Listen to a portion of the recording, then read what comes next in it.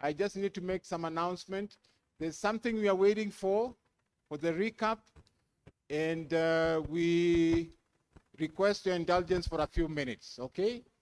Yeah, we request your indulgence for a few minutes before we get started. There's something we are just waiting for to be delivered so that we can get started. So in the meantime, you can have your bilaterals, and also make sure that you sign at the back there for registration. So just give us a few minutes, we will be back.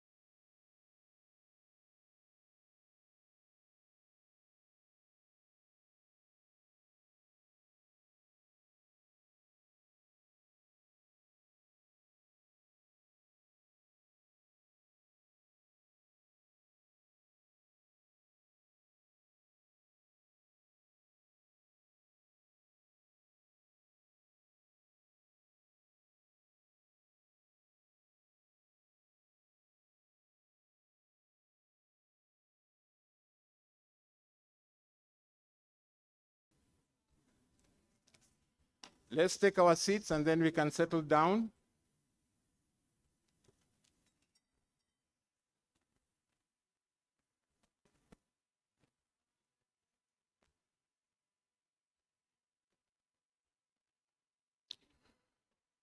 Okay, please, let's take our seats.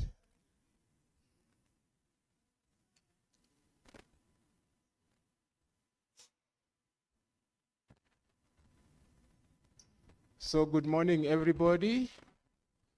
You know, in different languages, the greetings in the morning are also different. One specific one, the greetings are, how did you wake up?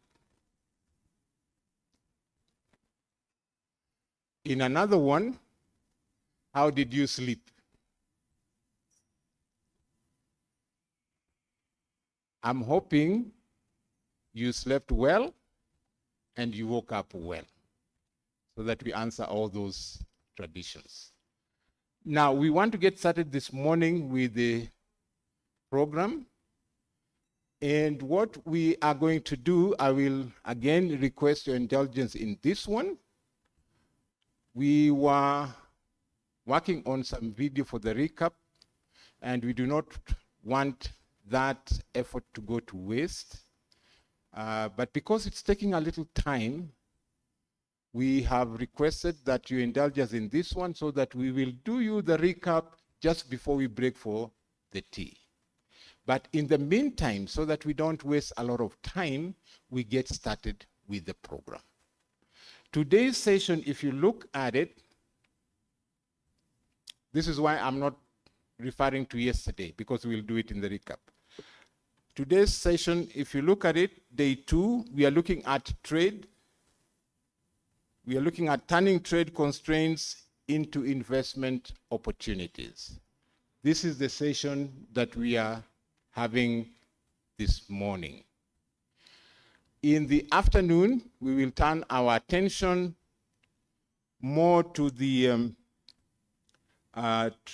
policy issues, looking at opening regional and continental markets for livestock trade. So that is the agenda that we have before us today. And if you look at it carefully, you will see that investment opportunities are opened up by looking at policy issues. So we will come from that direction and then look at what policy reforms we require in order to advance the pastoral livestock market issues. For this particular purpose, I again want to invite my colleague, Said Ali, to take us through the morning process, and then we can pick it up in the afternoon. So please, let's put our hands together for Said Ali.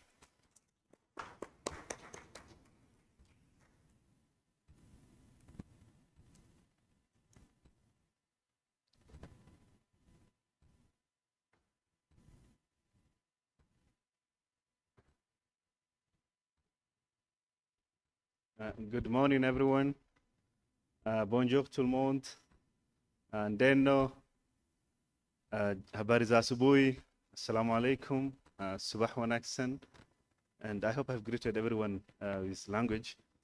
And so Nigeria, please, I forgot that, but you'll remind me. Yes, so thank you so much, everyone. Again, it's our day 2, and we're really looking forward to a very productive day. We are going to really keep you busy. And I do hope that you enjoyed the Ethiopian coffee, which if you took this morning, I'm sure you'll be very active. But if you didn't, in the next 2 hours, we'll be breaking for coffee, and I'll really encourage you to test that specialty, coffee specialty of Ethiopia. So we are going to a very busy session this morning, and we'll be talking about particularly trade corridors. At this very juncture, we'll be listening to Trademark Africa. They have worked a lot on trade corridors. We'll also be listening to Mexico. They have done a lot of studies in the past, and they have so many ongoing continental projects, particularly focused on the livestock sector. But just to give you an overview of, the economic development approaches that have been used. I know World Bank is in the house, IFC, AFDB, and there's so many spatial approaches that have been used, particularly in terms of economic development, whether it's the territorial approach or the corridor approach. And so across Africa, let me just focus on the trade corridor approach that has been widely adopted. And here in Ethiopia, I'm sure you know the Djibouti corridor, you know the Berbera corridor. Then down, we have the Mombasa corridor connecting the East African countries. Then we have down the Dar es Salaam corridor connecting Zambia, DRC. Then we have the Beira corridor in Mozambique that's connecting Zambia, Zimbabwe, and the southern countries. Then on the other end, we also have the Lupito corridor connecting DRC, Zambia, and Namibia, and Angola, and those countries. And then we have up in the north where we have Conakry, Abidjan, Lagos corridor. That's quite also a very busy corridor. And then we have the Tangiers corridor up in the north in Morocco. And then we have the Cairo corridor. So without much ado, I would like to invite Dr. Andrew Edewa from Trademark Africa to give us an overview of Trademark and how they're using trade corridor as one of their areas of intervention. Welcome.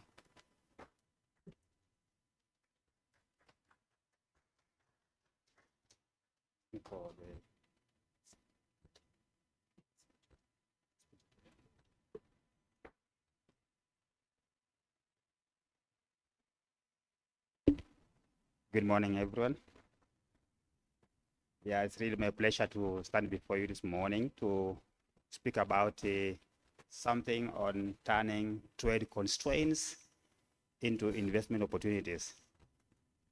Yeah, yes, yesterday we spoke a lot about the key statistics, and we saw the many opportunities that do exist across the continent.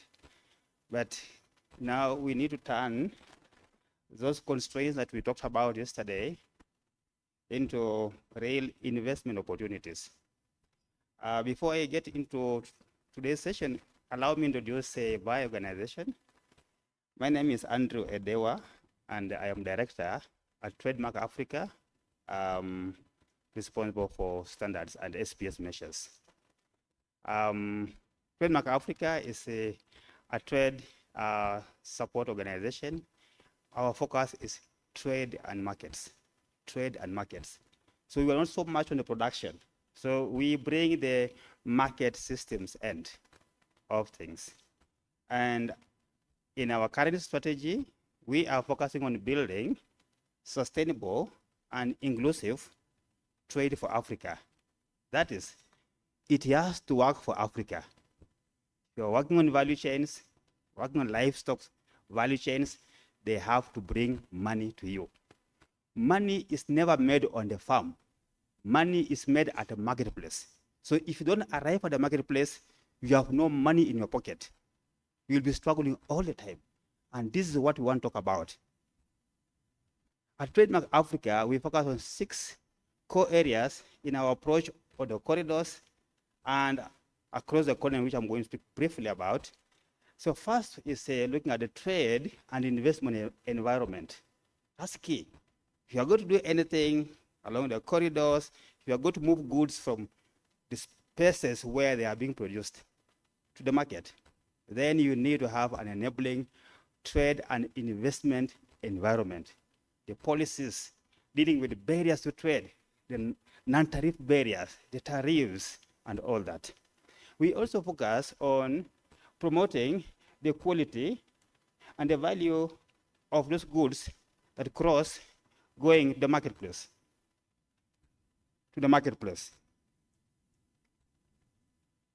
Sorry. So goods that go to the marketplace. So it's about the quality. If we are moving goods to the market, or moving our livestock, live animals to the market, they must be of good quality. If we are moving livestock products to the market, they must meet the quality requirements. We don't trade in trash. We trade in goods. We don't trade in diseases. We trade in live quality animals, not diseases. Now, that's the principle. We have to implement systems that ensure that we trade in goods, not risky products. The third one is on digital systems, enabling cutting the cost and time of movement. We're able to reduce the documentation. We're able to do traceability systems, all this through digital trade systems. The fourth area is the actual physical connectivity. If we're not able to connect the farms, the markets, one country to the next one, if there's no road infrastructure, if there's no railway infrastructure, it's a problem.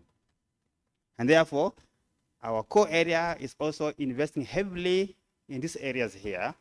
One-stop border posts, for example, border crossings, to ensure that the seamless crossing of big trucks and goods across two countries.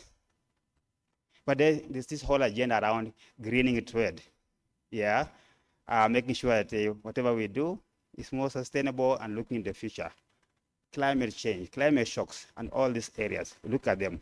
Then there's the last agenda about the resilience and the inclusiveness of the communities, the people who are at the bottom of the pyramid, who must share equally on the benefits of trade. Those are what we focus on. And so allow me just, this last one I'm going to show, so don't worry about the time so much. So we use different approaches. One of the key approaches we use is focusing on regions. So we focus on regions. We also focus on different countries. So currently we are in different countries across Africa, as trademark Africa. So we are in West Africa, we are in Southern Africa, East Africa, Horn of Africa regions. We position ourselves on key corridors. Our work is positioned on key trade corridors. Trade corridors are not necessarily transport corridors, but they can be the same. But it's about how goods will move across from one place to another, seamless flow of goods. Now, this is a very important area, and let me just explain this slide so you can understand clearly. So at the regional level, we focus on the regional economic communities. For West Africa, for example, we work with the ECOWAS Commission. In East Africa, the ESC. We are with SADC and with COMESA and IGAD, looking at what is a priority for them in terms of regional systems. There is no trade without looking at 2 or more countries. If you are trading within a country, that's not necessarily the big trade we're talking about here. That's just business.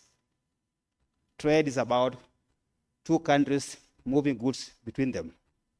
And this is based on trust. It means then that a country system must be trusted by another country system. If there's no trust, there's no transaction. Even in our daily lives, if you don't trust someone who's working with you, there is no business, it stops. And that's why we have moved at a second area on focusing on national systems there in the middle, making sure that the institutions of the country, the policies, and the private sector within that country are doing what they have to do. So having a working system at national level, but leveraging on regional frameworks. In Africa, we're looking at the AFCFTA frameworks, but also the regional frameworks. Beyond the national systems, goods must move through channels, either by air, if you are exporting out of your country to another region, or by road, or by rail. And this is where the concept of the trade corridors comes in. And since most of the goods that we trade in Africa, I think over 60% are food products, we have the concept of the food corridors. We work with many other partners, including AGRA, on the food corridor approach. The idea here on the food corridors is that we need to have how to manage the borders and the corridors themselves in a manner that ensures that the private sector moves their goods without much delays. You may have seen in many of the borders as you go around, trucks queuing even for 5 hours, 10 hours, 2 days. Ours is reduce that time of border crossings through border management. Then is the corridor approach, corridor management, having all agencies that are relevant to this work working together in a coordinated manner. Then there are the systems that have to do with the coordination and the investment opportunities that have to come there. The infrastructure, laboratories, quarantine facilities, and all the requirements, the cold chain, the cold rooms, the treatment facilities, all that is a part of the corridor investment that we're looking at. But for goods to move, and that's the last point I'm talking about, on the extreme right there, they have to be assured. And I said, we don't trust in diseases, we don't trust in unsafe products. And in that context, therefore, we focus on interventions before goods leave the farm, for example, what we call the pre-border controls. Those preconditions in production, good production systems, value addition, processing, packaging, and if they are live animals, of course, proper records around how they were produced. Then the next level is to see then that they are able to move to the border. And at the border, we discourage stopping there and doing inspections so much at the border. It should be done slightly before the border, but then this exchange of documentation within systems through single window systems, countries are able to see each other. And when consignments arrive at the border, this reduces time in the border crossings. This does not stop the controls, and that's why the controls at the border are very clear. The controls before the border are very clear, and even after the border crossings, there has to be surveillance mechanisms around this. And through this, now, I have to say that we are so happy as Trademark Africa to have the partnership of all of you in the room here, and we are looking more and more to more opportunities in expanding trade in Africa. And lastly, as I move now to this session, I don't know if I want to introduce this topic before I sit down. Yesterday, we spoke a lot about the challenges, and we had the voices of the pastoral communities here. And we had the submissions, the evidence coming from the different presenters who are here yesterday. They gave us real data. And the key message was, figures don't lie. Numbers don't lie. And we saw clearly the opportunity, up to $1.6 trillion opportunity in the trade, which currently is not tapped. And for your information, when it comes to livestock trade is one of the most difficult globally. And you can ask even under WA and under Codex, animal products trade list, because they have more requirements to be met before they can move. We want to see what are these things that are required along these corridors, turning these constraints that we talked about yesterday into opportunities. Africa already has a big opportunity. The LCFTA is there. And now we are saying this, that how do we reposition ourselves? To start us off, we have Mercy Corps in the room here. I would like to invite the first presenter to speak briefly about what they do with livestock corridors, and just to see how the mapping is done and the challenges that we do have in those corridors, but not to focus really on the challenges, to point to us what opportunities do exist even as we look into these livestock corridors. Mercy Corps, please.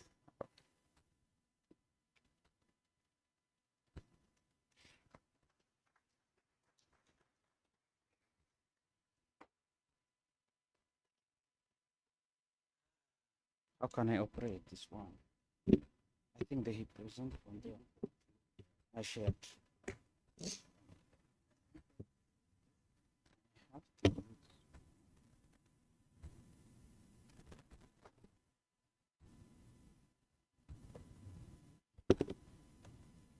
think I can.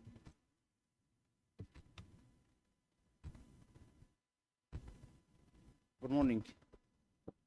Good morning. I'm Sambeto, working for Mercy Corps and for one of the programs that focused on the livestock and also cross country.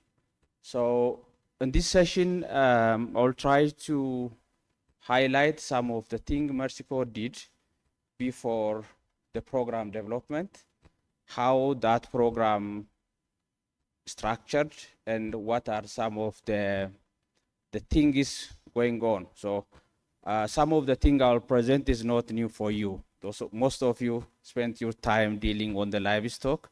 So I'll jump some of the introductory or some generic thing you already know. So the title given for me is I don't know whether it's highly aligned or from what I'm saying, but it's trade flow, systemic bottleneck, and the corridor mapping. So I think this thing you already know. The critical livestock is a critical economic driver, play a big role in the economy. If you see the horn, it is the biggest player. So this is a fact I think presented yesterday and also coming frequently. So when we see the livestock market function is complex. I think the trademark person already said one interesting word. This livestock system is complex. It's not the same as grain or coffee. It's different requirement, life. So it's a complex, and also it is affected by number of enablers, climatic environment, policy, the private sector aspect, the conflict dynamism, and also the financial side. This is some of the things I mentioned, but I think there is a lot more that enable or disable the livestock industry grows. So I think this is a thing you had presented. Everyone come. One of the friends sitting next to me yesterday said, everyone is standing and say, we are the first in Africa. We are the toppest livestock producer. I don't want to repeat this thing again and again. So, but Horn of Africa is one of the biggest livestock shareholder. So when the Mercy Corps, I'll come to the detail of the program, but before Mercy Corps start implementing regional livestock program, Mercy Corps did kind of deep dive analysis and come up with the understanding of focusing on the livestock trade corridor approach to manage livestock intervention, and then did analysis. So the program I'm speaking is not the whole Africa. The program I'm speaking is the Horn of Africa, and it's implemented in Ethiopia, Kenya, and Somalia. So the whole analysis was made focused on these 3 countries. And when you see these arrows, we try to check what the livestock movement look like. So the animal start from one point into its far distance. If you see the bottom of Ethiopia, I think, I don't know how this point out this cursor. You see the animal starts from the northern, the lighter color Ethiopia map. When the animal starts from Moyale, sometimes end up in Berbera port and go out to the Gulf country. There are situations where the animal start from Moyale, from the same route, go to Djibouti, again to the same line. There is an animal also started from the northern end of Kenya, back to Nairobi, slaughter, go to Destiny. So the mapping, it shows where the animal starts, how far the animal moves. So basically, we found out from this area 9 starting points, and in principle around 9 corridor mapped out based on the animal mobility. So in this process, to support beyond mapping, where the animal start, where animal go, which are the export port, analysis, the constraint analysis was made. Almost all of the constraint analysis we came up was almost similar to what most of you mentioned. We categorize this constraint under 3 bigger buckets. One is the production focused, because the trade flow is highly dependent on production. If there is no production, there is no way to aspire to see the trade. There is no way to aspire movement of the animal. The second bucket was market efficiency, or more trade focused. All the animal produced has to be marketed. And the third pillar is, since we are talking about corridor, since we are talking about more than one country, if there is no conducive policy environment, there is no way the animal can move from one country. So we try to see the constraint in a three category and also the intervention designed accordingly. I think, let me pass this one. This is a thing already I mentioned. You know, we see the production, market, and policy side.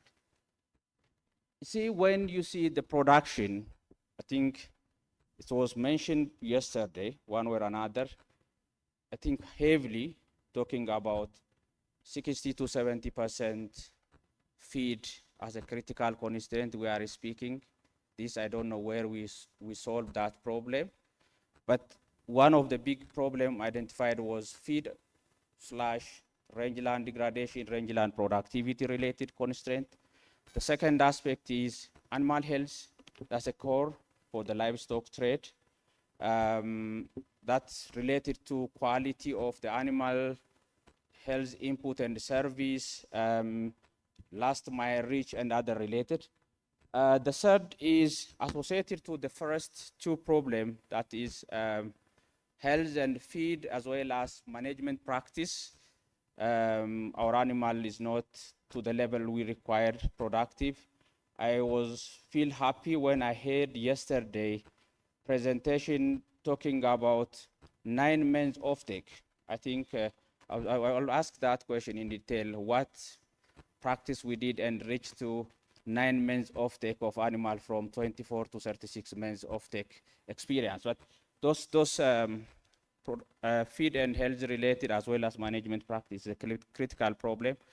The fourth one is the Horn of Africa. People we know very well is the climate related. I think the drought, a frequent coming drought. So those 4+, I'm not saying exactly 4 only, but those 4+ constraints affecting production side, and also this implies that the supply, productivity, resilience undermine foundation of the trade. You know, if those things are not happen, I think trade will be affected. The second pillar is market side. In the market side, number of constraints affect the offtake. We just said the input side, if input side is well managed, that animal has to be off-taken, reach to the destiny. So for that, one is fragmented and informal value chain. Somewhere yesterday presented formality, informal, more dominated informal system, not only the trade side, but also value chain.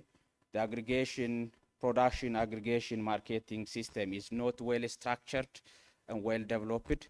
The second is infrastructure.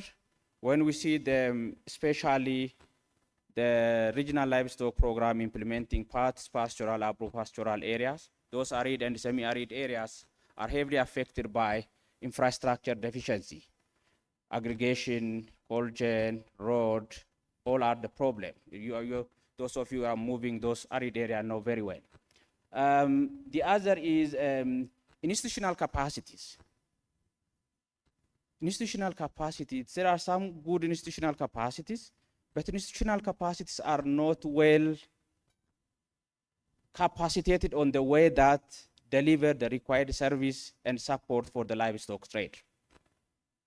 I think somewhere mentioned about the standard quality, traceability issues. There is effort going on traceability, but the traceability system is not well developed. That's why I think we are heavily focused on the Gulf market. You know, some of the question coming out is whether your animal is traceable enough. Can you justify? So the last but not the least from this slide is finance. We did a number of analysis, and one analysis surprised me. in Somalia was a livestock system, mainly interested to use informal finance. There are a number of complexity, including even if the somewhere finance is available, compatibility of the finance because of heavily Muslim community dominated Sharia compliant financial products. So there are, even we try to push some of the livestock market actor push back, saying we don't trust, even we are doing something in Kenya, bringing Sharia scholars to speak to address some of the problem. The last side of policy aspect, the third pillar of the constraint analysis is policy side. One is there are some existing policy but weak regional policy harmonization. There is efforts going on, it's not reached to the level required. So this is affecting the livestock trade. The other is trade barriers and multiple taxation. This is not only problem across the country, but sometimes we face this problem within a country.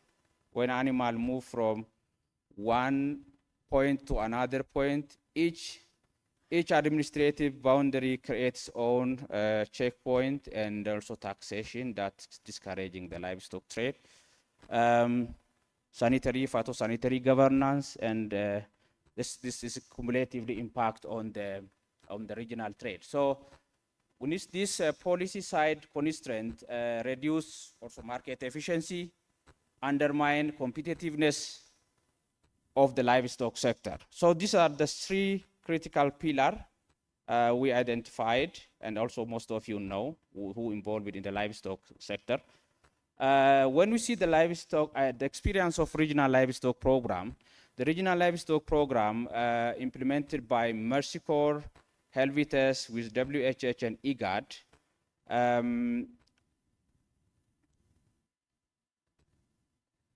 designed the intervention in those three pillars which I mentioned. And then this regional livestock program basically focus on critical pillar of production, that is more focused on rangeland, animal health and feed, focus on trade, focus on policy. I'll go to the detail, but program also identify 5 trade corridor. Based on the study we conducted, the mapping did, the first phase of the program picked 4 corridor. The fifth one is not fully corridor, and 4 corridor. The first corridor is the green one, Togochale corridor that connects to Berbera Port. And the second is Galkayo corridor, basically focused on Bosaso, but also now Garad port is emerging, and that is the second export destiny identified. The third corridor is Afmedo corridor. Afmedo mainly target to Bosaso, Mombasa, and Kismayo port. And the fourth is Moyale corridor. That is basically northern Kenya and southern Ethiopia, and targets to reach up to Djibouti and central part of Ethiopia and central part of the Kenya. So this program designed and under implementation of those 4 corridors. So what's the bigger vision? The regional livestock program is 12-year program if funding came as intended. Initially, it's planned for 12 years. The first phase started beginning of 2023 and end 2027. There are some adjustments going on. I think in 2027 from Mercy Corps side, the other partners also doing that. The other phase will continue. So basically, this program is designed to support inclusive, competitive, and climate resilient livestock in the Horn of Africa. And those phases are designed in the way that the first phase to enable to test the business model. You know, the program is a market system-based program, use a market system-based approach. So it's required establishing critical intervention and testing and seeing the compatibility of the business model, and also building evidence on the way that support. So it's not about research, but we are doing intervention, and on the intervention on the way that help us to move to the next level. So the three things for this is this aligned with the problem, which I mentioned earlier. The three category of problem, and then that designed three intervention area, the long-term outcome area. The first is sustainable production. For that one, you know, most of the animal come from the pastoral setup. And if there is no intervention on the rangeland improvement management, it's difficult to get the rangeland potential.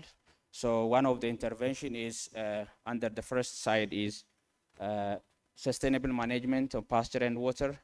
The second is improve herd health and herd management practice, more focused on, okay, so I'm seeing the signal, so I have to rush, okay. The herd size, climate size, in other side, also market, supporting aggregation, supporting association, supporting access to finance. And the other policy pillar is, there are 4 areas. One is transboundary resource management, cross-boundary disease, and also trade. The last one is more focused on the climate. So basically, there are a number of areas, but 2 critical is, one, market system based. We will not focus on the single. We also, the whole market system, the whole core market supporting and enabling environment. The second pillar critical element is women economic empowerment. So when you see some of the progress, the first, under the production side, more in the rangeland and the water, some of the intervention are, one, supporting rangeland management system is through participatory rangeland management approach, and within that, developing water infrastructure. You can see the figure. The second critical important element is animal health aspect. Will not work directly with a public animal health service provider, rather build the capacity of a private animal health input and service provider to deliver the last mile animal health and input, including the vertical integration, facilitating the anchor animal health input and service provider. So the good number of achievement was made. You can see the figure. The climate related is more focused on the participatory scenario planning, information collection, dissemination aspect. The second category is on the livestock trade. I'm happy to see some of the off-taker participated. We are aligned well, and also we are engaging some of them. But the main thing is, how can we support the big aggregator, work with lower level aggregator, and then the producer side. So that's, you can see the figure as well there. The second critical piece is the feed side. Actually, it's the input side as well. For the feed side, we focus on supporting feed processing business and fodder production business. Support the business through co-investment, and then this business help it to create a market linkage and deliver feed and fodder for the livestock. So this thing is progressing. It's not only progressing in country level. We saw good experience of moving feed from one corridor to another, the same animal health input from one corridor to another, one side of the corridor to another. Milk processing is a small thing, early started, it's not crossed to the country, it's more focused on Kenya side of the corridor. But it's more camel milk focused. 3 business engaged, and 3 business are now slowly progressing. Hopefully it will penetrate. The policy side, IGAD is leading. The Dr. Dereje is here. I think it's good to speak this side, but and just there are policy side. Policy harmonization effort was made. Some policy related to animal health, rangeland, focused policy harmonization across the corridor, system strengthening on the phytosanitary, sanitary laboratory standard operating procedures, and also a coordination platform was facilitated on the way that to support the overall livestock trade system. So I think I'm good into the end. You see, when you see the livestock, I think livestock trade flow in the Horn of Africa are interconnected regional system. We can't see in an isolated or separate way. It's interconnected. It's required systemic treatment, considering the overall livestock market system. The bottleneck are also interconnected production, marketing, and policy. Addressing only one will not address the overall system. And thinking in a corridor-based approach, because livestock move long distance, cross-country, thinking isolated way will not help. So corridor-based thinking and also market system-based programming is critically important. We are saying market system, it's not only about animal health, it's not only about feed, it's not only about finance, it's not only BDS, all those required to facilitate the overall system. So I think we should see the bigger livestock market than the single unit. So this program, we want to thank SCDC and the AFD are the funder of this program. IGAD, MERSCOR, Helvetes, WHH are implementing. Actually, Helvetes implementing Moyale corridor, and the rest corridor are implemented by MERSCOR. CIRAD, the French, is also supporting this program by evidence-driven or evidence supporting. Thank you so much.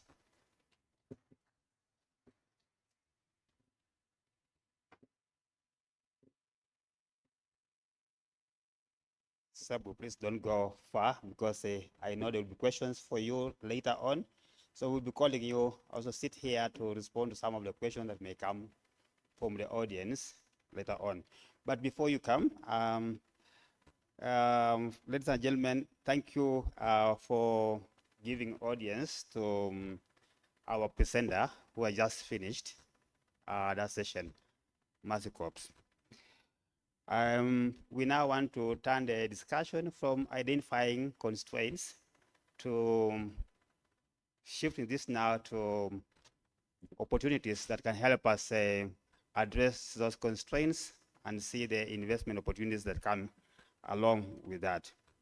To help us move this conversation, so I would like to call an eminent panel here, and help me welcome the following as they come. Amadou from AFD, please do come here.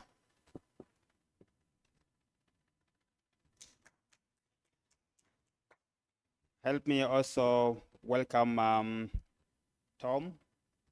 Tom, where's Tom, please? Please come over. That's from Gates Foundation. Help me also welcome Evans from IFC. IFC, Evans. Yeah, welcome.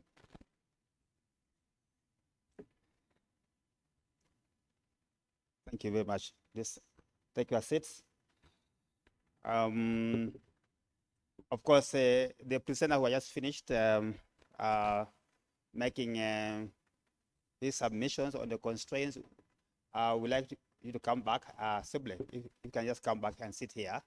There may be questions coming to you from the audience after we discuss with the panel session here.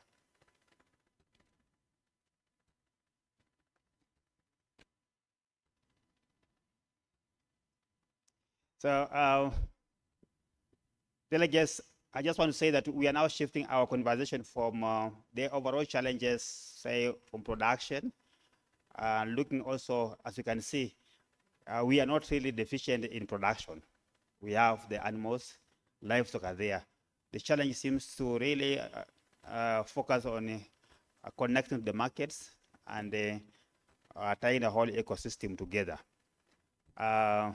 These delegates here, these guests who are here, are going to help us just shift the conversation from these challenges we have had to see what opportunities then do exist from what has been presented. Thank you very much.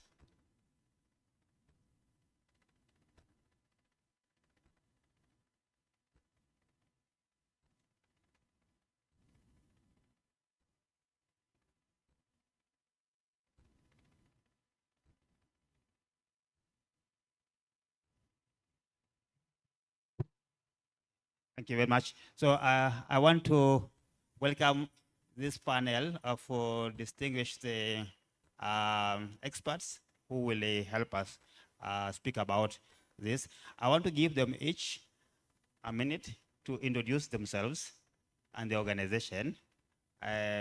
Just a minute, and then we'll continue from there.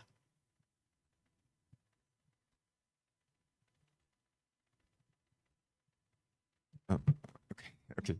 Thank you for the invitation. So I'm Sekou Amadou Traoré. I'm working as a sustainable livestock expert at the African Development Bank in the Department of Agriculture and Agro-Industry, and I'm based in Abidjan. Thank you very much. Thank you. Good morning, ladies and gentlemen. My name is Thomas Sebe from the Gates Foundation, where I serve as the Senior Officer for Livestock and Economic Opportunity for Africa. Thank you. Thank you very much. Next, please. Good morning, everyone. My name is Evans Kamau, a Senior Country Officer with IFC based in Nairobi, also covering public-private partnerships and infrastructure development. Thank you so much. Allow me just ask you a few fast questions, beginning with you, Amadou. Yeah, Africa needs catalytic infrastructure investment. As you can see already, that it seems there's a lot of challenges in infrastructure that connects the production to the markets. So from AFD's perspective, what are these 2 or 3 high impact infrastructure investment that you see from what has been presented? How we can address those challenges from the AFD perspective? 2 or 3 high impact investments you can see in infrastructure. Thank you for the question. So, like we could saw in the presentation before, so there is a need to invest like in a regional public infrastructure, that reduce transaction cost, improve the productivity, strengthen the climate resilience, and facilitate regional trade, but also attract private investment into livestock value chain. I think for me, the 3 most investment with one with the highest priority will be to invest in regional livestock economic corridor, to link livestock production area to major consumption center and export market. So there, for example, investing in regional livestock transport corridor, cross-border transhumance corridor, but also border quarantine facility. Then the second priority will be really to invest in animal health infrastructure, because animal health still remain one of the greatest barrier to regional and international trade. So there will require further investment in regional veterinary laboratory, but also work on disease surveillance systems.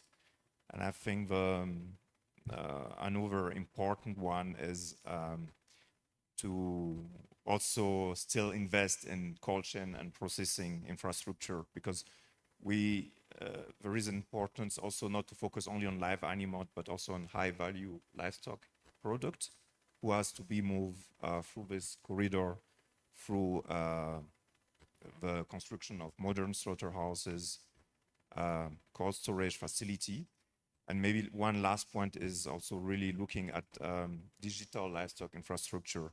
I think this is the one who connect all of them, yeah, to ensure that we have digital traceability and where we can also invest in market information system. Yeah, therefore, from what I hear from you, there needs to be a shift from thinking national to focusing on regional integrated corridors. Is that so? Could you just elaborate that? Okay. Yeah. This means also, yeah, for this shift, here we need also harmonization in terms of standard between the different country. And this requires also further strengthening capacity of stakeholder regarding inclusive governance, but also management of natural resources and conflicts. Yeah, thank you. So it seems that then it's easier to not just focus on country systems, but rather blow this into a more regional approach, integrate the corridors rather than a single investments in isolated areas. Is that Exactly. yes. Okay, great. Now, following on that, I would like to shift to the next panelist. Just to follow up on what Amadou has expressed. Tom, from your perspective on infrastructure, it seems that this infrastructure alone does not create markets. Even if this talks about infrastructure, there could be other elements as well. What complementary investments do you think beyond the physical infrastructure that can help a lot in catalyzing and enabling these corridors to work better? Yeah, thank you. Infrastructure is good. The next question that we need to solve is that buyers need to trust what is flowing through the infrastructure for markets to be developed. So a cold chain or an aggregation hub is only as valuable as the buyer's confidence go with that investment. And here I'm talking about animal health status and the origin. So alongside the infrastructure investments, we need to have digital traceability systems. We need strong animal health and SPS capacity, that is sanitary and phytosanitary system capacity, and market intelligence, because governments and investors need to be able to see the flow, the volumes that are flowing through for them to justify their investment. That will be absolutely critical. So without that, we will be building assets that are great, that will not attract the trade flows, which will justify the investment. Thank you very much. And so in that regard, which financing models then do you see, Evans, coming to support this? From your perspective, we can see already that private capital ultimately will be the way to see how to sustain this area. But I'm asking this question because if you are going to scale this infrastructure and the systems that have been spoken about, are there any models that see tying the two together? Before we come back to you, we'll come back to you, but I just want to hear from you, Evans, what are these models that you're talking about? Yeah, so I will try to answer this from a Gates Foundation perspective, that our role is to absorb risk that no one else is willing to take. And here I'm talking about this catalytic capital. It could be grants, grantees, first loss instruments that exist to move an investment from interesting to bankable. The sweet spot is that the catalytic capitals should get a project or an investment to a point where now it becomes attractive to my colleagues who are sitting here from FDB and IFC. So there are those two levels. We can provide the early capital that will get an investment to a level where now FDB and IFC can now bring other types of capitals and scale it.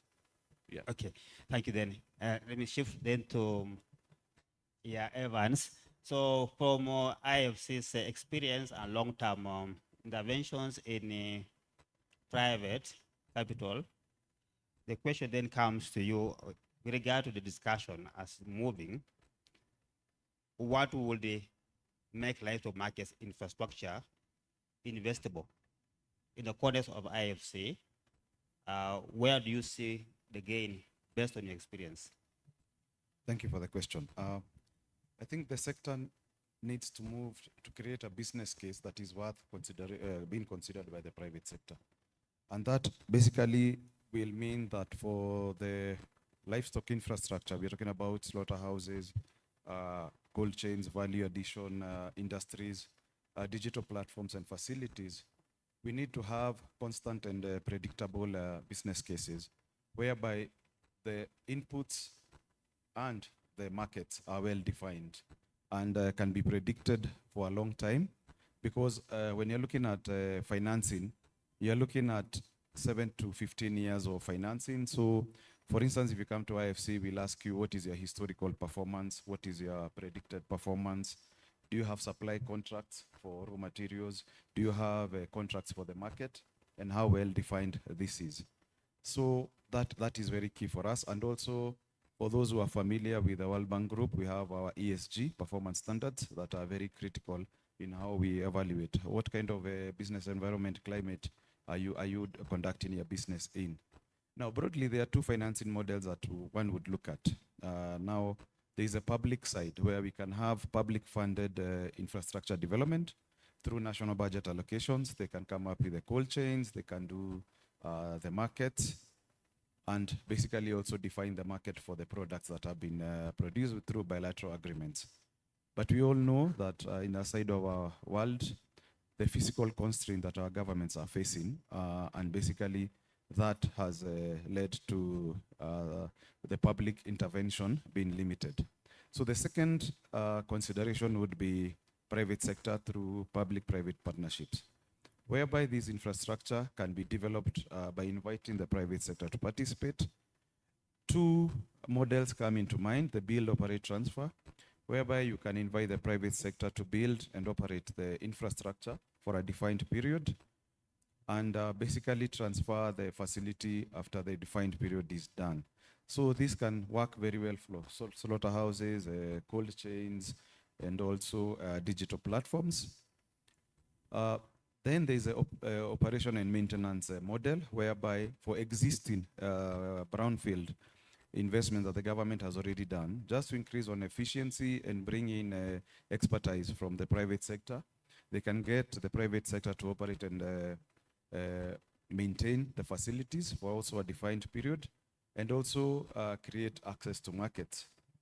Well, all this is happening. The government and the development partners, we have a very key role to play in ensuring that the environment, we have an environment that is conducive for this kind of business to take place. When you talk about the legal and regulatory framework, it has to allow the interaction between the private and the public side.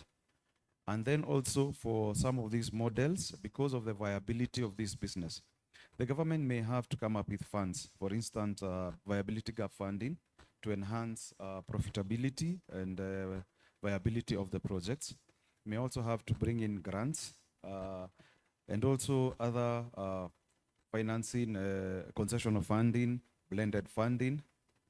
All these all aimed to ensuring that once you create the financial model and you present it to an organization like IFC, we can see the start and the end and the return that the project is going to have. Thanks. Yeah, indeed, thank you. Thank you very much for those interventions. I just want to give you a second round, and from each one of you, from the perspective of your organizations, you're going to give us a success case for the audience to appreciate how this works. Just give us one or two cases that you can see as a good selling point or a success story that we can all associate to, what we can emulate and adopt going forward. Let me ask from AFD, then we'll move that way, please. Just speak from your organization perspective, what you see particularly on the key corridors that we are talking about in the West Africa, the Southern Africa, East Africa, Horn of Africa, all those corridors that have been mentioned. If you could just point one or two success, this would be help a lot in terms of appreciating the submission that you have made to the audience. Over to you.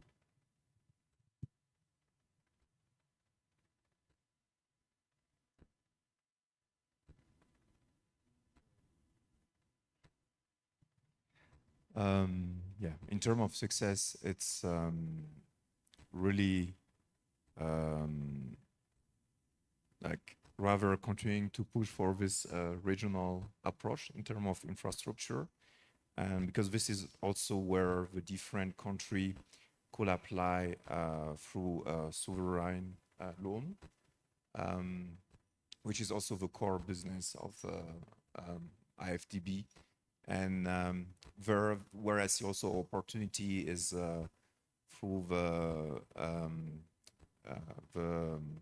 regional envelope, where when different countries work together, and this has been increasingly used, and I think we have like in the pipeline few projects who focus, and this is even like more relevant, giving, I mean, for the case of West Africa, the current situation with a conflict also, which required like more harmonization between the country. Thank you very much. From Yates Foundation. The Yeah. experience, please, this over the last few years. Yes. Let's just hear what you have shown as success. Yeah, I was tempted to use a fresh example, the Strathmore work on KPMD, where they've through our catalytic investment, they've been able to link off-takers with pastoralists in an outgrower-like model, which is proving to be very successful. But because they're in the room, I think I'll be praising them too much. So let me pick another example, which where no one is here. So a few years ago, I'm talking about 6+ years ago, we did research and development investments on small ruminant vaccines. So we are talking about the major transboundary diseases, and the grant went to commercial pharmaceutical companies which have R&D capabilities. So they took like 5 years to develop the products, and now we've done another investment to commercialize the products in 3 countries, that is Kenya, Tanzania, and Nigeria. This sounds simple if you don't appreciate where we are coming from. So historically, the ruminant vaccine space has not been an area where the private sector was investing. Yeah, they had questions like, what is the market size? So there's no market intelligence. They will be like, oh, will our products be registered? And so on and so forth. And it has really surprised our partners that governments are very enthusiastic about it. They are agreeing, they are accepting dossiers to register the products. And now we'll have a situation where we have vibrant markets for ruminant vaccines, starting with the 3 countries, which will contribute to making our livestock products be safe. We can build trust with our buyers and so on. So all this goes to try and unlock some of these questions, which makes us largely price takers. Soon we will be dictating the price for our high quality, safe, premium products from Africa. Thank you. Great. And over to you, please. So, IFC. unfortunately, from an IFC perspective, we cannot talk about successes in the livestock or pastoral livestock sector because all the things we have been discussing here, the success, we have not achieved a point whereby we can have strong private sector intervention and funding. But I can talk about IFC lending to commercial banks who then on lend to small scale farmers and other agro processing companies, including livestock. We have also been approached, for instance, by the Kenya Meat Commission a few years back to privatize the commission, but that went through a lot of political issues. I think going back to the political championship that we are championing that we are talking about.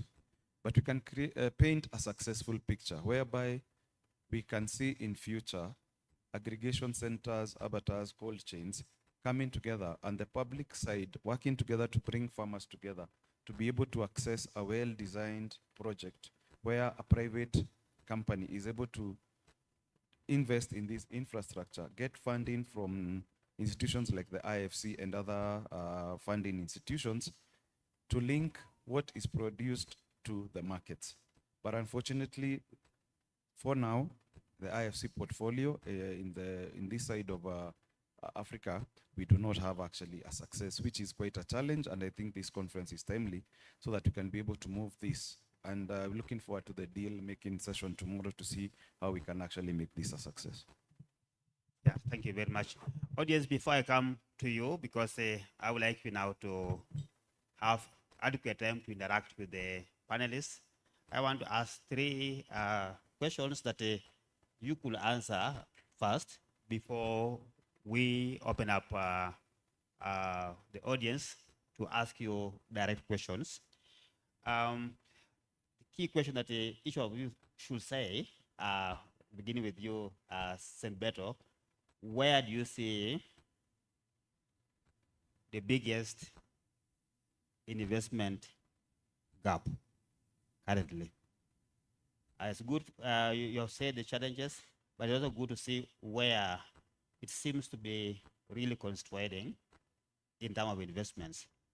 And next question, as you answer that, I also would like to ask this last question to the other panelists. What one reform would unlock that investment in that area? So that one reform you think, even before we go to the audience, I really would like us to, from your experiences as a investment organizations, to say exactly where you think that opportunity lies. So let's hear first from you, who has been speaking about the constraints, Beto. Where do you see the largest gap? Thank you. I think the largest gap, you see, every minute we speak about 60 to 70% of the feed gap. And if you see the Horn of Africa context all across the country, feed is deficient. And our production system is also inefficient. We are producing the product too expensive. So I think the biggest gap is feed. If we address the feed issue in a dry land area, both access, availability, and affordability, we can solve a number of problems. One, we can produce efficient livestock, affordable livestock. Even if a drought came, if our feed system is well developed, we can overcome the drought issue. So I think the unlocking side, the next side of the question you ask it is how to unlock. I think, okay. So I think for you, it just be where you see from both the production and the market side and the policy constraints which were mentioned, where you see an opportunity currently.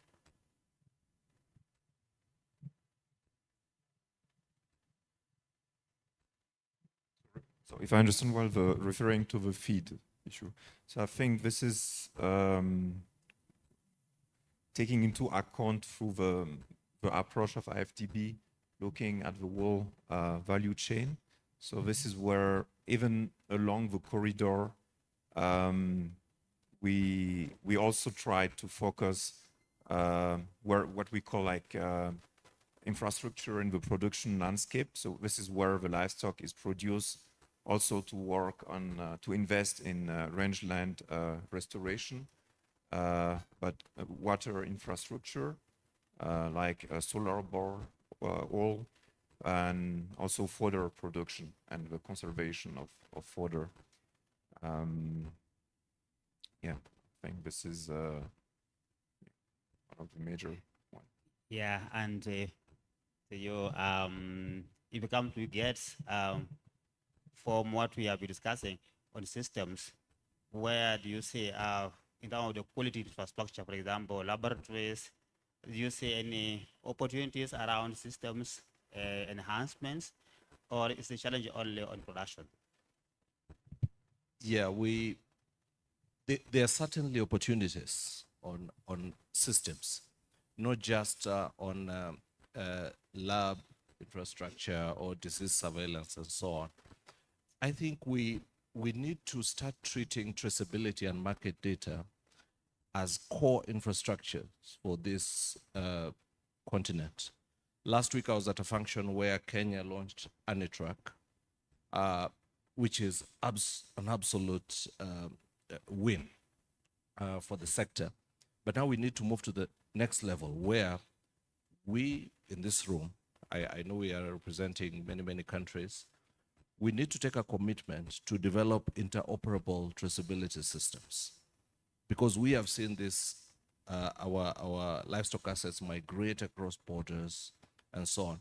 So we need to have this in place so that we can know what is the origin of the animal, what is its disease history, and so on and so forth. And through this, we can begin to unlock the regional opportunities now, not just at country level. Thank you very much. And to you, Evans, now the opportunity. I want you from IFC perspective, look at the private sector. You know, government does not do business, it's the private sector. From your experience, where is the largest opportunity for the private sector investments?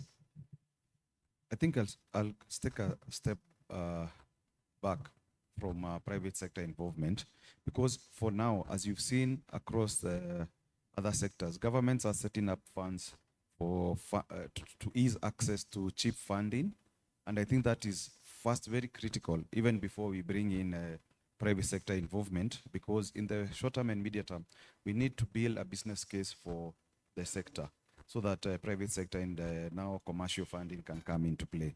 So I would say very deliberate efforts by the government and development partners to set up dedicated funding for the pastoral livestock subsector, whereby farmers can access cheap loans.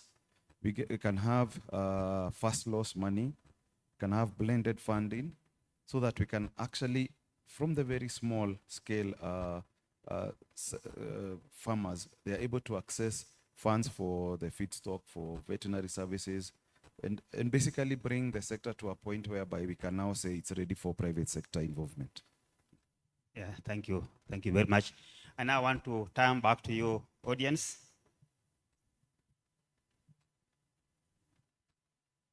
I will use this microphone now. So to you, audience, I want to now give you opportunity to interact with our guests here. If you could ask them specific questions, you can direct it to any panelist. Also on the constraints that were presented by Mercy Corps, they are all here, so all your questions can be answered. And let's move systematically. I think maybe we can begin from the extreme left there, and then several right of hands. So can I just see also from this side how many hands are here? Wow, there are quite a variety. So we begin from my extreme left. Please, that table. Just ask your question and say who should address your question.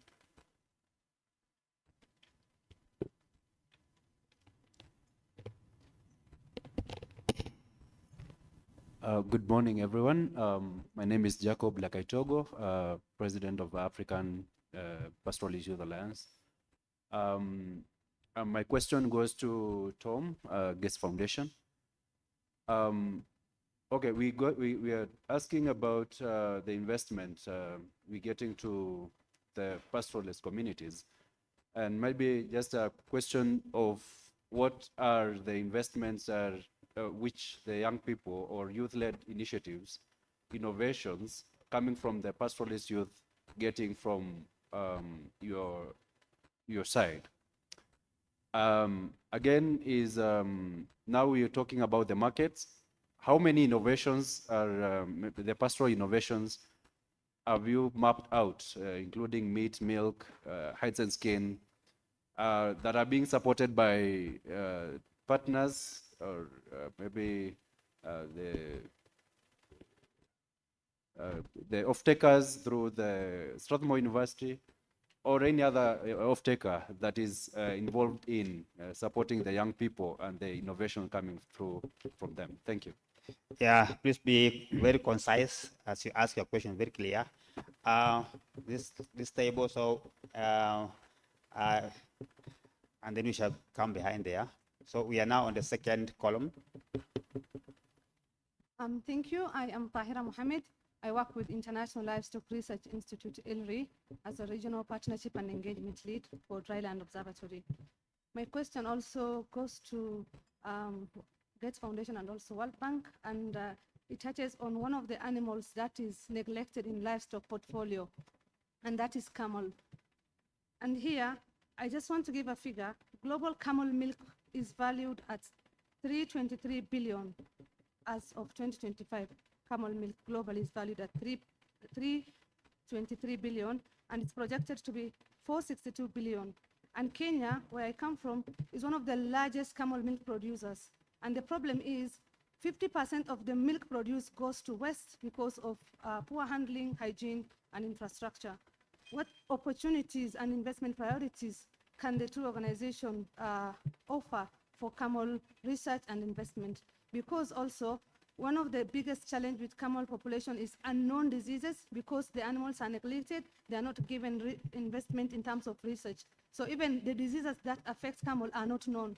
So they die of unknown diseases. So we cannot even diagnose them, you cannot treat them, because you have 20 camels, 10 of them just died mysteriously. Thank you. Yeah, please, next speaker. Thank you. Tom of Gates Foundation seems to be getting much of these questions. I'll also send one there, but also his colleagues in the panel could also chip in. It's also relevant to them. And Tom, thank you for pointing out that the sector now, and that's agreeable with all their partners as I listen to them, the sector now really needs more of catalytic investment than any other due to its state of development. But my issue is where this catalytic investment is going, the targeted investment. And I'm looking at the pain points, and the Mercy Corps presentation pointed out actually elaborately what are the pain points in terms of constraints. But I picked three which I feel if we put effort there, we will put the sector into a growth trajectory. And I'll start with the feeds. Well, that is a much spoken discussion around feeds, but I feel we get some bias toward the concentrate production as opposed to the fodder production. And this is critical because specifically from Kenya, where I come from, the fodder the feed, the concentrates are accounting for only 2% of the animal requirement. And the fodder, which accounts for 98%, actually gets minimal attention. A lot of discussion is around feeds is propelled by the feed manufacturers, who have very elaborate marketing systems, and they seem to sway the opinion of everybody else that if you sort out the concentrates, you are sorting out the fodder production. Yeah, the net effect of that. Point made. Yeah, you already raised your question, right? Yes, I'm not done. I still have two more, which I'll mention very quickly. No, just give one, please, so that Yeah. others can have a chance as well. Allow me to do one more so that I can also give her. Then the other one is our farmers, the level of aggregation is quite low. We need to put them into structured livestock business systems so that we give them the platform to participate in this business like another sector. Thank you very much. Yeah, thank you very much. So we move to the table behind, please. Thank you. I want to speak in French. I feel comfortable.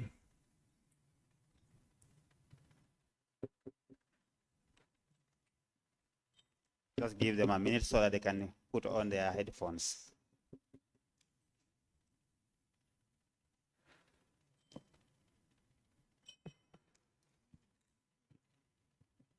Okay. Go ahead, please. Merci, monsieur le modérateur, de m'avoir accordé la parole. Avant tout propos, d'abord, je remercie l'AIBAR d'avoir organisé ce forum combien important avec tous les autres partenaires. Merci beaucoup. Moi, je réponds au nom de Dr Mahmoud Abderrahim Toko. Je suis le directeur de l'élevage de la CBVIRA. Ma question va s'adresser à tous les panélistes. Ce forum constitue une occasion pour chacun d'entre nous d'obtenir des orientations qui nous aideront à concrétiser cette vision continentale. À ce titre, les gestions régionales et sous-régionales ont un rôle essentiel à jouer dans ce projet d'intégration.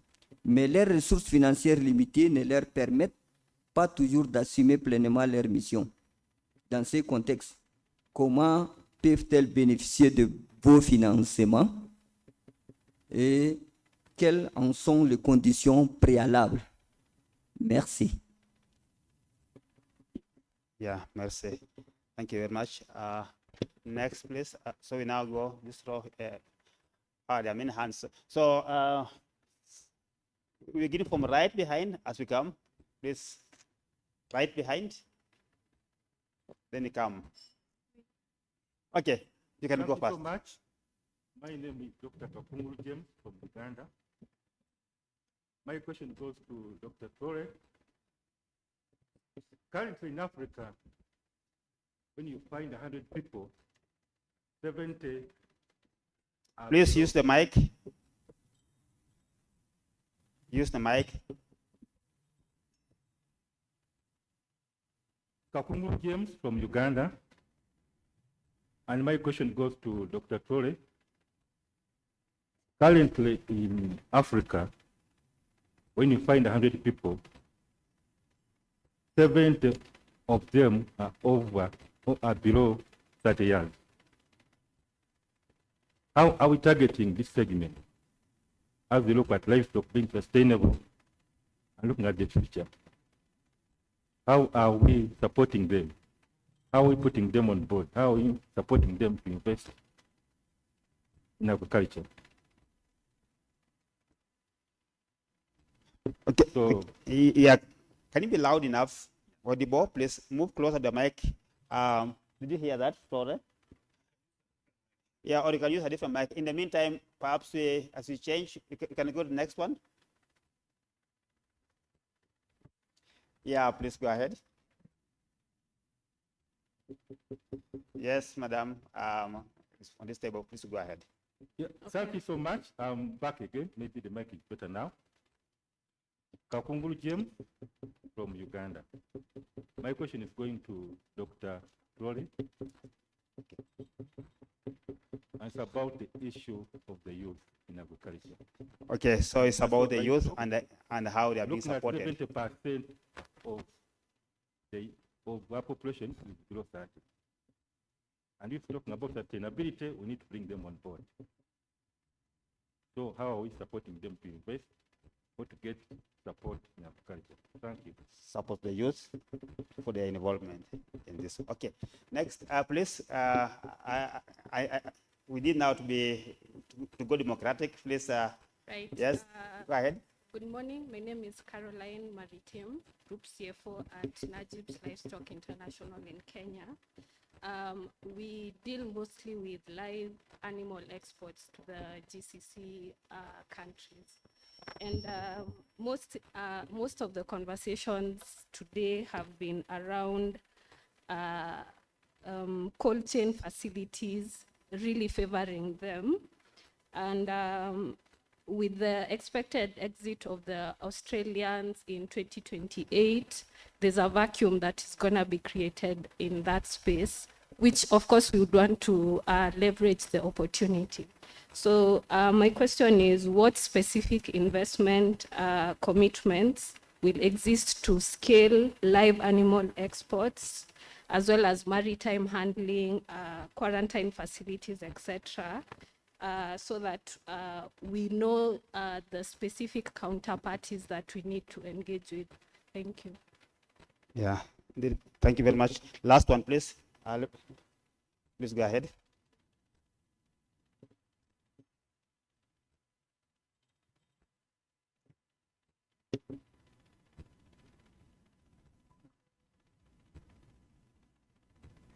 Okay, it has refused you, so good. Let's get another one there. Lillian, please go ahead. It's the last one, please. Okay. And then we can come back a second round. Thank you, moderator, and thank you for the panelists for the insightful discussions. And mine was, after different interaction that I had with the colleagues or members here, I've realized there are few investment in the quality infrastructure. And in the trade, I think the quality infrastructure is also key to have a sustainable trade. So I wanted to know if there's any plan for future initiatives in terms of supporting the quality infrastructure. Thank you. That's clear. Thanks a lot. Okay. Because of time okay, this table at least, okay, please, so that I'm not fought after this, please. Okay. I think the real elephant in the room is financing. Something that I think governments, private governments, policy institutions, regional networks have been struggling with. But from the presentations from yesterday and today's panel discussion, it highlights and identifies market efficiencies, policy issues. There are also systemic issues such as production, finance, infrastructure, veterinary issue, health, animal health issues, just to mention a few. But how can development financiers, some of them are sitting in the front, help to incentivize governments, the private sector, and the pastoral communities to solve those challenges? Also, how can we showcase some of the case studies that were shown yesterday, that this is a possible investment that could take Africa from where it is to somewhere? Thank you. Thank you very much. Ladies and gentlemen, because of time, allow the panelists just to respond to those ones first, and then if there's time, we can come to a second round. I want to give the panelists, please be concise. We can take 2 minutes to respond to questions that you see do relate to you. That will be very helpful. So let's begin from the extreme end with the IFC as we come like that, and we shall finish with you to see whether the challenges have been addressed. Okay. Okay, thank you. I think one of the key elements that we actually need in terms of financing and also ensuring that the sector gets the attention that it requires is political goodwill. Because without that, there is nothing much you can do. I think from the DFI side, a lot of projects, interventions have been developed, and the counterpart is the government. There are a lot of resources available, like for instance, from the World Bank, the Africa Development Bank, Gates Foundation, and all the others who are playing in this field. and they're more than willing. And that's why I guess we have a big gathering here to provide the necessary technical and financial assistance that is required. From our end, the World Bank Group, we have the AgriConnect. We are talking about 9 billion to be deployed by 2030. I talked about the 4 pillars yesterday: the veterinary services, the market, the digital platforms. All that money is available to governments to actually approach and work collaboratively with the World Bank to be able to deploy that money in developing the sector. And as I said earlier, given the nascent state of the pastoral livestock sector right now, that is required so that we get to a point whereby in the long term now the private sector can have a bigger role. I'm happy to engage more on the AgriConnect and what it entails. And each country is going to have a compact led by their respective maybe agriculture ministries of how to access that fund and how the interventions are going to be rolled out. Thank you. Gets, please. Yeah, thanks. I think I got a number of questions.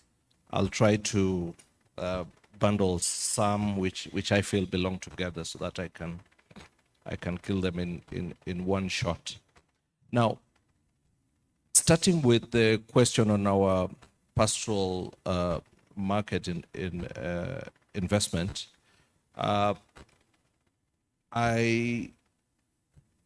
want to change the notion that these youth and women are not involved in this. Yeah, we know that the bulk of our labor force in Africa is youth and women. If you take an example of the investment we made through Strathmore, we set up as an expectation that a minimum of 40% of the participating herd owners must be women. And you know what? We are at 54%.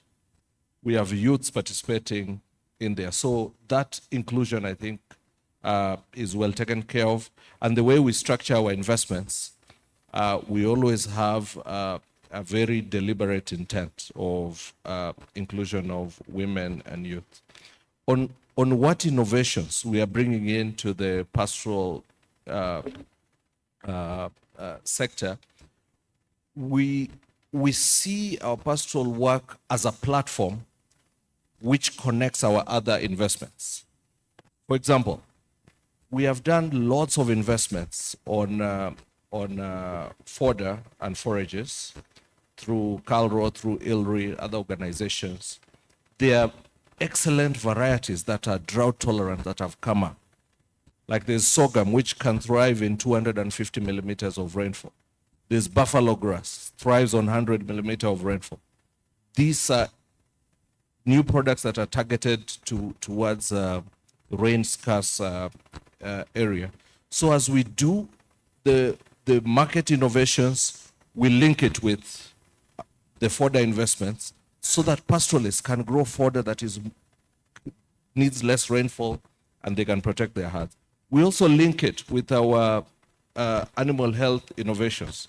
So all the vaccines that are coming through the R&D pipeline and are now being commercialized are linked to this platform so that now you have pastoralists who don't lose their animals to preventable diseases.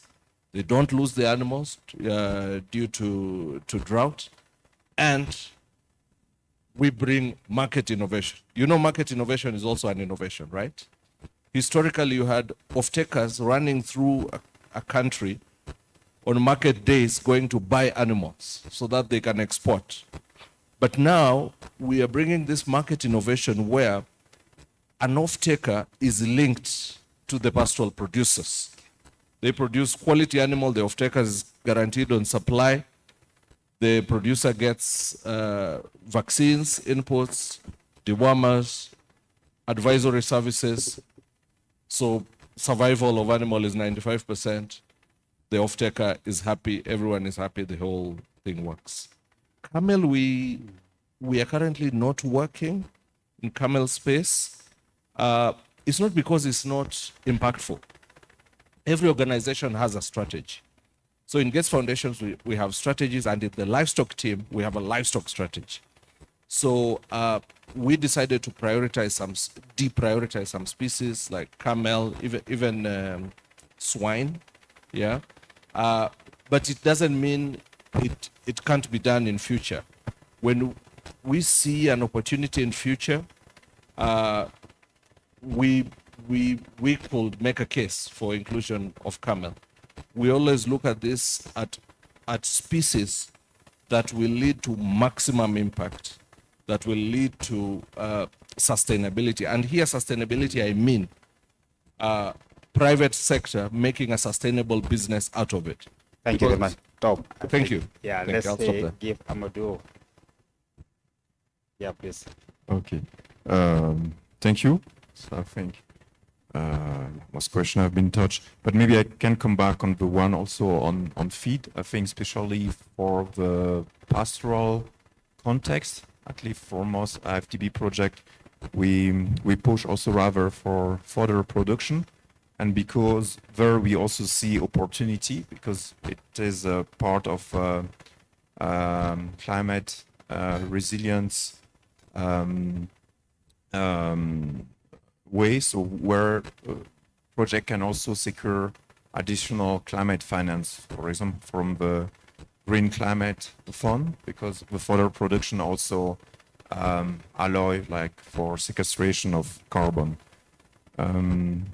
Maybe the question of youth, I think this is something which is taken, it's a cross-cutting, actually youth and gender in all livestock projects, particularly looking at the value chain approach. So this is where we make sure that, especially looking at the one benefiting for financial incentive that youth and women are targeted and get better conditions. There was also a question on how to incentivize the pastoralist. Yeah. I think we're in our approach usually. I think the livestock project it's demand driven, but then there is always a team of IFTB who is on the ground. So and during the project preparation, we make sure that the private sector is there, but there are already financial mechanisms which are in place to make sure that the funding which is provided, that there is an important share who could then support them. And I think there was also a question in French regarding the importance of regional institutions and how they could benefit. I think where I see ways, for example, through our regional call, where such institution could also play a key role as for the implementation of a project at a regional levels. Thank you very much. Do you have any? Actually, it's no direct question to me, but I want to say something about feed. If you see our perspective, we are supporting concentrate feed business, fodder business as well, with the thinking that, you know, the in the consumer segment varies. If you see urban, pre-urban, even if the pastoral, agro-pastoral areas, camel dairies are expanding.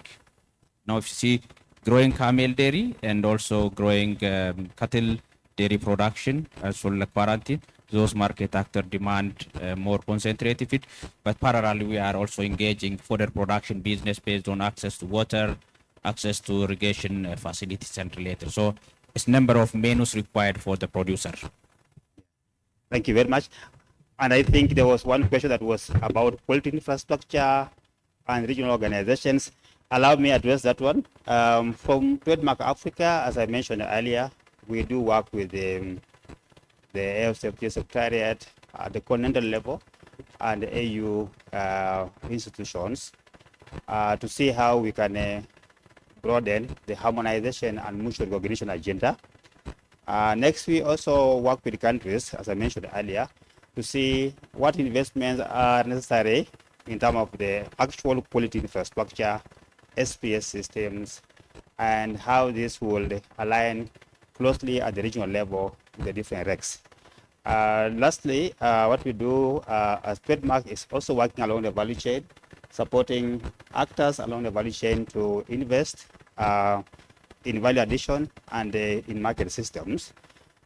This also includes certification or compliance programs that allow goods to meet the various requirements before they go for trade. Beyond all that, we also work along the corridors at the cross-border and the physical infrastructure at the borders and the corridors to ensure that there's proper coordination. They say, ladies and gentlemen, because of time and so that we don't eat into your other sessions, allow me just say again, can we just give thanks to this great panel that was here? Yeah. Thank you very much, panelists. Thank you for coming. Thank you for addressing those concerns on investments. Yeah, they wanted to stay here. I think they say, okay, thank you very much. As I say, for me, forgive me for those who do not have a chance to ask questions. We look forward to, we can interact bilaterally even as we do our breaks. Thank you very much.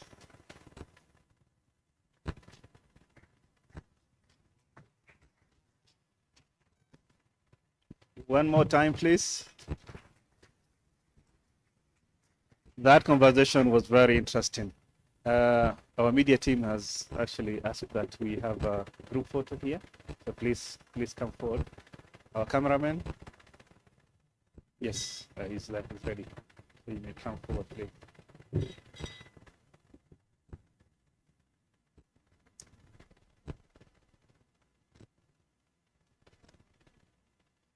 Good, thank you so much. You can please take your seats. Wonderful. That discussion was really very important, particularly for me because I worked a lot through trade corridors and looking at the infrastructure and the investment that is required. One of the things that is very much important, and I think we have seen across almost all the borders, we have had this new concept of one-stop border post that we don't see a lot for livestock or livestock products. You know, we see goods moving from one end to another and all that facilitation, but the livestock sector has not been really beneficiary of that. And I believe the discussion we have seen and the kind of commitments and the kind of ideas that are coming, hopefully those one-stop border posts will also include livestock infrastructure to ease movement of live animal through the borders. So this morning we were supposed to do a recap. Our team has become very innovative and we said, why should the MCs stand here and narrate what has been done yesterday? Why not do this through video? And please, the media team, if you could play the video that we have for the recap, and then we can.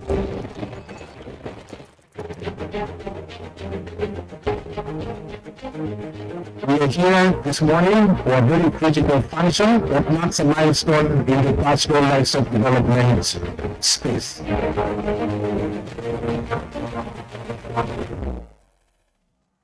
Every institution here represents a part of the solution, not the problem.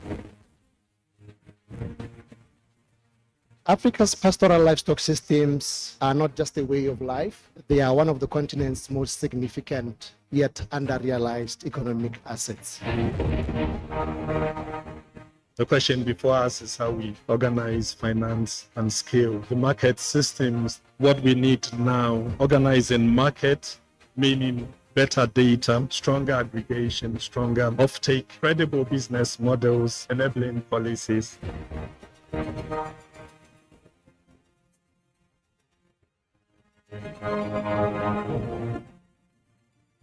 The last 3 decades, many regulation rules and policies have been trying to set or to code the rules for linked rangelands. Pastoralism is not a simple traditional way of life. It's also an important production system that supports millions of African citizens and contributes significantly to the food security, employment, export, and rural livelihoods.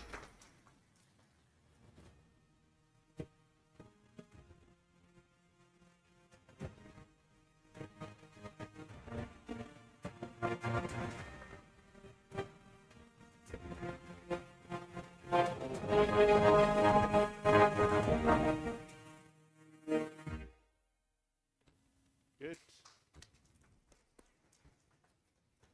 So without much ado, let's go for tea break, coffee break, and then we are back in the next 15 minutes, please.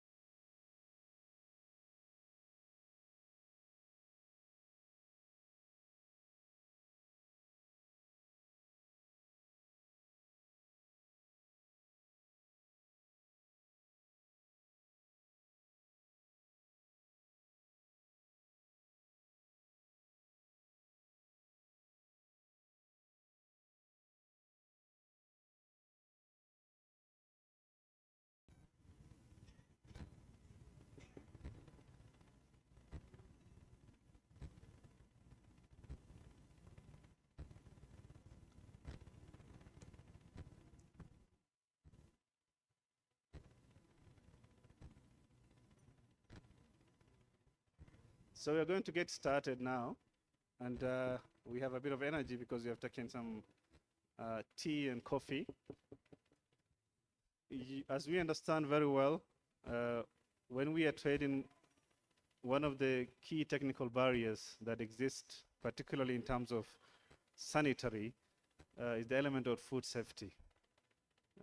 From when WTO, I think most African countries are member of WTO, and one of the agreements is the SPS protocol that was signed by most of the countries. In it is the food safety. And one of the principles of food safety is traceability systems. Most of the livestock that we have lack traceability system.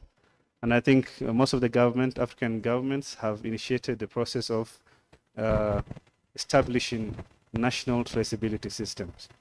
That is going to help us access markets, is going to build confidence among the consumers, and obviously it gives them producers a better bargaining in terms of price in the market.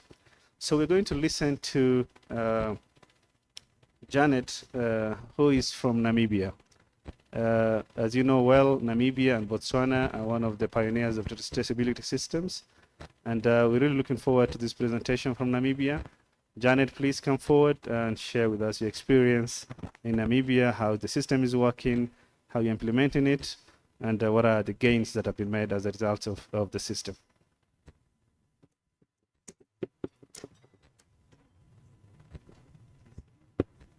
Is the pointer? Oh, sorry. Okay.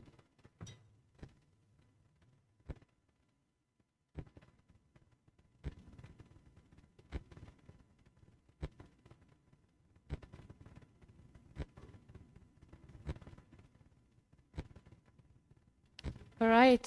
Good morning, ladies and gentlemen. I would like to start off by saying I'm greatly humbled and extremely grateful for the opportunity to speak on Namibia's experiences when it comes to livestock traceability systems and how this plays a role in terms of pastoral livestock marketing systems in terms of gaining market access. So my name is Janet Starr Erastus. I'm a chief veterinarian in the Directorate of Veterinary Services. This is the competent authority on animal health in Namibia. It falls under the Ministry of Agriculture, Fisheries, Water and Land Reform. I head the subdivision that manages and administers Namibia's national livestock identification and traceability system, and is also involved in the regulation of veterinary medicines, as well as offers advisory services that mainly entail training and awareness initiatives by the Directorate. So I do apologize that I'm not able to do a technology showcase. Unfortunately, when you want technology to work, it always seems to fall through. But never the case, I hope that my talk will give an overview of our experience in terms of our national traceability and identification system and how this falls into pastoral livestock marketing systems. Thank you. So my talk will basically speak on what traceability means in pastoral livestock markets. And of course, I'll also just share our experiences with our national livestock identification and traceability systems. So, as you all know, next slide. Right, thank you. So as has been discussed from yesterday's discussions, as you all know, livestock is more than food. It is a source of income, it is a source of employment, it is a source of food security, as well as wealth. And it plays into our cultural identity and also is a sign of climate resilience as demonstrated in pastoralism. However, livestock are subjected to animal diseases, climate shocks. Thank you very much. Okay. Okay. Oh, okay. Sorry. Sorry, this seems to, can I just have some assistance? Okay. Thank you. All right, perfect. Sorry about that. So again, livestock are subjected to animal diseases as well as climate shocks and other barriers that hinder market access. And as such, for a sustainable pastoral livestock system, there is need for one of the key market enablers, which is a reputable and robust livestock traceability system. All right. So before we speak on livestock traceability systems, it's important to just understand what livestock traceability is. So in essence, traceability is the ability to identify, track, and trace food producing animals and their animal products through all stages of production. This is a core principle of livestock traceability, and any livestock traceability system should abide by this core principle. So from the beginning of the animal's life to the point where it is marketed or slaughtered for your dinner, this is the process that it follows. So in Namibia, we have a local delicacy called kapana. In some countries, it's called nyama choma, if I'm not mistaken. So shisha nyama, in Afrikaans, we call it a lekker braai, and barbecue, of course. And because of this principle, we are able to enjoy our beef. Thank you. All right, so some of the benefits that come with livestock traceability not only extend to improved market access as well as trade facilitation, but they also extend to food safety, where you're able to offer guarantees on safe consumer products, as well as support and maintain animal health in various countries, and also enable governments to make evidence-based decisions. Now, when it comes to pastoral livestock systems, they are plagued by unique challenges, mainly because they are characterized by communal land and livestock ownership, poor connectivity in some remote areas, as well as informal markets, climate-induced movements, as well as cross-border grazing as well. So it's important to note that, again, for sustainable pastoral markets, the key market enablers to have is a robust livestock traceability system. All right, so before I speak on Namibia's livestock traceability system, it's just important to give you a general understanding of Namibia's livestock sector. So Namibia is a net exporter of beef. We export to quite a number of lucrative markets. So this includes the European Union, the USA, the UK, as well as China. And we are not only limited to exporting beef, but we also export live weaners, small stock on hoof, to some African markets as well. And we're also exporting poultry products as well to some of our domestic African markets as well. And as we speak, some of our poultry producers have actually expressed an interest to export to the European Union, and as such, the demand for a livestock traceability system is key. So soon enough, you'll be seeing some poultry moving around with ear tags. All right, so our livestock population consists of 2.9 million cattle, an estimated 2.9 million cattle, and a combined 4.7 million sheep and goats. Namibia's livestock sector consists of a strong veterinary governance, which is strictly enforced by the competent authority, which is the Directorate of Veterinary Services. And also we have a strong disease zoning system, which is mainly used for disease control for diseases such as foot and mouth disease, as well as contagious bovine pleural pneumonia in the northern communal areas. So with that, we've been able to establish an export-orientated livestock industry, and this supports both communal as well as commercial farmers. So as per WOHA, this is Namibia's official FMD status as we stand. So Namibia has,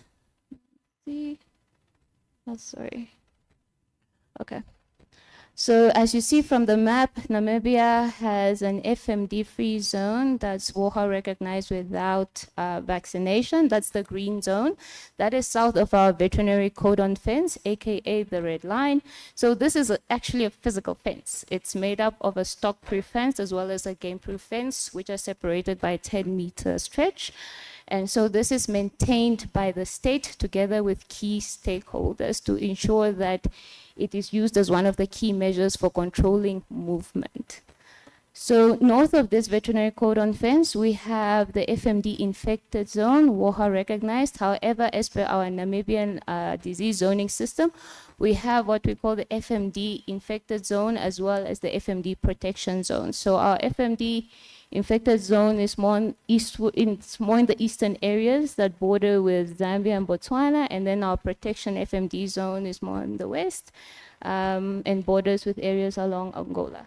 So here, government actually supports farmers by conducting annual vaccination campaigns for free. So government provides the vaccines, and at the same time also tags all livestock presented and registers them on the national traceability system, and also captures the health event, which is the vaccination record.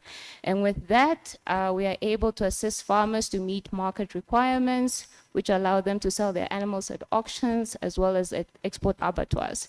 We do have approved export facilities in the NCA, and of course, these have to comply or produce products that comply with commodity-based trade, and therefore meet market requirements of equivalence or have the same requirements as well. One of the markets that we export to Ghana from is the FMD infected zone. All right, so NAMLIT is Namibia's livestock identification and traceability system. So this is a computerized system where we register livestock keepers, movement records, and it's also used to support our animal disease control activities, such as surveillance, and also facilitate trade compliance. So this is a system that's actually owned by government. It's managed, it's maintained, it's administered by the government.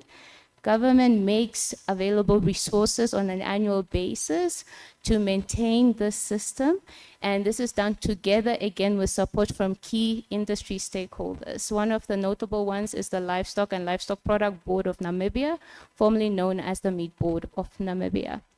The system is is available nationwide and is used by all state veterinarians at district DVS offices, as well as by livestock farmers and livestock business operators. This include auctioneers as well as export abattoirs. So the system is supported by a strong legal framework made up of acts and its regulations that help to enforce compliance when it comes to animal disease control, meeting animal health requirements nationally, as well as complying with animal identification and traceability requirements to enforce movement control. So as such, the central database does depend on various data sources. These data sources include the stock brand system, the ear tag ordering system, the animal health declaration system, and CLAB. So these are the systems that are used to record and register information on livestock keepers, approved animal identification devices for the registration of animals, and also information systems that capture information on veterinary inspections that have been conducted on establishments. So these are farms, also facilities as well, used for livestock production, as well as the lab, where we have a lab, as well as the lab, which has a livestock information management system that collects information on testing, samples, as well as reporting. With that, the system also receives information from other privately developed systems. So we have livestock registers. So this is an app that's used by livestock farmers to capture information on animal registration as well as movement records. So with that, we're able to import data from the system. And then we also have software that is used for traceability purposes and other management purposes by approved export slaughter facilities, as well as auctioneers that collects animal health related information that is exported or rather imported into NAMLIT. And with that, NAMLIT also has an online platform called NAMLIT Online, and this is administered on our behalf by one of our key stakeholders, which is the Livestock and Livestock Product Board of Namibia. And with that, farmers can manage their own livestock records on their own. They can issue their own movement permits. They can actually register their animals and also supply critical animal health information needed to support surveillance activities of the competent authority as well via this platform. So livestock identification is mainly done two ways in Namibia, the first being stock brand. So this is a unique identifier that's issued to anyone keeping livestock. By law, anyone keeping livestock is required to apply and register for a stock brand within 14 days. If not, there are penalties to this, which include imprisonment as well as a hefty fine. So with that, you can see that the stock brand, when applied on the animal, is used to identify the owner of that animal. And with that, this stock brand is placed on various positions on the animal to depict ownership of that animal over its lifetime.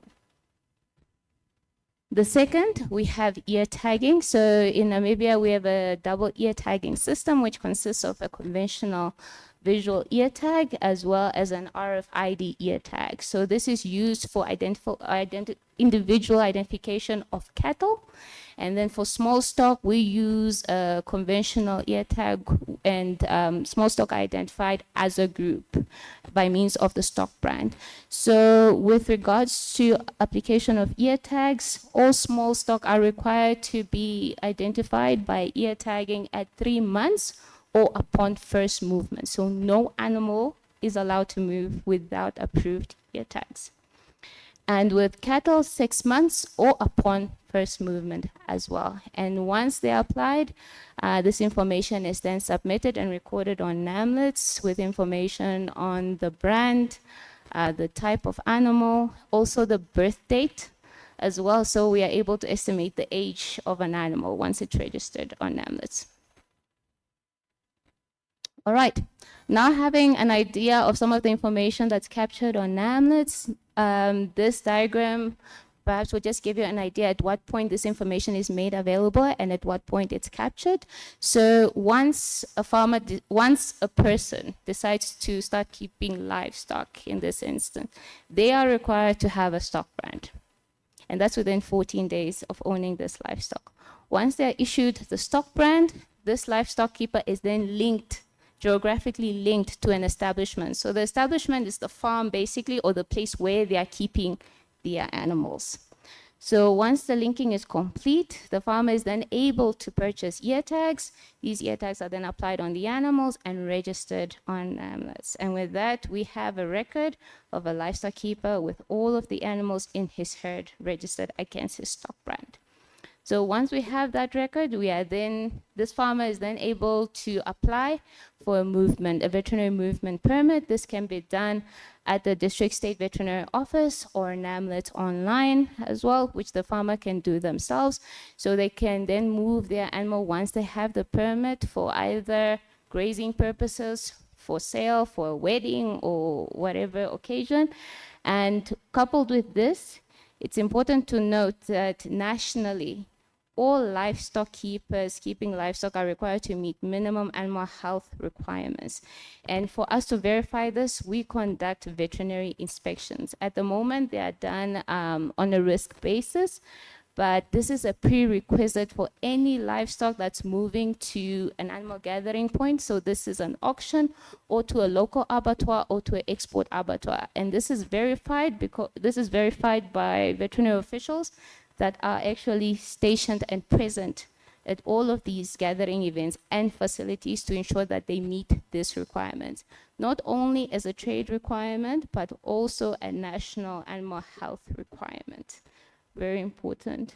So again, at each point, all of this information is captured as an event and forms part of the record of the animal's life. So if you go into NAMLETs, you are able to query the life history of that animal from birth to the time it's slaughtered. So again, how we've been able to achieve this is through collaboration. We have been fortunate enough to collaborate with key stakeholders within the industry, which include auctioneers, livestock business operators, which include export abattoirs, various farmers, unions and associations, as well as consumers as well. And also and these have been key to us accomplishing the successful implementation of our livestock traceability system so far. So again, I think it's just important to highlight how key a tool like this is critical in disease outbreak control. So with the fact that NAMNET is able to capture information on the livestock keeper, the livestock themselves, where they are located, how they've moved, we are actually able to implement control measures instantly. One of the key measures is movement restrictions. So the moment a disease is suspected on a farm or a facility or any establishment, the vet can then go to the office or report to the office and have that establishment restricted, meaning that establishment can no longer receive animals in, and it can no longer move animals out. And these measures can be extended to multiple establishments within a given area. And this is done instantaneously. And with that, we are then able to have real-time information so that we are able to institute and implement critical disease control measures. All right, so what does it mean for pastoral markets when you have a livestock traceability system? With this, you are able to facilitate farmer and buyer confidence. You're able to access premium markets. You are able to obtain livestock financing, as well as also facilitate regional trade as nations. And buying from Namibia's experience, we have been able to achieve the establishment of a national digital platform that not only captures animal records, but is also able to control movement nationwide through the issuing of movement permits. And with that, it has also been able to support veterinary services in terms of improved surveillance and capturing critical animal health information as well, and has also supported export certification, especially at approved export facilities. And this we've been able to do because of the strong legal framework that we have in place, public-private partnerships, and of course, continuous system improvements. So it is important to highlight that system improvements do not just end at creating systems that capture data, but there's a need to move with the times and implement tools that actually allow you to use this data to derive critical information that can be used, as we have all been discussing, for financing, as well as determining market trends and so forth. So in Namibia, we have recently developed an animal intelligence module. This is called the Namibia Integrated Animal Health Information System. This has been officially handed over to the government of Namibia and is currently being managed and administered by DVS as the competent authority under the Ministry of Agriculture. We have just completed piloting and are in the process of doing system improvements so it fits our purpose. So with this tool, we are able to use tools like Power BI so we can create digital dashboards that can enable the higher ups to make evidence-based decisions. And this is all with information from NAMNET that's fed through our various data sources. All right, so with any system, of course, no system is perfect. It does have its challenges. I mean, we are in Africa, and I think most of the challenges experienced by most nations, we experience ourselves. However, we have been able to combat this with innovative enhancements. With our current systems, some of the notable innovations that we have tried to address some of these challenges that I've highlighted here, but are not limited to this, is ensuring the capturing of reliable movement data. So one of the functions that we have been able to develop is a function known as pre-selection. So basically that means that you can't move your animal until that animal is registered. All movements, previous movements, are actually captured and reconciled in the sequence in which that animal moved. So it's a prerequisite. It's one of the validations that we've been able to put in place, not only for movement to farms, but also to export abattoirs to ensure that they meet the minimum requirements, either for a particular market or our animal health requirements. So with that, the future of livestock traceability is moving at the speed of light, and it's important to note that many tools, emerging technologies are coming up that are meant to help us derive critical information, again, from the data we collect. It's not enough just to collect develop systems that collect data, but also have tools that can analyze that data and derive critical information that can inform your various policies, operations, functions, and whatsoever. All right, I think just some of the key lessons that we can share is that there is really need for a system like this to have strong political commitment. Government needs to commit. If you are to participate in any form of trade, there needs to be commitment from government. And this, of course, cannot be left to government alone, but can be done with the support of key stakeholders. Another lesson is the need for a strong regulatory framework. You need to have something to help enforce compliance and ensure that all of the requirements are met. Another is continuous capacitation as well as awareness. Very key, not only for the farmer, but also for the officials that are actually implementing, that are actually doing the inspections, that are capturing this information. It's quite key that as you improve the system, you also capacitate people so that they're able to use these new functionalities and capture accurate data. And so with this, I would just like to say that traceability, livestock traceability is not just about ear tags. Basically, it's a complete information system, and it's meant to not only protect trade, markets, livelihoods, but also maintain animal health and provide for food safety, and also contribute to resilience of pastoral livestock systems as well.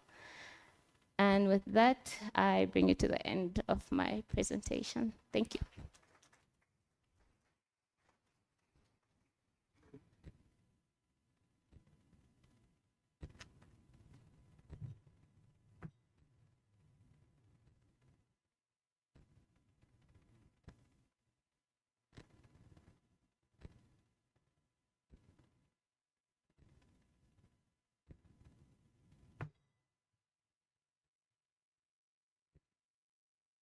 What a lesson for all of us. Thank you so much, Janet, for sharing with us that experience from Namibia.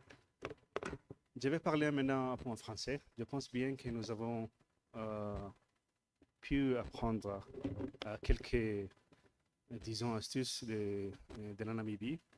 Nous avons bien compris que le système de traçabilité qu'ils ont adopté leur a permis d'accéder au marché international. Donc, espérons que les autres pays aussi vont adopter ce système pour qu'ils puissent aussi améliorer leur système de sécurité alimentaire et l'accès au marché de haute valeur. Maintenant, on va inviter, on aura un panel ici. Et je voudrais bien inviter Monsieur Ahmed de EU Bar.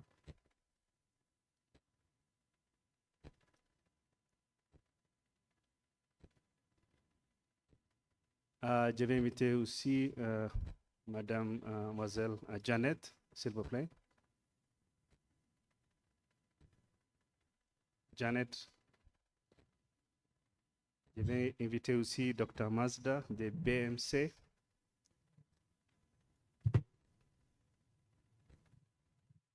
Dr. Mazda Mbakani.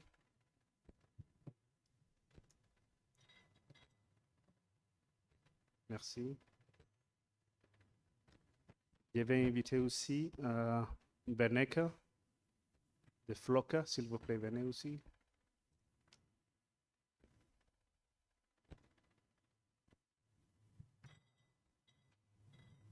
Et enfin, si c'est elle est là, Gete Chao.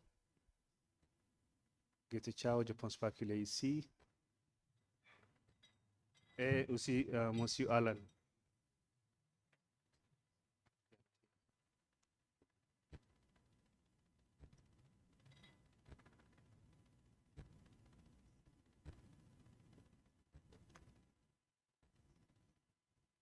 Dr. Elpress. Dr. Elpress. Oui, merci.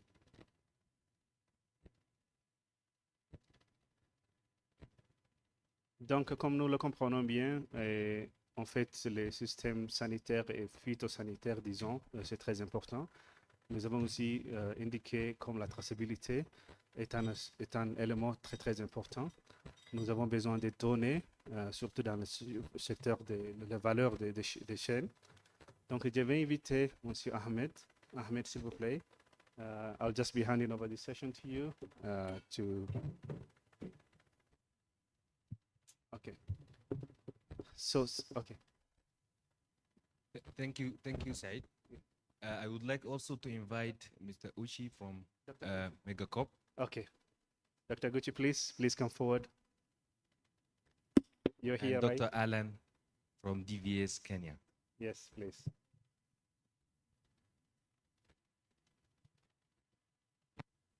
So I'll let the moderator start with asking everyone to introduce, and then we can start the session. Thank you, Said.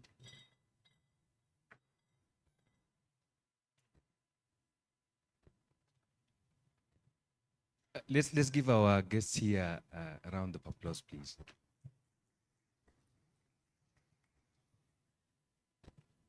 Welcome to this panel on leveraging on compliance standards and traceability systems for competitive livestock and livestock product marketing. Let me start with the background of why we have this panel today. Traceability has become a condition of entering every premium livestock market that matters to Africa. European Union has required since 1997 that imported beef to be traceable through computerized systems, and it admits chilled and frozen beef from only few African member states, namely Botswana, Namibia, and South Africa currently. Because of those countries that build and sustain traceability and safety and satisfy traceability systems and satisfy this compliance. The Gulf on halal markets that absorbs most of Horn Africa's live animals exports increasingly demand the same sanitary assurance. Saudi Arabia and 5 other Gulf states have repeatedly suspended imports from Horn of Africa member states supplies of animals due to animal health grounds. Within the continent, the African continental free trade area will only convert its tariffs or tariff preferences into real livestock trade if animals and products can be identified, certified, and trusted as they cross borders. For the purposes of this forum, livestock identification and traceability systems, LITS, is therefore not a veterinary formality. It's market and trade infrastructure, and it is the specific market enabler this panel is charged with to examine. Against this backdrop, the central problem is most African countries have been unable to implement and sustain national LITs. Governments across the continent have repeatedly launched national identification and traceability system. However, some of these initiatives came to an end once the funds or once the programs or the funds have ended. The constraints are consistent: weak digital coverage in rural and pastoral areas, unreliable field data capture, insecurity along production and trade corridors. I would start this round by giving my guests here the opportunity to tell us from each of their systems experiences what makes the traceability system sustain and open markets. Please start by introducing yourself and answering the question from your experience or expectations. What is the single most important condition for marketing or for making a livestock identification and traceability system sustain an open premium markets or enable inter-African trade? Start by Dr. Jan. All right, thank you for that question. Again, my name is Janet Starr Erastus. I'm a chief veterinarian in the Directorate of Veterinary Services in Namibia, which is under the Ministry of Agriculture, Fisheries, Water, and Land Reform. So to answer your question, the single most important design behind any lit system in terms of enduring success is that it is built as a nationally inclusive system and not merely as an export certification tool. From its inception, with our experience with NAMLETs, we have actually developed a system that is used to trace and identify livestock countrywide, including commercial farms, communal pastoral areas, as well as all production systems, using standardized processes as well as a central database, one central database. And with that, it has been supported with clear legal and institutional responsibilities. And with this approach, it has ensured continuity, stakeholder ownership, and scalability of our NAMLET system over time. And this can be adapted to any lit system. Thank you. Dr. Mazda, please introduce.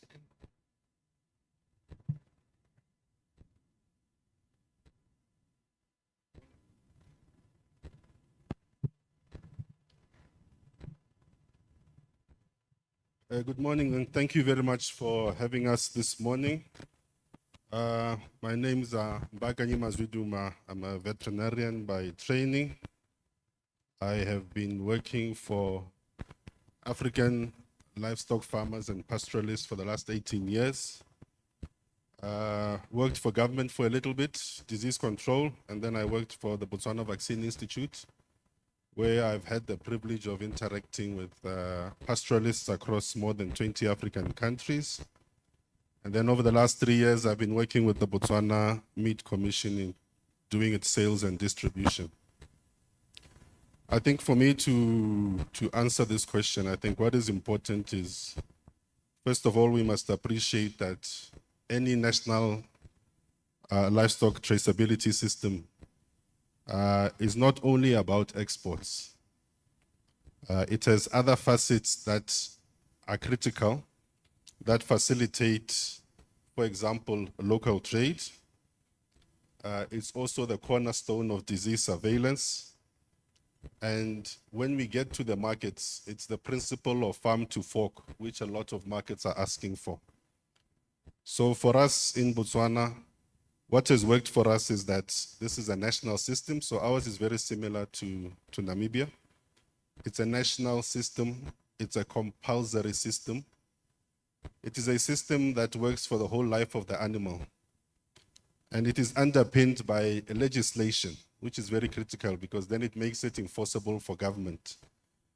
And as we go on, you'll be able to appreciate how it has evolved from it being purely government run to also allowing farmers and the private sector to come in. And any national livestock traceability system is going to require constant funding.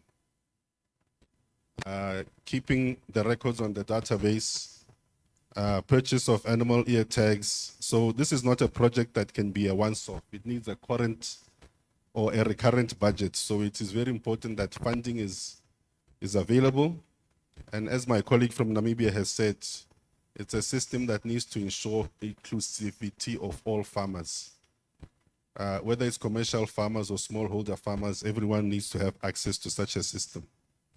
Thank you, sir. Thank you, Dr. Mazda. Thank you. My name is Maria Mbeneka. I am a lawyer, a tech lawyer with a ranching problem. And because most farmers you'll talk to will talk about challenges, you heard us yesterday talking about collateral.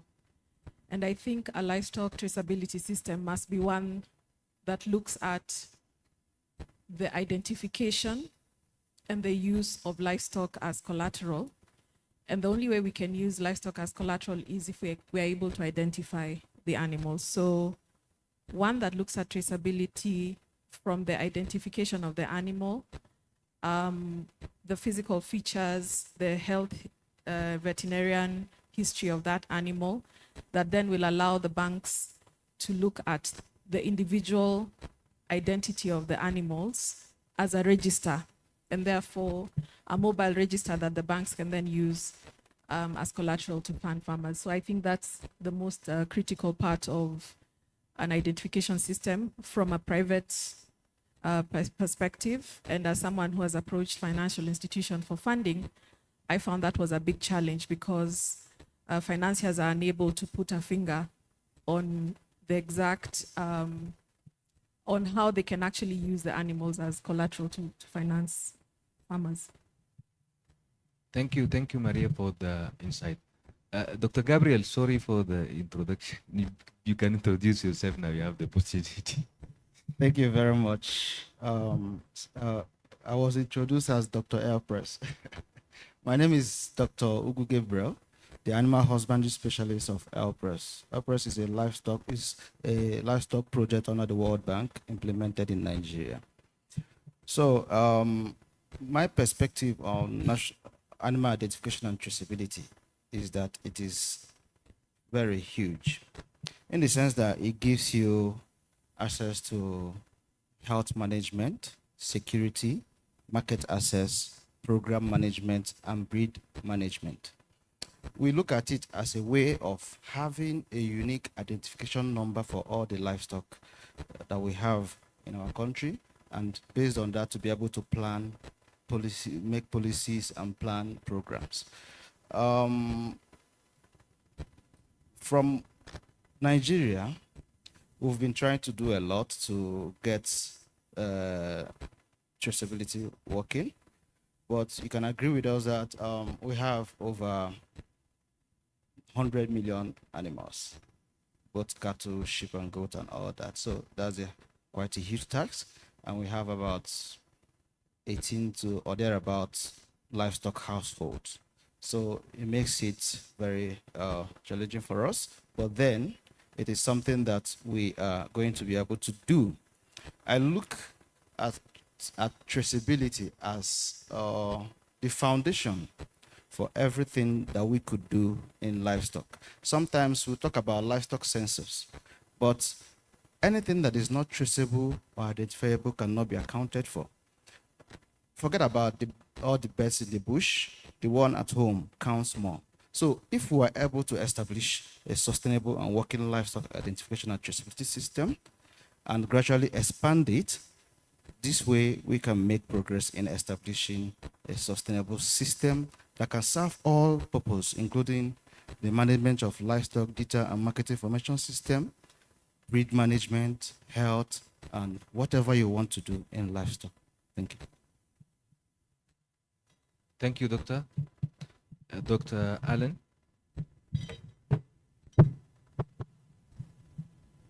Good afternoon, everyone. Good afternoon. Yeah, my name is Dr. Alan Azegele. I'm the Director of Veterinary Services of Kenya, and also I serve as the Chair of the Codex Alimentarius Commission. And I want to thank the organizers for this opportunity to share and also give our perspective with regard to animal identification. Yeah, indeed, based on the presentation Namibia did, the animal identification system, in my perspective, should deliver trusted value to everyone within the value chain. And this trust is built through a transparent governance. And more so, you noted there's a lot about the legislative framework. And then reliable interoperable data systems where you have the platform and then also other systems are interoperable within the platform. And strong collaboration is key between government, private sector, producers, processors, traders, and also veterinary authorities. And therefore, the system must provide confidence to the livestock, that the livestock information is accurate and actually secure, because this is data that belongs to people. And then it's also recognized by our trading partners and aligned to regional and international standards. And equally important in this same perspective is that a traceability system must generate tangible economic benefits that outweigh the cost of actually using it. In this, for the Kenyan case, we are working on a system where we will roll out animal identification free of charge. In doing so, we hope to pull in all the farmers. We have over 22 million cattle, and even sheep and goats run up to 58 million.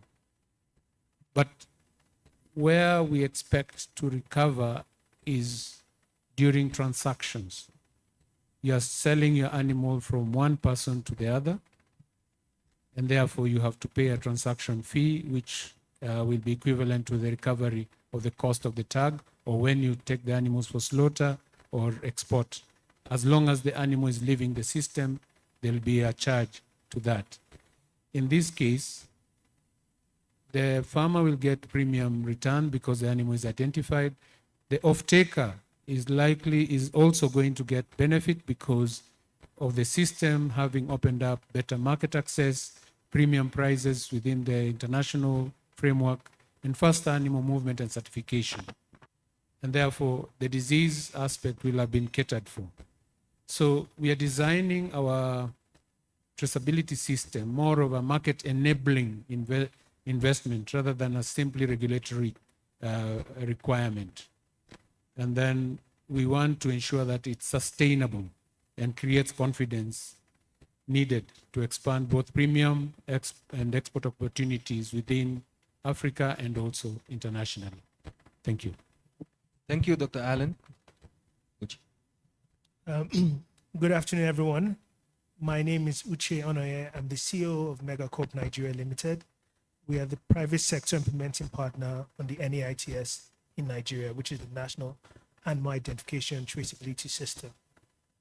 Leading from Ahmed's question, what the main issue is in implementing a national identification system, animal identification system, I would say that there isn't one particular issue. It's multifaceted.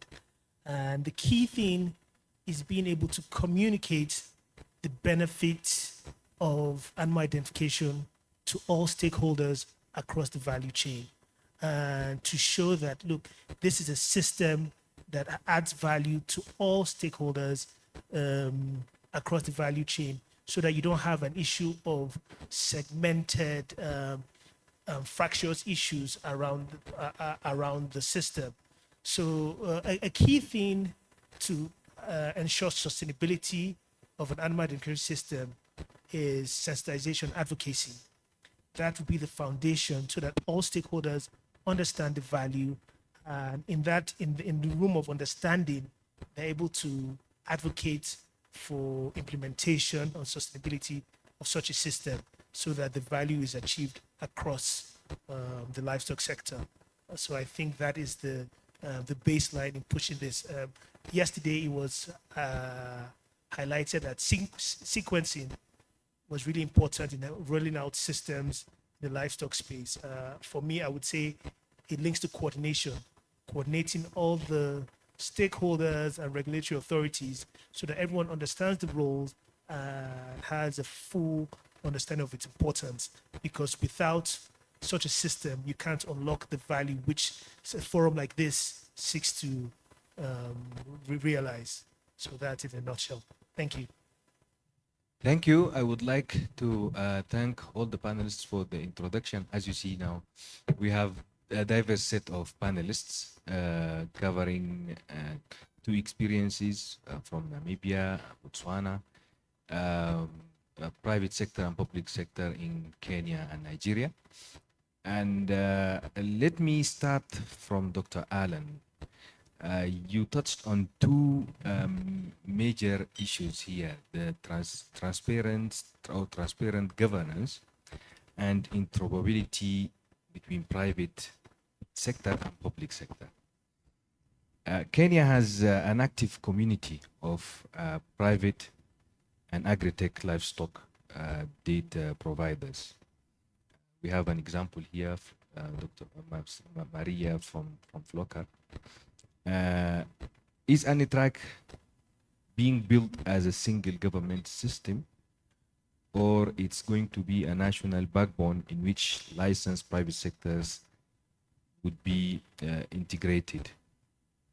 And if it's going to be licensed for private sectors, what the rules do we expect to see? Thank you, Ahmed. From the Kenyan perspective and the way we are working towards establishing ANITRAC, which is the acronym that we use for animal identification and traceability, we recognize that innovation in livestock identification and digital services has been driven, not only by government, but also by a growing ecosystem of agri-tech providers and also producer organizations. Now, the intention is not for government to replace these innovations, but rather to establish ANITRAC as the trusted national identification and traceability backbone, and that provides a single source of truth for regulatory purposes while enabling interoperability, as I said earlier, with compatible private systems. With this, we really want government to focus more on providing the regulatory framework, and this framework also enables private sector, as long as they are compliant to the data protection laws that are there, to ensure that they are properly registered and have their proper devices and systems that protect the data that they handle. And then government will also establish the standards that ensure data integrity, as I'm trying to allude to, and maintain the national repository of for official purposes, such as disease control, food safety, animal welfare, and market access. Now, the private sector will remain free to establish added value services.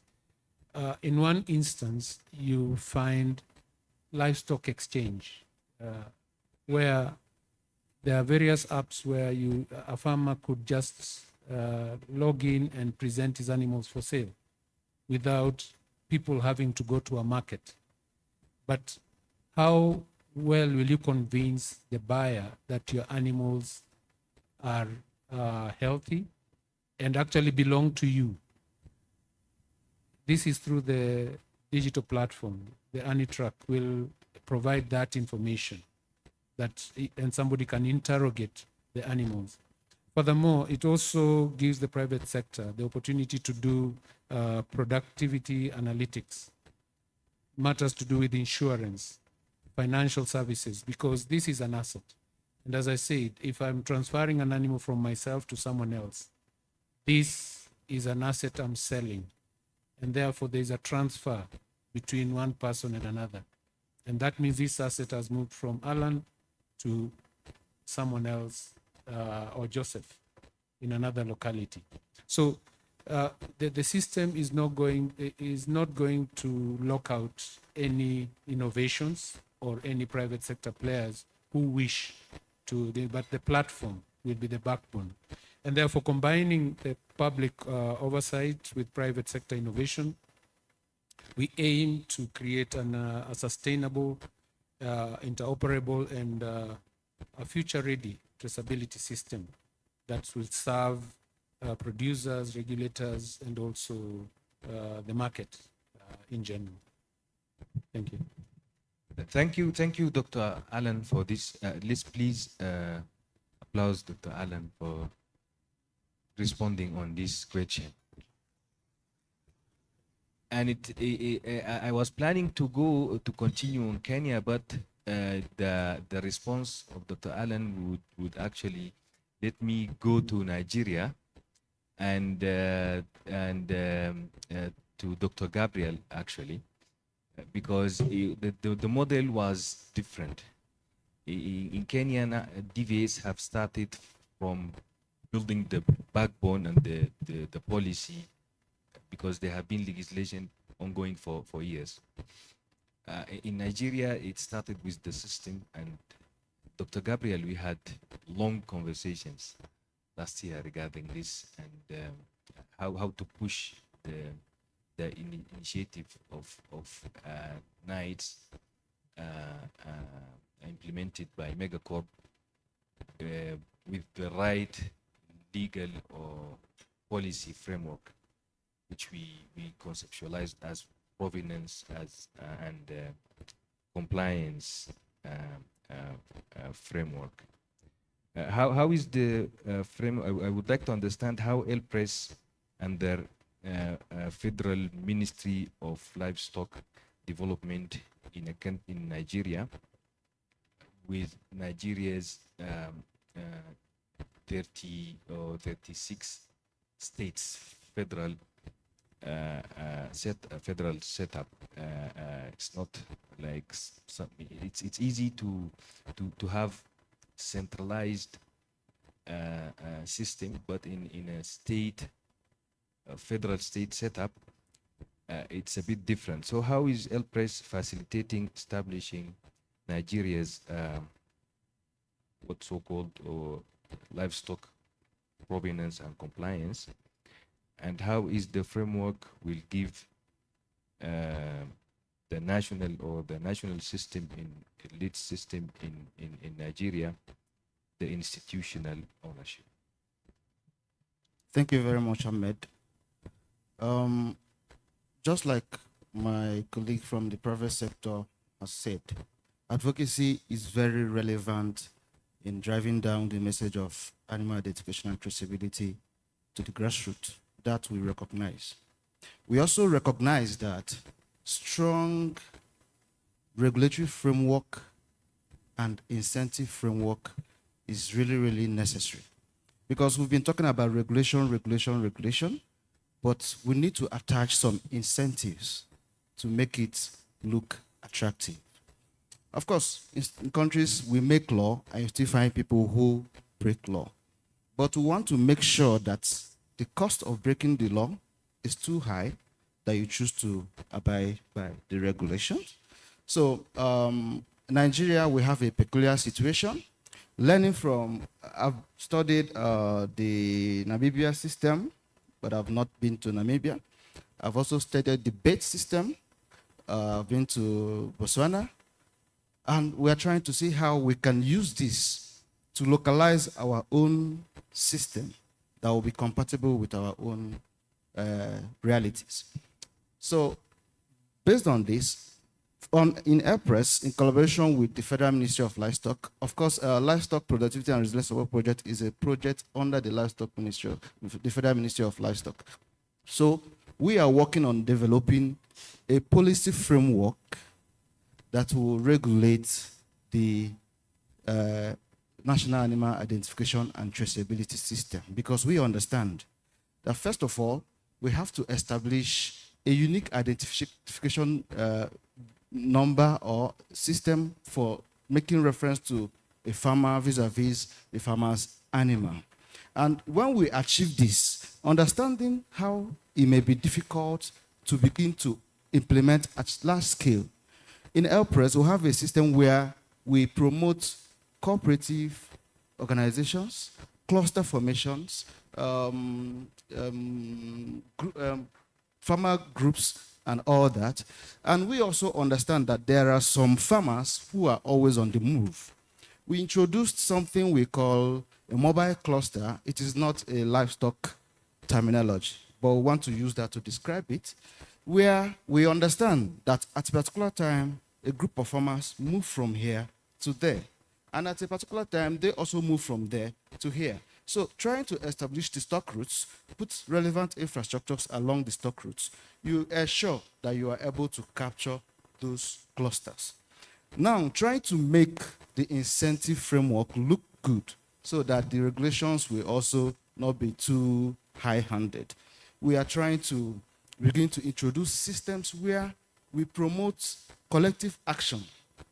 We are partnering with, big actors in the livestock industry like ABIS to ensure that we build some of these clusters around them and create a system where you are now able to say that this cluster is connected to this big player, and that you are now able to come here and enforce or rather install the regulations that you have in your policy, all the certifications and standardizations to install self-policing. When you have that system, what you begin to see is that people will begin to comply and others will begin to follow because they envy the result that people that are complying are getting.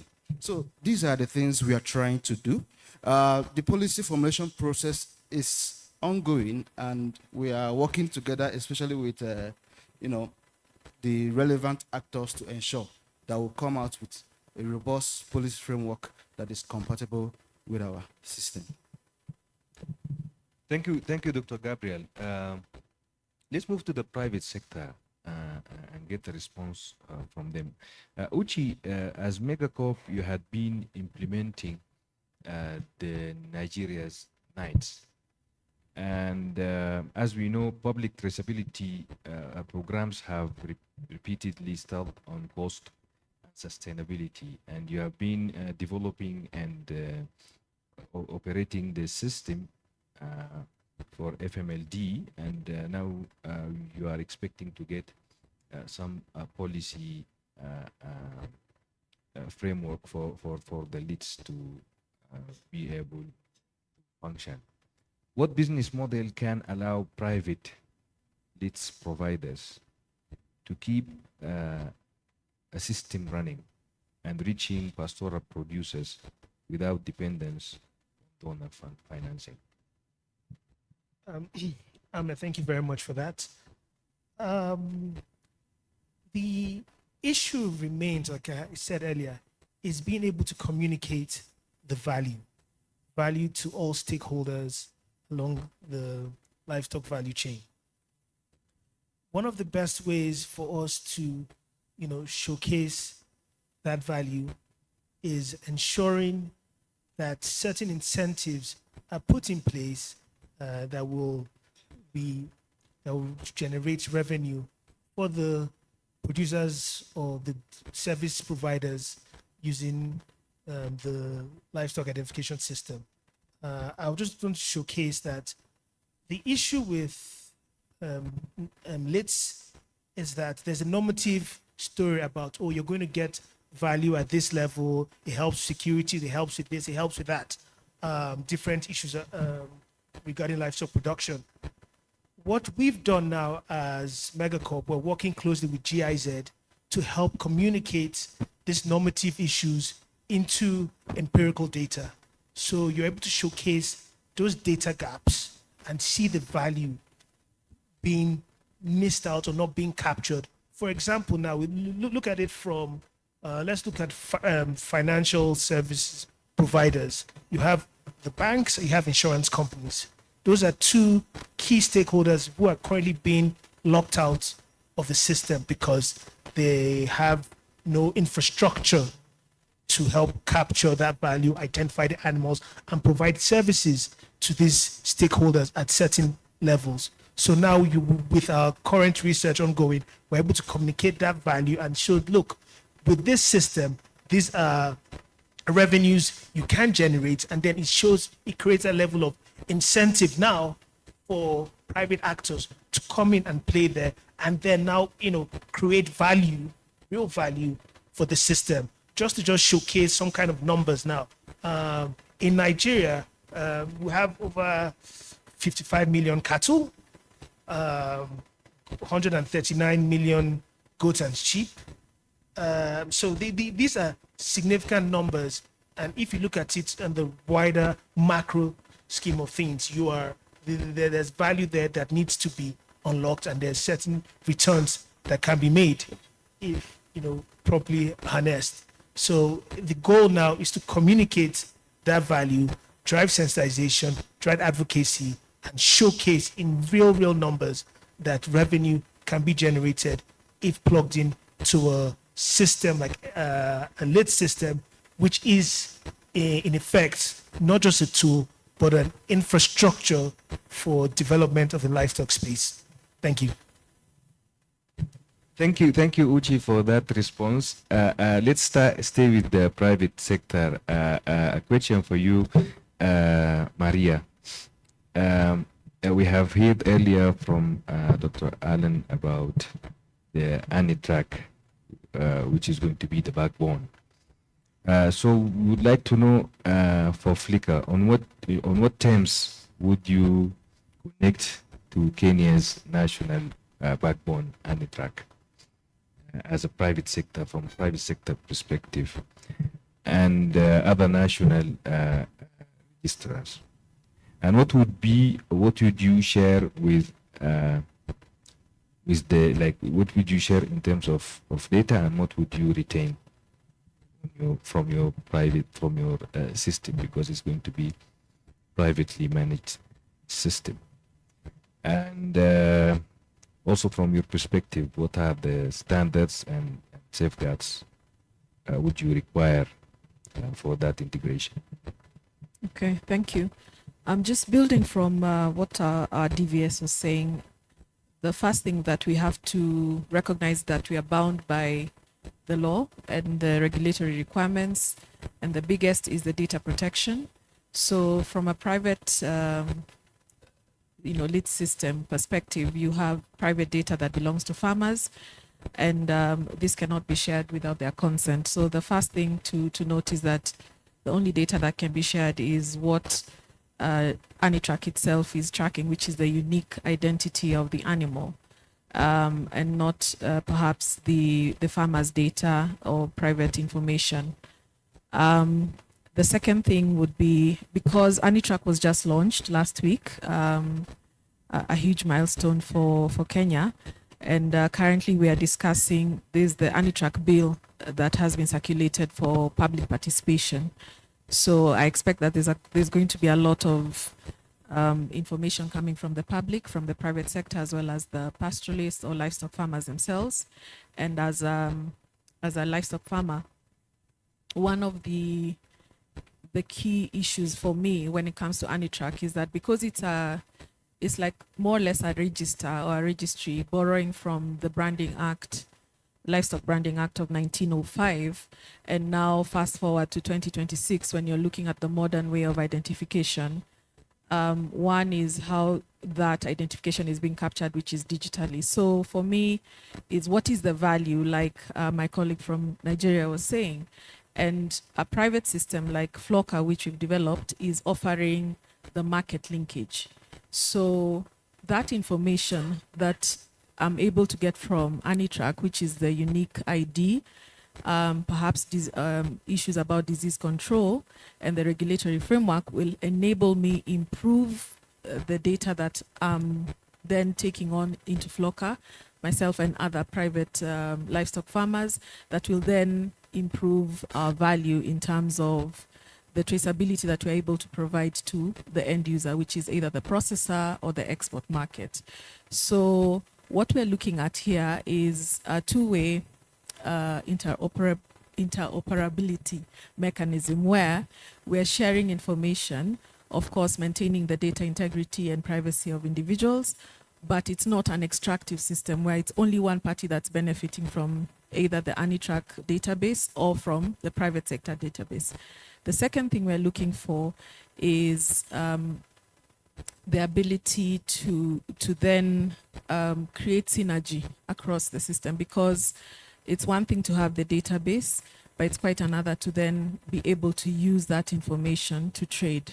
So what Flocker would be looking at is the ability to connect to easily to the API, the ANITRAC API, and an opportunity for then private sector to use that data to make money.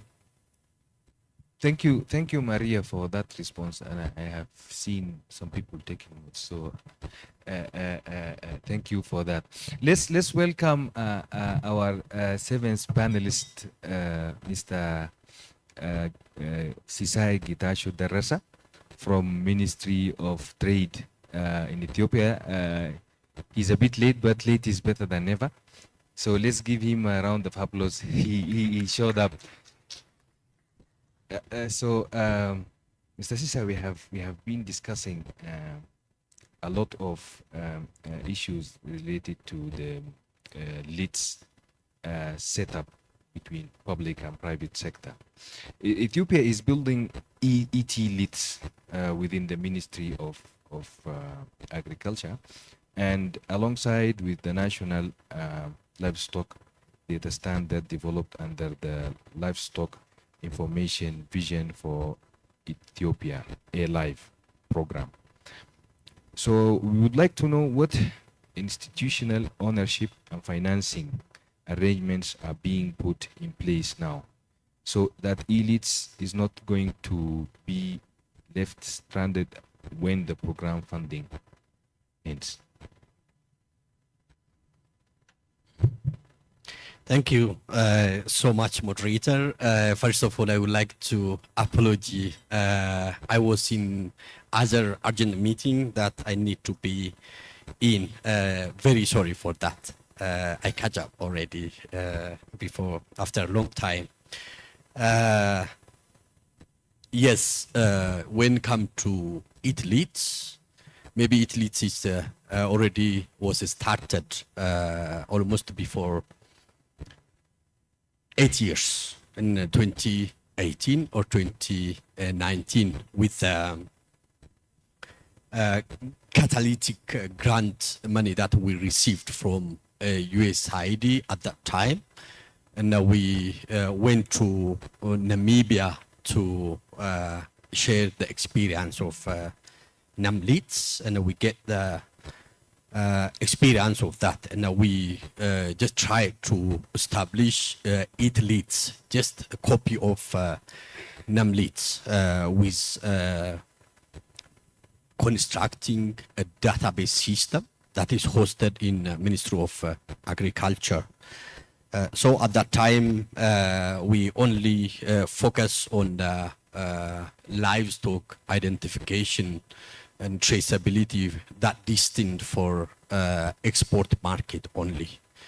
So we started piloting in the area where we sourced this livestock cattle, especially around our southern part of our country, Borana area. So that was very effective with the funded program. And it goes almost 3 or 4 years during the implementation at pilot level.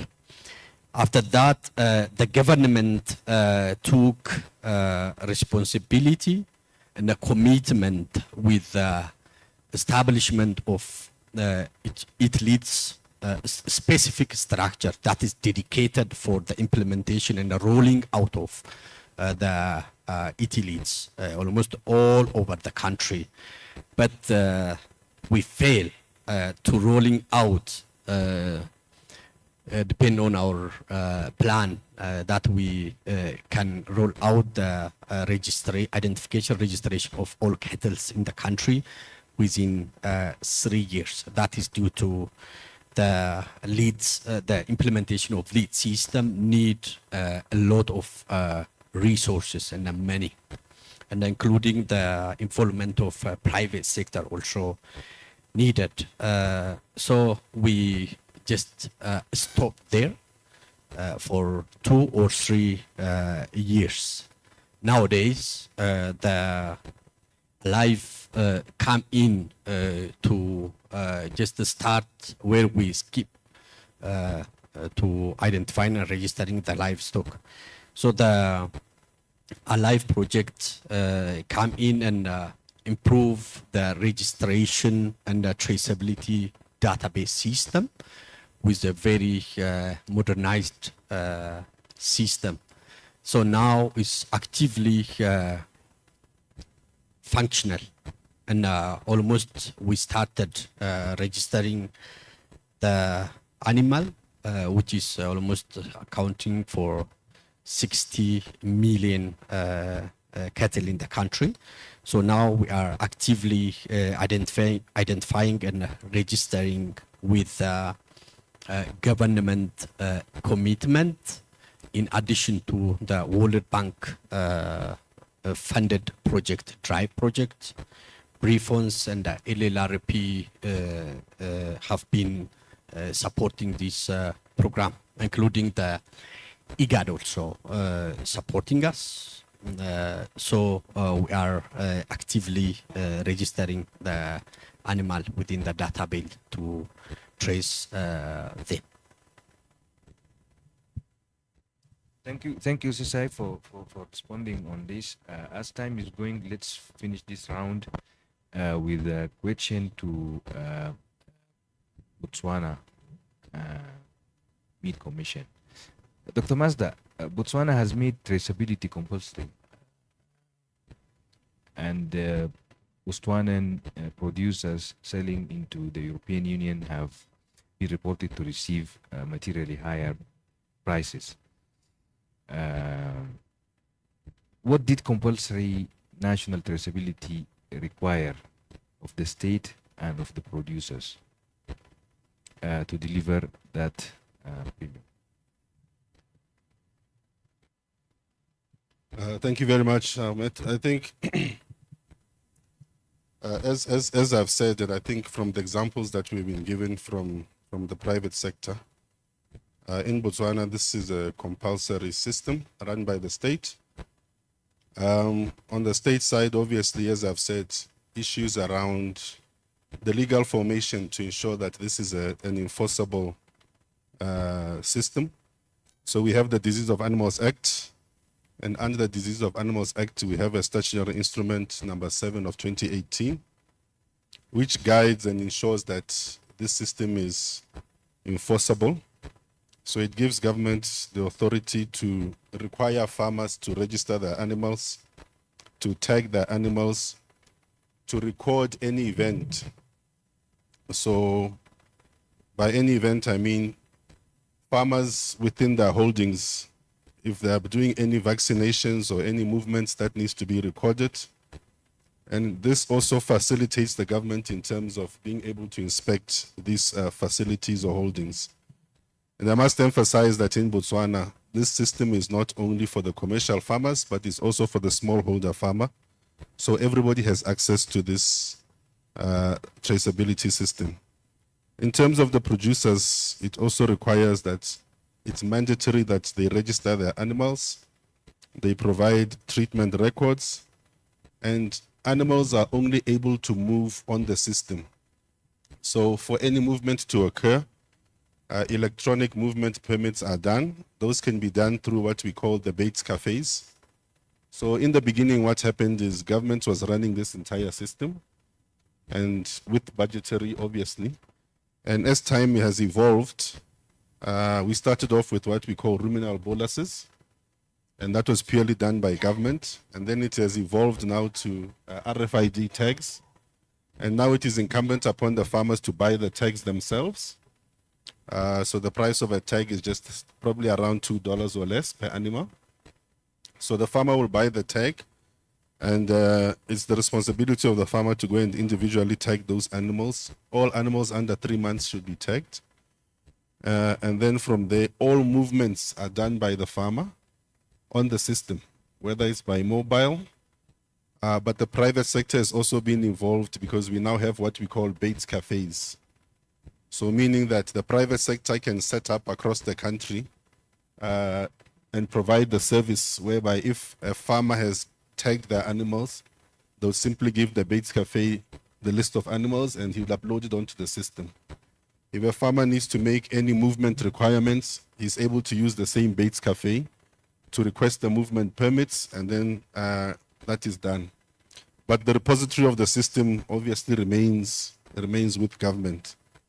And what this system has done for farmers, if I may just use the example of Botswana, in 2025, our revenue as the Meat Commission was about $77 million US. And out of this $77 million US, 50 million went back to the farmers. So through traceability, as my colleagues have said, you are able to access markets.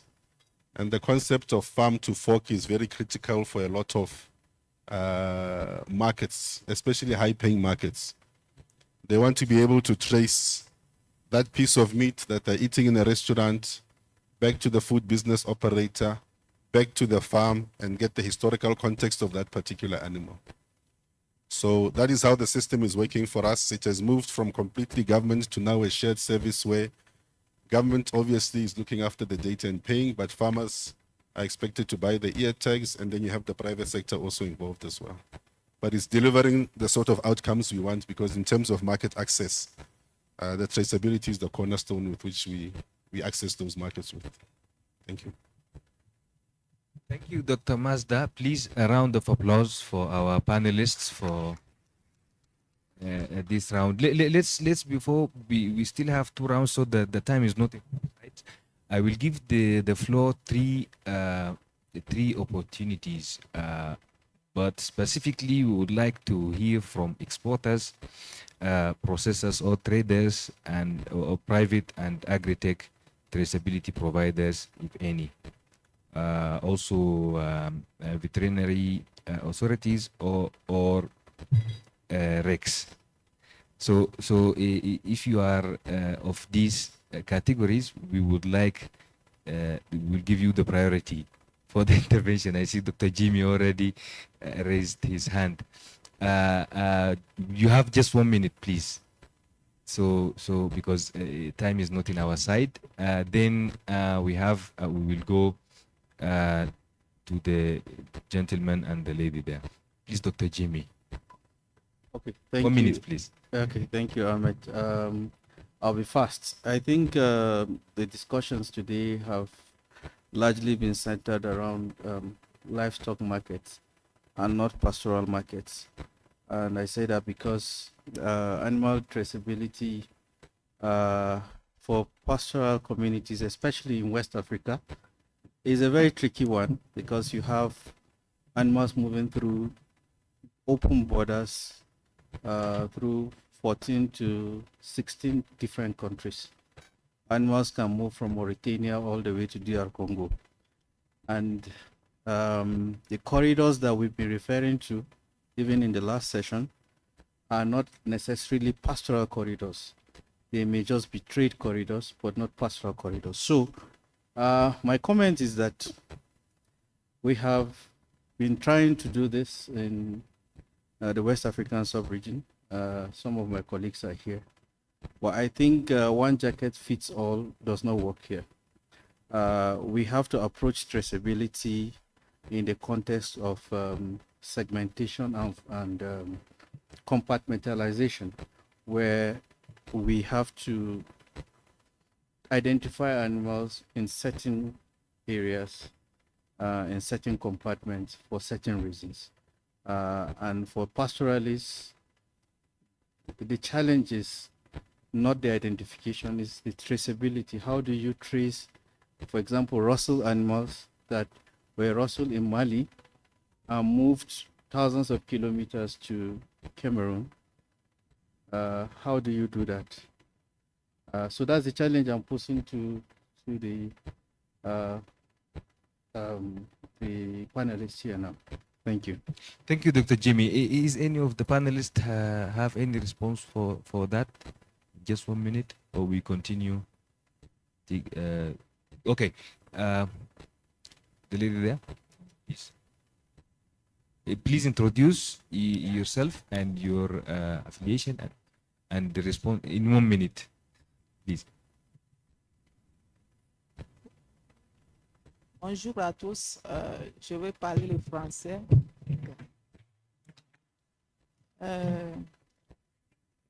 Je suis... D'accord.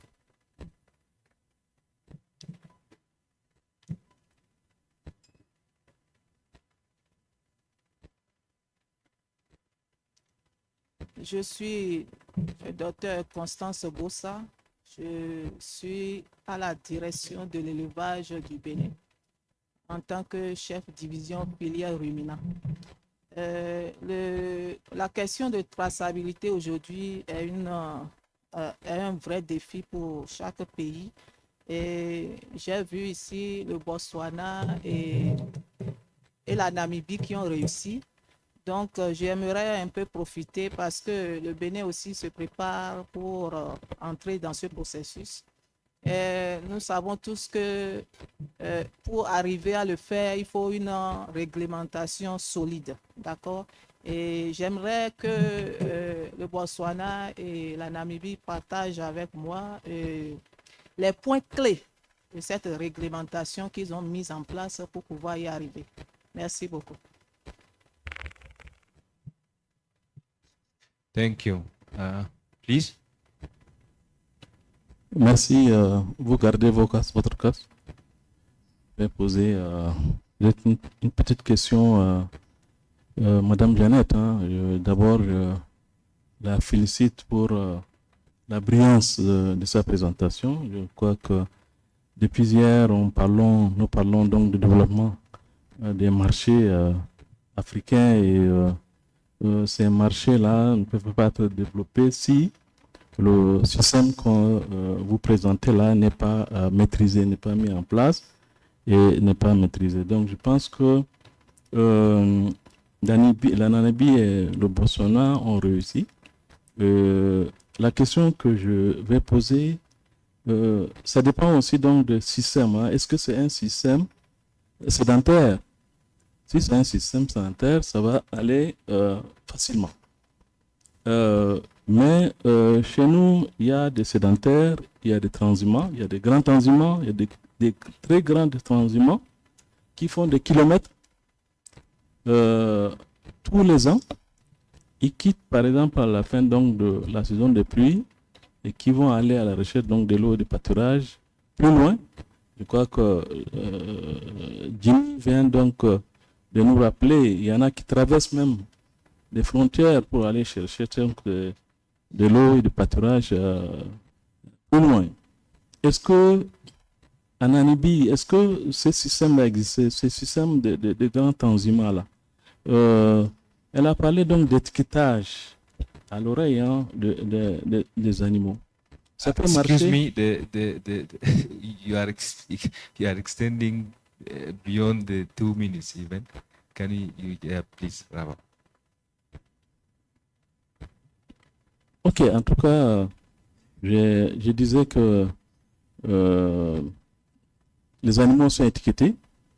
Ça peut aller avec les animaux qui sont stabulés, hein, qui sont sur place, mais avec les animaux qui bougent et qui vont très loin. Est-ce que ce système-là peut marcher? Est-ce que pourquoi ne pas peut-être utiliser une piste hein? Avec ces pistes-là, on peut suivre facilement donc le mouvement de l'animal, même s'il allait plus loin. Merci. Thank you for that. I don't think that we will be able to get more comments because we are left with 7 minutes, and you will use these 7 minutes to come back to the panelists here to go for the last round of this panel as we are supposed to approach lunch. So I would like to use the 7 minutes, giving everyone 1 minute to respond on what is the one priority APMD should take forward over the next 12 to 18 months to make traceability a working market in Ebola for African livestock. And please stick to the 1 minute so we do not delay the lunch.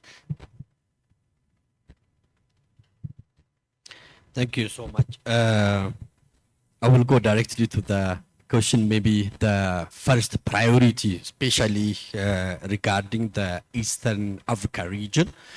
As we say, we focus on Italy's implementation around the pastoral area, which is very challenging to implement fully, registering the animal around there, because our pastoral area is located around the border of neighboring countries, specifically in Ethiopia. So the priority that I can just forward here is just implementing this program at all neighboring countries. Specifically, I can mention Kenya, Somalia, and Djibouti need to just implement the same program for effectively implementing the leads. Thank you, Zisai. That's a very good one. I think one key priority that APMD should take forward, I think following this forum, is the need to harmonize standards. As per the guidelines set out by WOHA and ARSO, there's really need to have aligned standards. So you have one central database that collects information that speaks the same language, so you don't have fragmented data systems. Thank you. I understood that as the continental standard. That's what you mean. Continental standard. Perfect. Dr. Mazda. Thank you very much. I think for me, really is to understand the market requirements, because I think sometimes we get fixated in thinking that the markets purely rely on what the EU is saying. So if we can all understand the markets and how markets will accept traceability, then we can come back and fashion systems that are working for each particular country according to the market requirements. For example, people are talking about, harmonization of regional traceability. Let's appreciate what the market requirements are in line with what she's saying in terms of the WOHA standards. If that is acceptable, then that's the route we'll follow. And if we are in situations where there are certain residencies that need to be fulfilled, yes, animals are nomadic, they're moving, pastoralists are moving, but if we find ourselves in a situation where a country is able to accept, or a market is able to accept a certain period of time where an animal is in one place, whether it's on finishing or in a feedlot, then that is a system we should use. So I think appreciation of the market requirements, and then we try and fashion tailor-made solutions for each region. Thank you. Thanks. For me, as a private entity, I'm looking to grow the subscription and adoption penetration of Floca just beyond Kenya and East Africa into North Africa and West Africa, and really take advantage of the resolutions that will likely come from this forum, which is to ensure that we are trading in intra-Africa trade as opposed to looking at exporting outside Africa, because the prices and the quality of meat that we're talking about we can get and we can achieve within Africa, and that is an area that Floca can actually be deployed to benefit everyone across the value chain.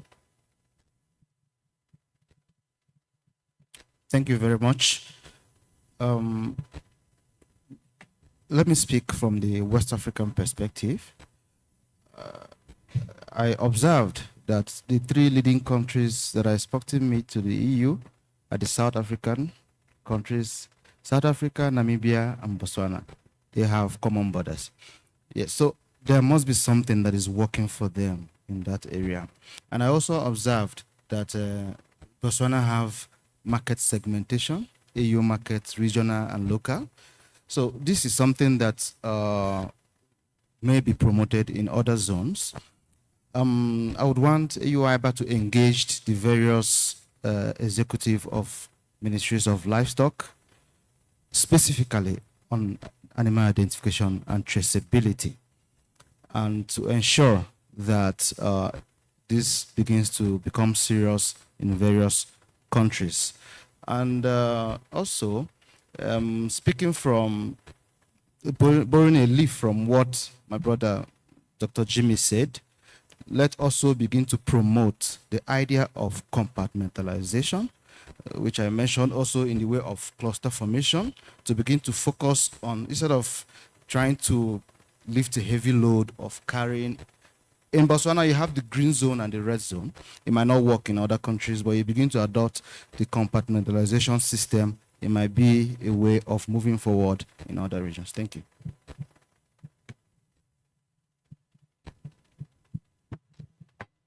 Thank you.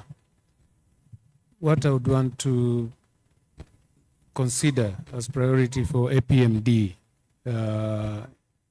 should take forward in the next 8 to 12 months is to build an interoperable, market-driven, traceability system that delivers tangible value to livestock producers by providing market access, strengthening disease control, and enabling trusted regional international trade.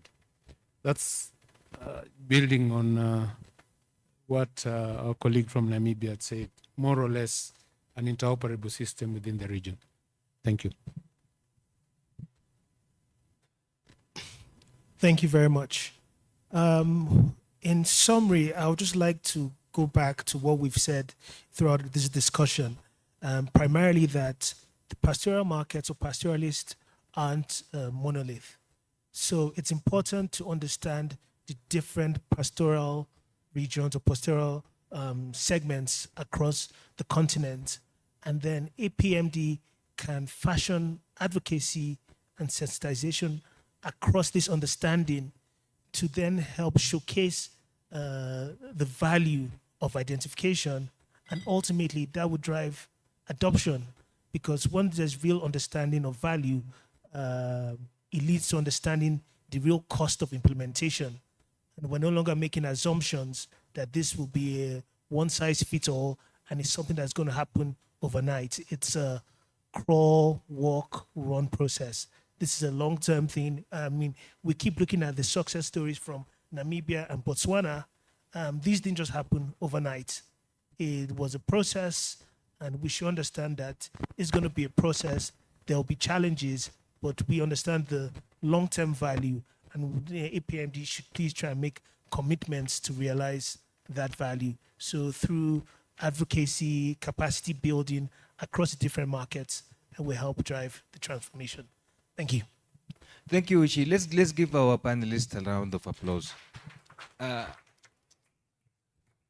I think it's clear where the alignment between our panelists. There is a need for a continental standard for its continental system that would align or would allow private companies to operate in different countries with the same standard, would allow to maximize the value from LIT's system, not just nationally but continentally.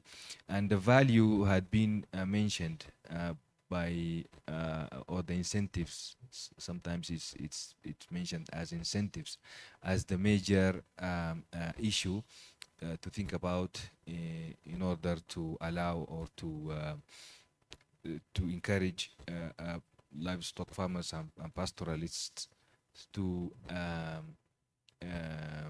tag their animals for trade.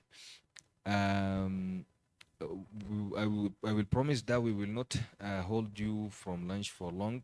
We'll take 5 minutes to give Floca Maria 5 minutes to just show us how this LIT system data and the system looks like, and how the data can be used to or how the list system is being used or how to utilize the data in the list system. I will let the talk for Maria. You showcase their Flocker system.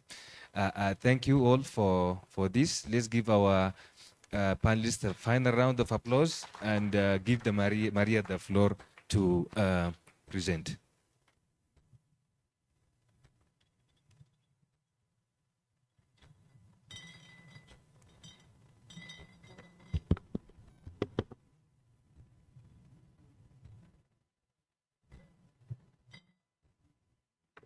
I'll just explain.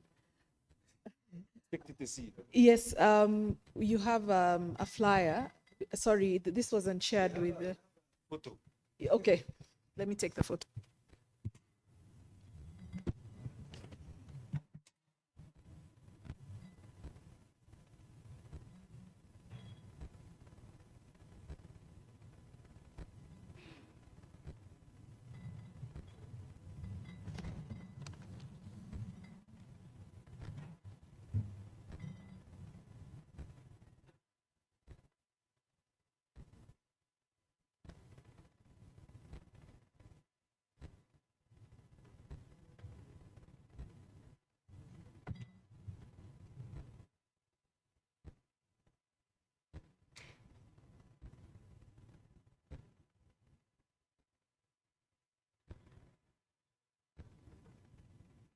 Look, guys, we're all connected to the internet.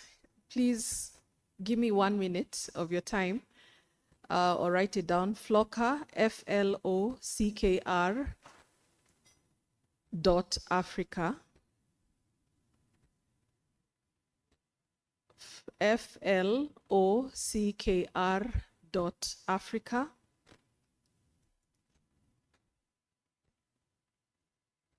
And that will take you to the landing page of Flocker.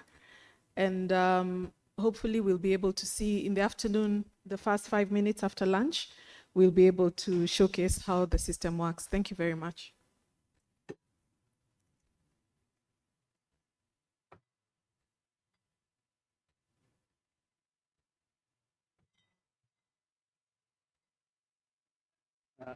Thank you so much. It is flockr.africa. Please visit that website, and you will have a presentation in the afternoon. So once again, let's please clap for our team, our presenters, our panelists. I think they have done a great job. ICT integration into the livestock sector is not something that is new, but the LITS is something that has been, in discussion for so long. And our brothers from Botswana, South Africa, and Namibia are the pioneers. The East Africa and the Horn of Africa have followed suit. It will be a challenge, I think, that we give to our brothers from West Africa, from Central Africa, that next year, perhaps at this stage, we'll also have a presentation from one of the countries from West Africa that at least has piloted LITS or any other similar system. Can that be a good challenge for West Africa? Good, I can see our Nigerian team is already committing. So it's now time for our lunch, and bon appetit. We meet here at 2 p.m., 2:15, latest 2:15, please. Thank you.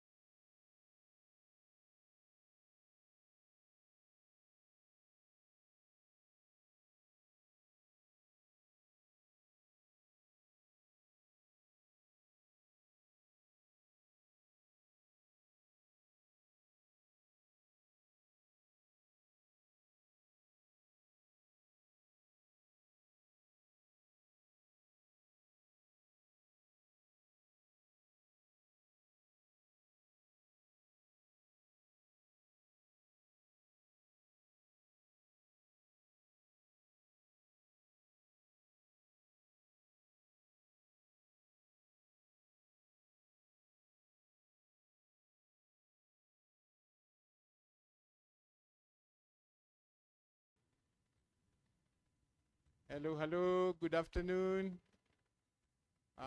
Please, let's take our seats. Let's take our seats.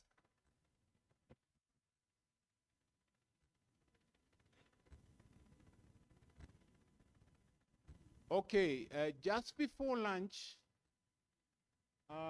Floka was supposed to demonstrate something, and we wish to give them that chance. So I want to invite Maria to take us through.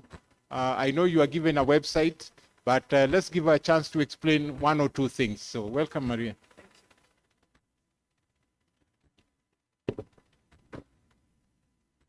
Thank you very much. If I may draw your attention to the screen. Good afternoon, everyone. What you're seeing here is the Floka dashboard.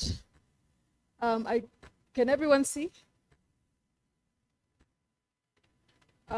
Basically, you're looking at the dashboard of my farm. That's the Ranch Experts farm. And basically what Floka is a livestock management solution, but it is also a marketplace. So the dashboard you're currently seeing is the farm management side. And if I may just show you quickly how useful that is. I can go to my farm. I log in. This farm is called Mutamayu. For those who are from a certain part of Kenya, Mutamayu is an olive, the olive tree, the African olive. So basically, what you're able to see here is an overview I see as a farmer. And if I can just be specific, I can go to some lots here. I can go to a specific animal. You can see they are named. The Gen Z in my team have given the animals, some of the animals, some interesting names. You can see them there. There's beefcake. Let's look at beefcake, for example.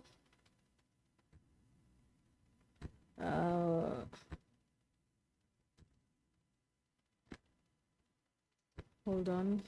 I want to show you.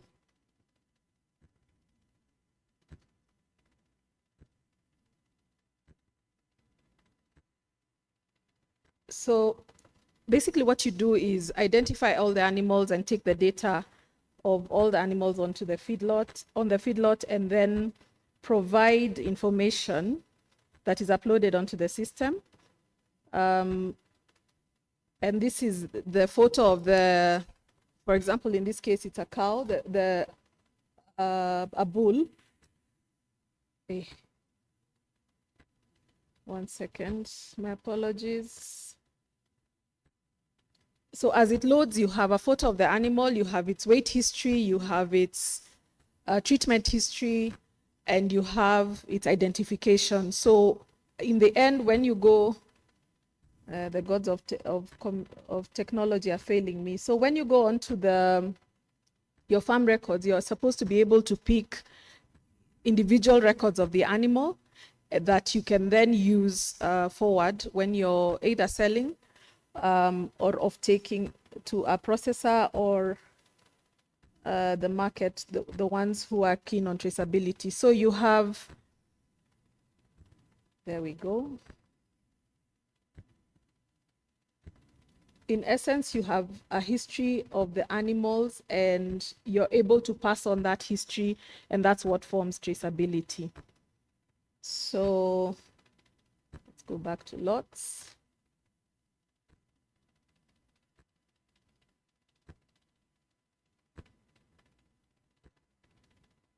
So if you look at, for example, the information on this particular animal, I just want to show you a quick descriptor.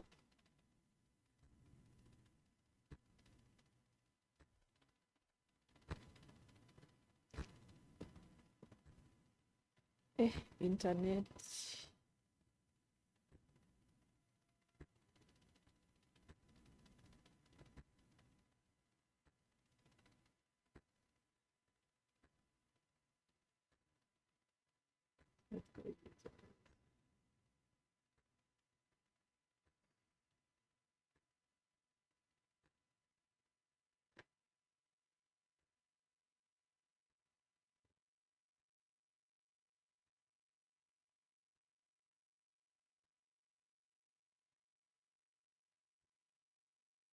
Okay, let's leave this and go to the marketplace. For some reason, this is giving us issues today. So on the marketplace, this is the other feature of Flocker. On the marketplace, you're able to list your animals either as a buyer or a seller. And currently, these are the listings you'll see if you log on to Flocker and you're looking to sell or to buy animals. Currently, you have a featured listing, and this gives you an idea as a buyer or as a seller what animals are currently going for. For example, you can see different prices. This is a dopa that is being sold for 25,000 per head. If I click on that animal, I'm interested in it, it will load the listing details of that animal. I can make an offer on it. I can message the seller. I can call the seller. Okay. And I can add that animal to the cart.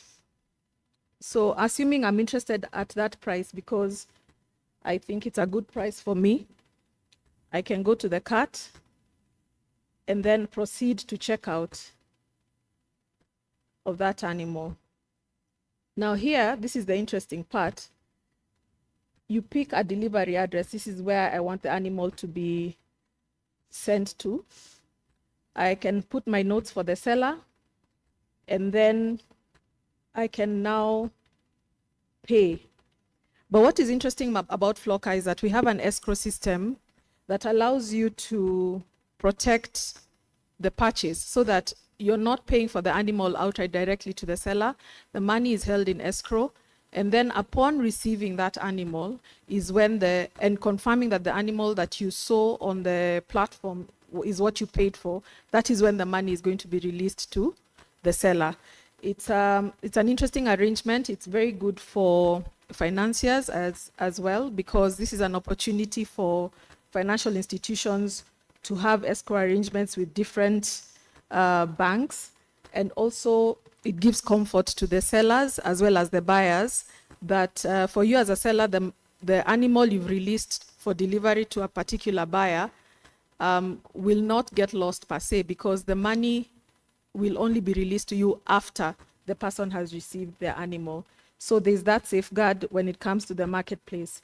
The other advantage of the marketplace is that the marketplace is an ecosystem, and it incorporates other users on the marketplace, such as vets. You have vets who are registered on the marketplace. You have a financial institution, livestock, insurance, transporters, and so on and so forth. We also have active buy requests. So even if you're not selling, you're looking to buy.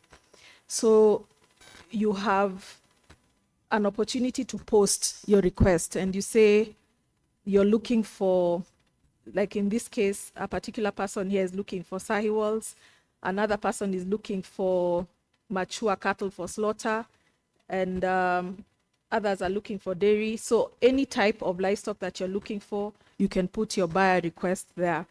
So it is a comprehensive system. It covers the entire ecosystem, and it also has market intelligence. We have a community page that allows you to interact with other users of Flocker. And this is similar to a social media platform that is basically developed for users of in the livestock space. So you can see who you're following, and you can look at what they are doing on the space. You have a learning hub there that allows you to get information, up-to-date information within the industry. You'll know what's happening, what events are coming up. You get market insights, and so on and so forth. So at your own time, please look at the flyers that are on the table. You'll find a QR code that allows you to then go directly onto the platform and interact with it. I encourage you to sign up. Flocker is the one-stop shop for the entire livestock ecosystem. I'll be able to take any questions or any interest that you might have. I'll be around and we can interact throughout the week. Thank you very much.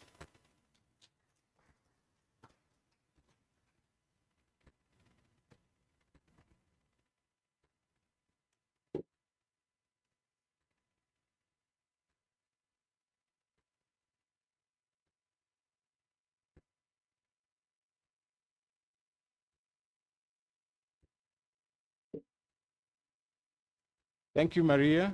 But the clapping was not like for people from lunch. Nah, it's not yet. Okay, fine. Yeah, we'll improve it next time.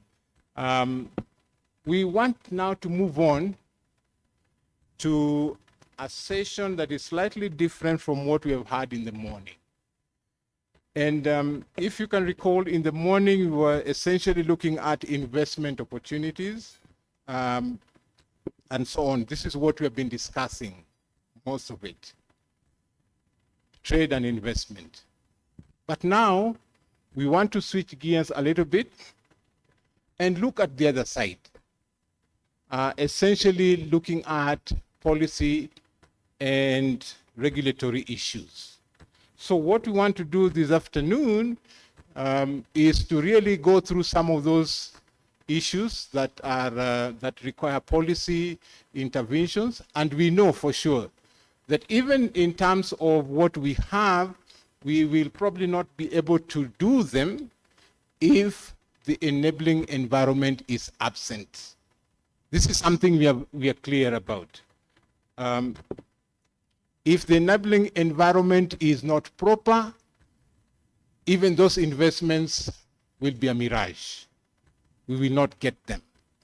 And so this is why we recognize the role of government and other institutions in the pastoral development space. The investments, the trade we are looking at will not take place if that enabling environment is absent. So we want to switch gears now to have a little bit in terms of what APMD has done regarding the policy issues, so that we can then delve into the real constraints in terms of policy and what governments have done to mitigate some of those constraints that we have. So I would invite you to straighten up your seats, because this is going to be a tough one now. Because we are going to say, is the policy space proper for the development of pastoral markets? This is where I want to go. So I want to invite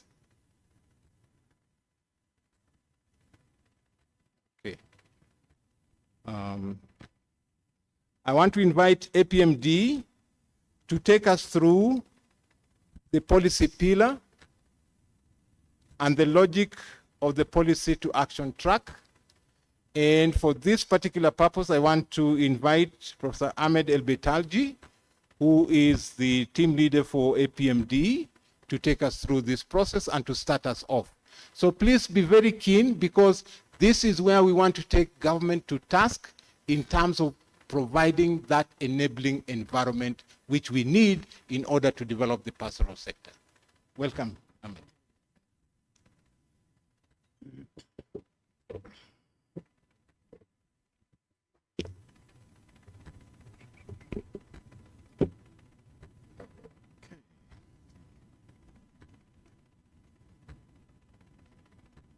Okay, good afternoon, everyone. As Dr. Gamba said, we need now to go to the policy issue. Actually, as we agreed yesterday, we don't need to talk again about the barriers and the challenges of the policy. We need to use this opportunity that we are all here with different stakeholders of the pastoral livestock sector to agree and develop policy to action package or policy to action document that can be now delivered to the ministerial segment for endorsement and after that implementation. So we, as we agreed, we need to be, we need to build on all the information we have, all the discussion we have. We have here in the 1.5 days, a lot of information about the policy challenges from the production, genetics, inputs like the natural resource management, feed, water. We talk about, also we heard about transportation, corridor mobility, standards, etc., as you have been talking. So now we need to go to the next step to see how we can transform this to a specific policy action, and you are the best forum to handle that. So generally, allow me to take this here.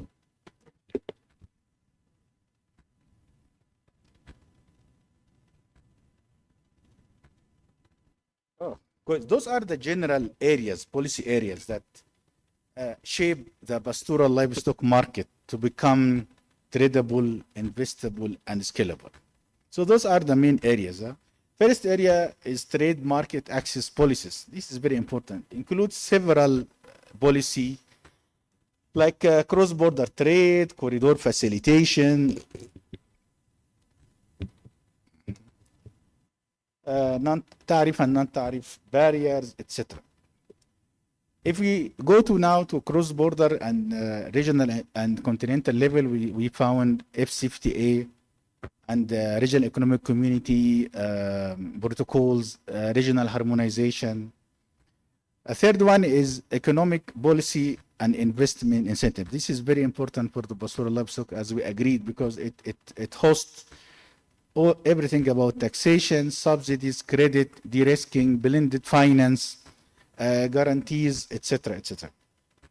Also, the standards SBS traceability quality system, and these affect both intra-Africa trade and beyond that. So it also has animal health requirement, health certification, a compliance system, traceability, and so on. I would like also to go to the continental level, which is the CADAP, the Comprehensive Africa Agriculture Development Program, which is also includes several, we'll talk about that in the coming presentation.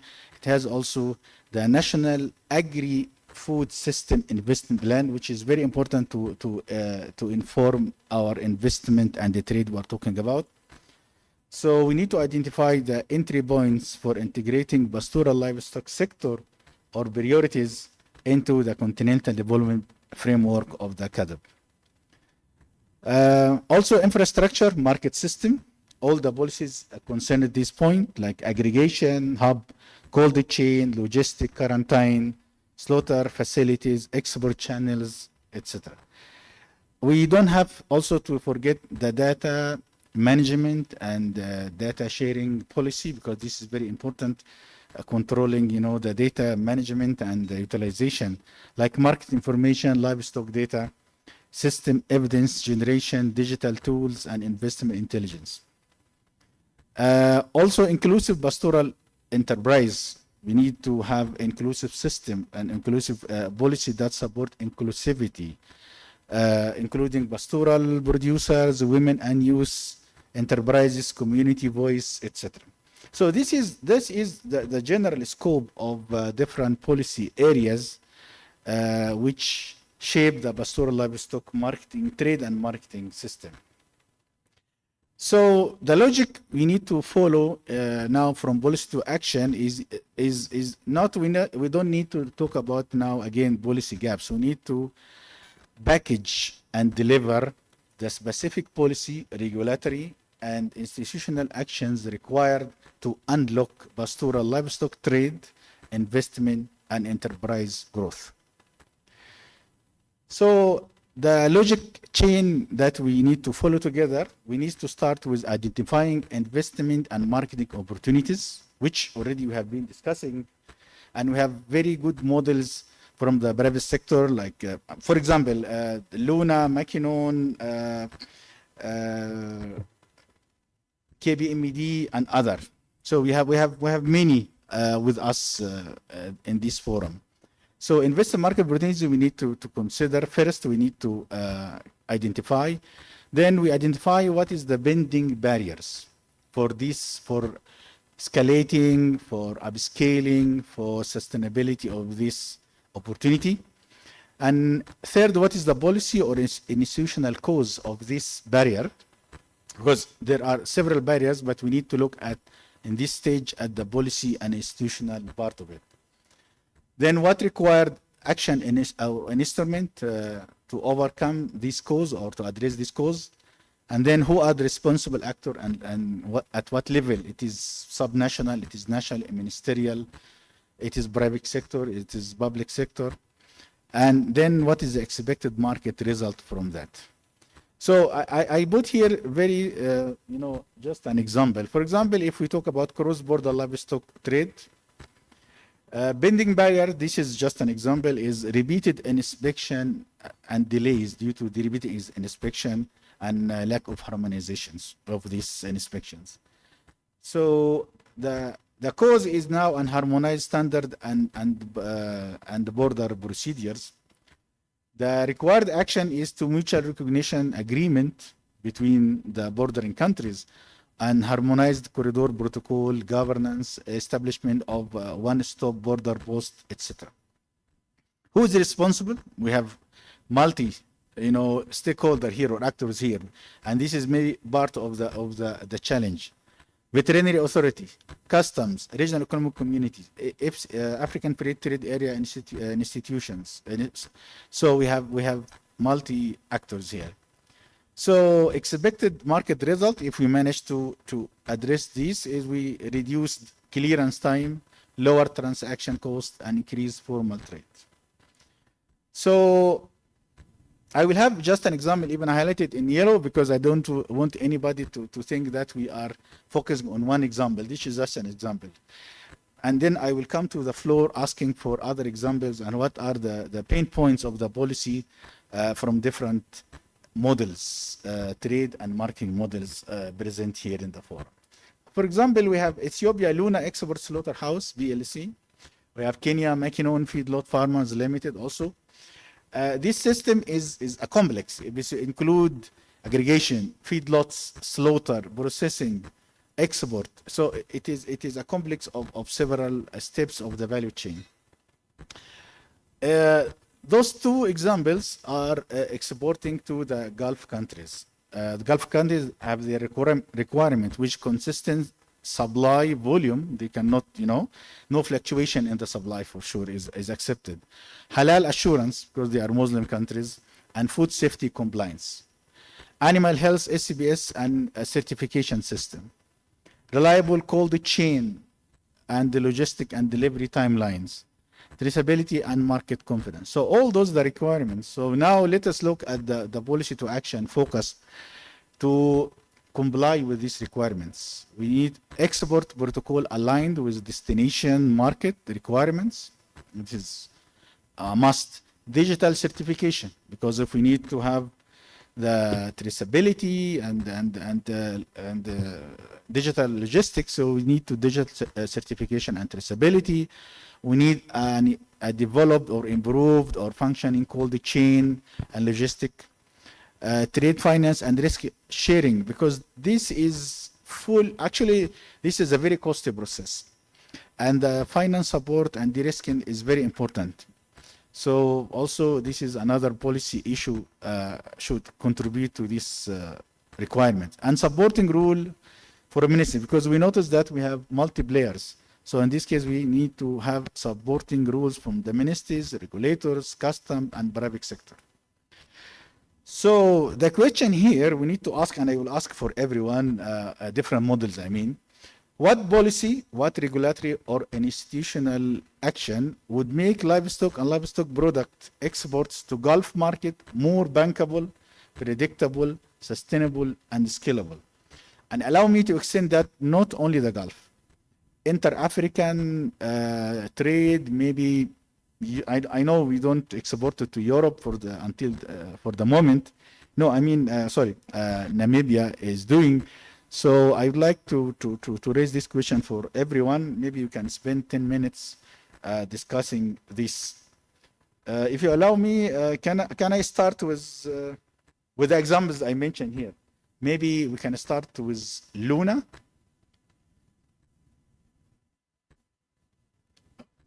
I don't see. Luna is not here. Okay, yes, please. So, please help me. Like, what policy, regulatory, institutional action would make your model, okay, more bankable, predictable, sustainable, and scalable? What do you think? Thank you. Good afternoon. Good afternoon. Thank you, Professor. Actually, when you talk about policy along the pastoral livestock development, it's a bit complex. But specifically when we focus to the economic and investment policy, I think there are enabling environments in the Ethiopian context. For example, if someone needs to invest on livestock development, the first issue is accessing land, which is affordable, and the investor can access through the lease policy, which is practicing in the country. And the other one, importation of various equipment, transportation facilities, you name it. So all these are tax exempted. Tax exempted, and there is levy and duty free, so that the investors are encouraged by this motivation. On top of that, each concerned relevant institutions, government institutions, they are responsible to support the private sector to build their capacity and to be more productive. So the first issue is supporting, creating enabling environment towards economic and investment policy framework. The other one is, I think, along the issue of standard and SCPS requirements. When you talk about export trade, the number one issue across the globe is the food safety issue. That is fulfilling the SCPS requirement demanded by WHO and WHO. So this is a common understanding between the Luna and between the Gulf countries. So that when you talk about standard, we equally understand what does it mean for Luna and what does it mean for GCC countries. I think that has to be taken into account. And I'm in doubt when you talk about inter-Africa trade. I'm not sure whether we are talking a similar language when you talk about standard and quality of meat or live animal. I know IGAD has prepared a regional standard for the live animal and at the same time standard for meat or carcass. And even there is a regional livestock identification traceability system at IGAD region, which is very unfortunate we can't materialize it on the ground. So there are good initiatives, good supports from the government, and recently when it comes to the financial and credit mechanism, recently the government has prepared a financial mechanism by the system called NAFIR. I don't know in detail what, but it focuses on supporting agriculture development in the country. And beyond.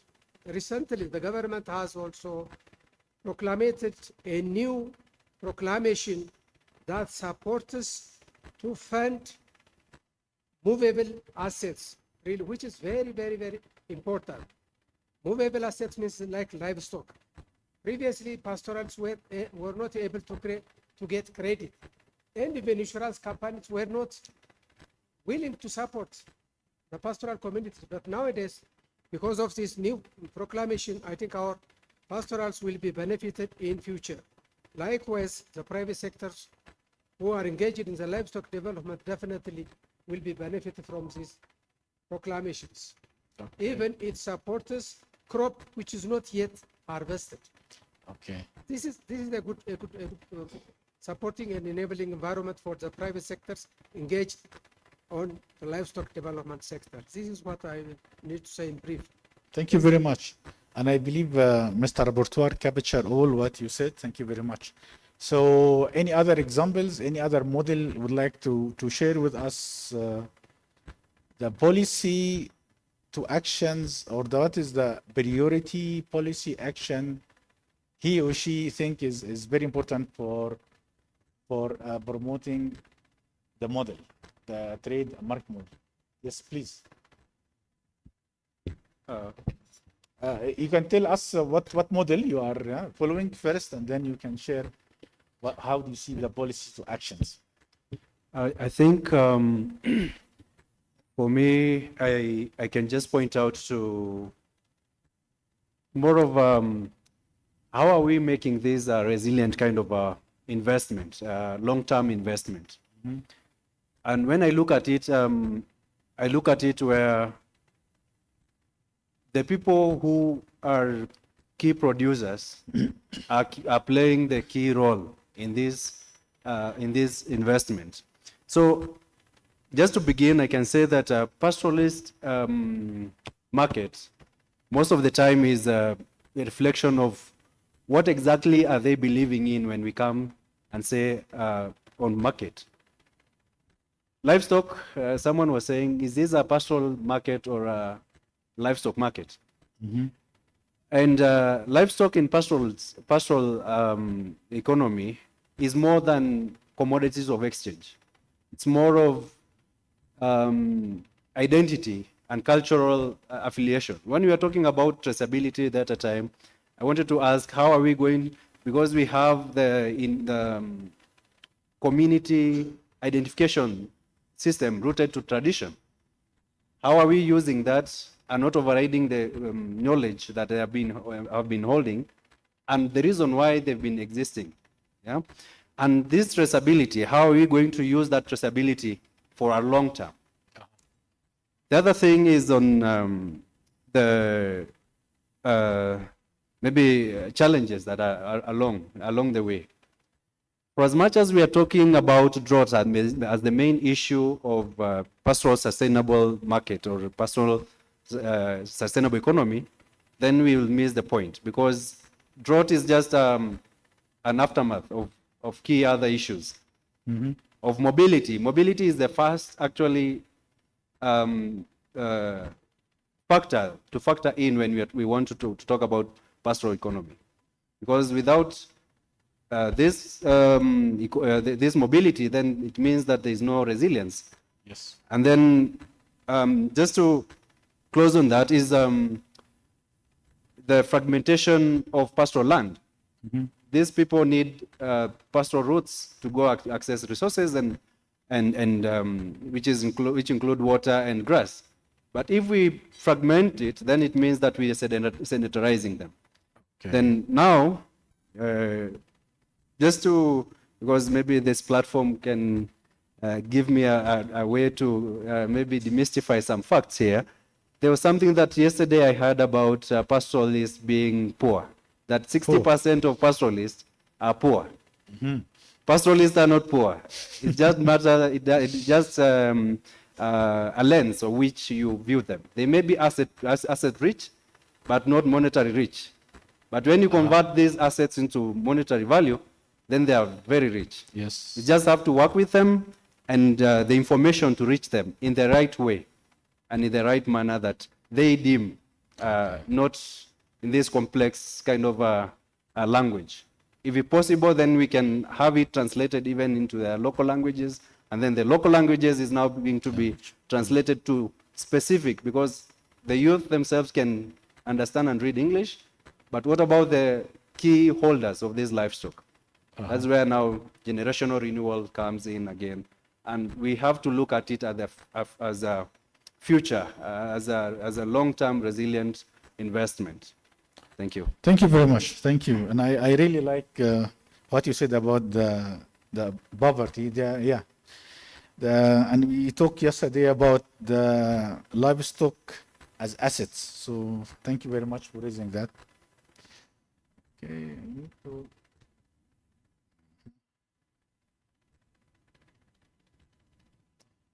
Okay, please. So we have another example. Thank you. My name is Tahira Mohammed. I work with International Livestock Research Institute. From the policy instrument that you presented, around 8 of them, I think one of the issues that is often neglected in African context is also the aspect of breeding.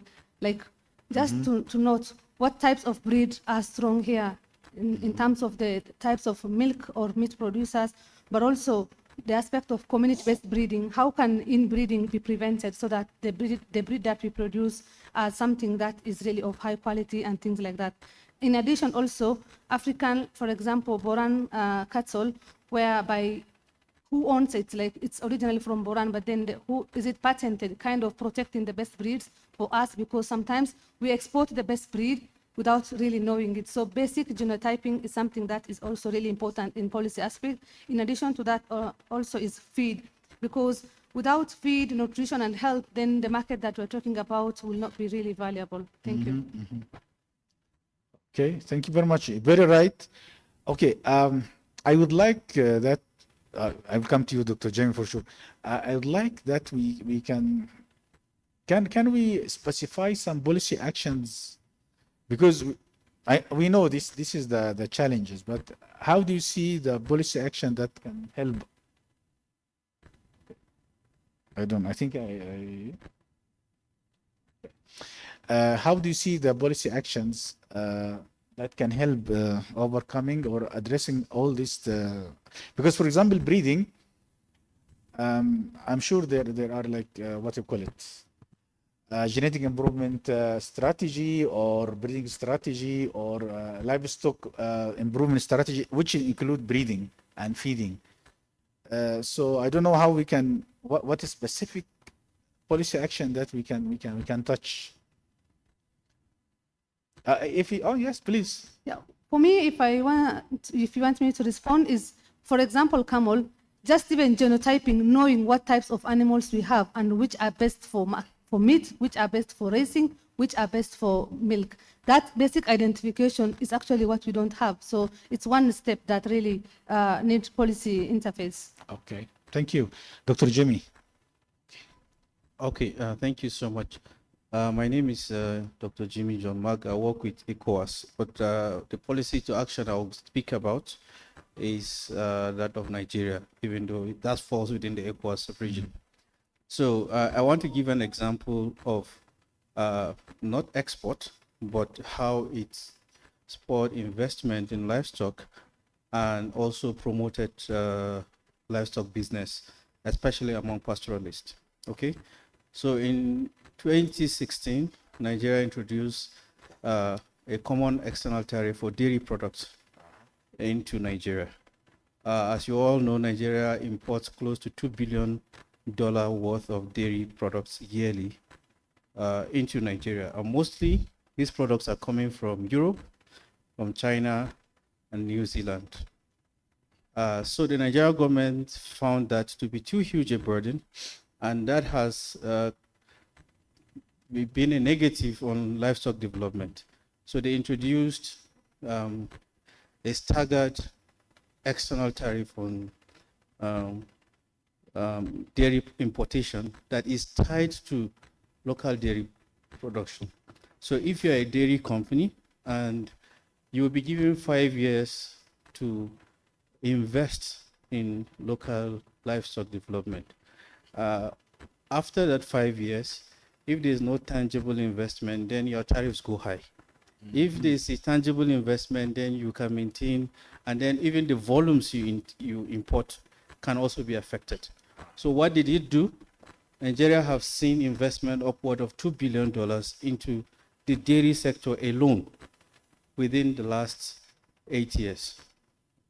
And not just that, because again, I want to be specific about pastoral economy. I don't want to lump it together with the livestock economy. So what did it do to the pastoral economy? In West Africa, we produce about 6 billion liters of milk yearly.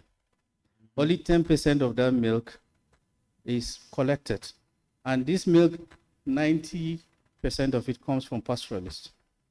only 10% is collected and processed. And now, I know I was part of a project that promoted milk collection in pastoral communities. And then we have what we call business champions. And most of them are multinationals who now buy the milk and process it. So, you know, in East Africa, it's mostly about meat and live animals. In West Africa, even though we do a lot of meat, we also do a lot of investment in dairy, in pastoral communities particularly. So there are so many initiatives and projects currently that are ongoing or are very successful models where milk is being collected from pastoral communities, what we call last mile optic. So they go to the hinterland to collect milk in small volumes, aggregate it, and it's being sold to big dairies where it's being processed into products that you see in the supermarkets. In fact, in ECOWAS, we have a new project called the Pastoral project, which specifically focused on local milk collection and local milk processing. There's also the Pastoral project, the coordinator is here, which is on livestock meat value chain across West Africa. So this is an example of what policies to action, in my opinion, should do. Thank you very much. Thank you. I will stop here. I'm sure we have a lot of, but tomorrow we'll, for the time, because can we continue this? Tomorrow we continue with the policy, because the issue is the time now. I think we are already, so, okay, I need to. Okay, this is just an example.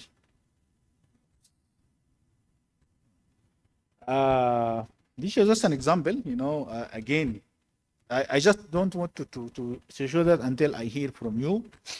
For example, for live and meat animal for export. So as even has been said, it's halal export certification complexity, required policy. We need to align export protocols with destination market requirements, strengthen certification and inspection system, etc. Who are responsible is the livestock ministry, trade ministry, veterinary authorities, export agency. So it is multi actors. So what is expected impact or result? Lower rejection risk and greater buyer confidence. You know, so we have done that, and we will do that with other.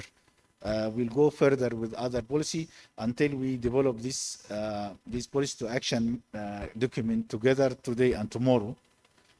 For the chilled and frozen meat and value added products also, bending barrier is weak cold chain logistic and aggregation system.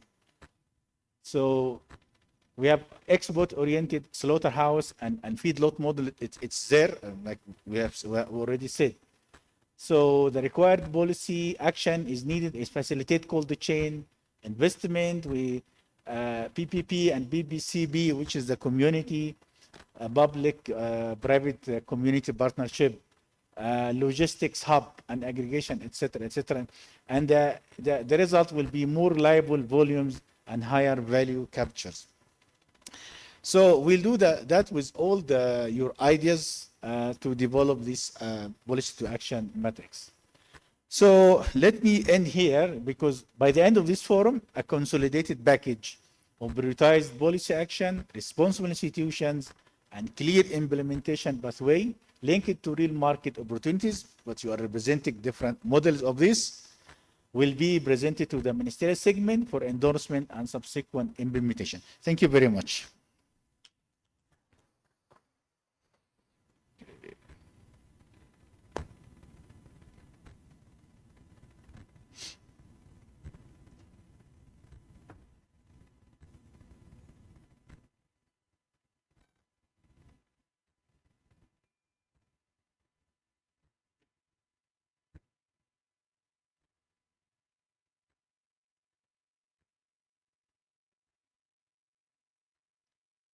Okay, thank you for taking us through that portion, introducing the whole issue about policy and regulatory reforms. We want to continue the same process And this time we want to listen to the Rex. And so to take us through, and I will request the indulgence of Iqbal so that we can also accommodate ECOWAS, right? Yeah. So we will want to hear from Iqbal, and for this purpose, let me invite Dr. Dereje, who is the director of Iqbal, just to take us through what they have in this regard. So welcome.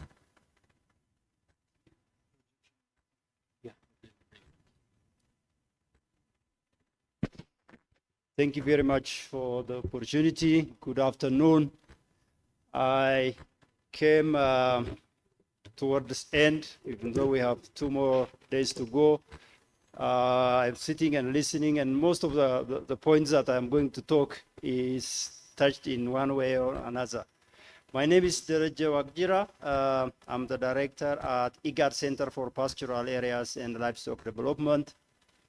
I just cluster our discussions into a couple of thematic areas and then policy implication, maybe also touch what we have done at IGAD level. Centrally, what I want to confess is we have really most of the policies in place at the regional level, continental, most importantly at the country level. What we are lacking is largely realizing it, and a few areas that we have not seriously considered. I also want to say that, you know, at the continental level, at the regional level, we provide frameworks which the countries can pick up, either to fine-tune and implement or harmonize across. Otherwise, the major policy decisions are at member state level. I will cover those points, and I also come back to you with my number. Sorry for that. Overall, that's IGAD. We are very close to 500 million ruminants. As far as the recent data is concerned, we have different just around here. And that's the land. 70% of the land is dry land, which is suitable for extensive livestock production, pastoral and agro-pastoral. That's what we are talking here. And I've been over a decade working in this sector. I think we have been crying on, you know, vulnerability, drought, and so and so. This is one of the meetings that we are talking about opportunity drive through trade and private sector, the lacking element. But without forgetting, I will come back to the center. 60% of our livestock in this region are also in this production system, so it needs attention. So what? It's a pastoral and agro-pastoral system that we use reference because there is also a bit of farming happening in the landscape. It covers 60% of our livestock. And it, in fact, numbers are there on agricultural GDP contribution. So what is the biggest service of this is they breed and multiply the animal. I don't know how to talk about it. This is the most efficient way, whether we like it or not, because livestock production, the major cost is feed. You can't keep this animal and feed and achieve this level of livestock population. So we need to keep this, that the land and the people are producing and breeding, and this has to be appreciated and part of the farming system. They have 3 key features that we have to also consider and nurture. I think it has been raised in the house. One is transhumance or seasonal mobility. Because of the ecosystem itself, this is how the production is happening. There's a movement from A to B in a season and back to A. In IGAD region, we largely talk about, you know, from one country to another, which is different in West Africa, involves multiple countries. The use of land is also extensive because the land, the ecosystem does not support extensive system. It's a communal land right. So if this system to proceed, we need to look at this and how we are supporting by policy all of this. The policy intention is now to protect livelihoods for people who are dependent on it, to support the economy and the environment, the key, the rangeland.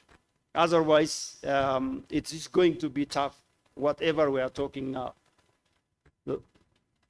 In terms of policy action, where are we focusing on? This is a dry area. We have to keep investing on drought resilience, the governance of transhumance, because it is mobility. Mobility is with risk, and one of the risks is transboundary animal disease, among others. We need to govern. It has happened over many years through traditional system. It's getting weaker and weaker. It is now a source of tension, a source of conflict, as well as also a lot of risk. We need to focus to govern the pastoral mobility.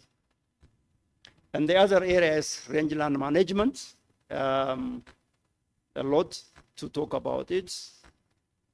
If we have to produce, it is not everyday. There are core ecosystems that are supporting the pastoral system, and we are losing them at rapid speed because the management system is not in place. So at the regional level, what are we doing?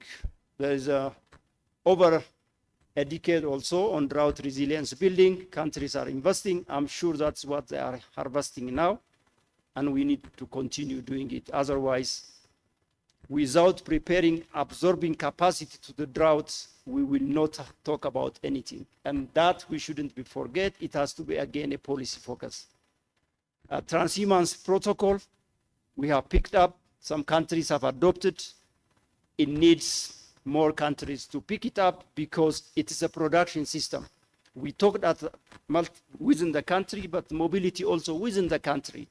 It needs to be, the routes be developed, service following those transhumance routes so that production is supported. Without that, you will not have animal. And on the rangeland, it's similarly, we have a regional strategy and countries have adopted that and they have their own regional strategy. What is lacking is really, this is the sector that lacks a bit of investment, and we need a public investment. That will lubricate the private sector and harnessing the income later. So that's one. The second area that I will also structure to talk is about offtake in this system. We talked, I'm just bringing ideas together. Offtake, you remove animal so that it supports household. It's for the rangeland health. It's also building resilience, okay? But what is happening? In agriculture, they call it post-harvest loss. The offtake is not perfect. You go to the pastoral area, you will see goats and sheep look like amazing in good season. Come back in 3 months, they have lost the value. No one has talked about. We have not really offtaken for multiple purposes. And we did a study. There are countries in our region who are not even offtaking at all. It's at cost. So we need to look at this, and offtake is also a climate change issue, both for adaptation and mitigation. Because you keep animal, keep contributing to climate change, you will not make economy out of it. So we need to talk about offtake. Offtake is about data. We have improving over time. Countries like Kenya, Ethiopia, they are coming up. And data is not really up to it. Our clients on the other side are waiting. How many animals are you supplying me? I don't know. So some of the data from the countries are obsolete. The numbers we are using here are really not that. And the base for planning is to improve our data and then progressing from that. The policy intention is sustainable offtake. Reduce loss, consistent supply. I am saying, we have done a little bit of study where market is really functioning very much. It's a much more of extractive. And there are areas within the regions that are locked. And it has a lot of costs that we need to look from that angle.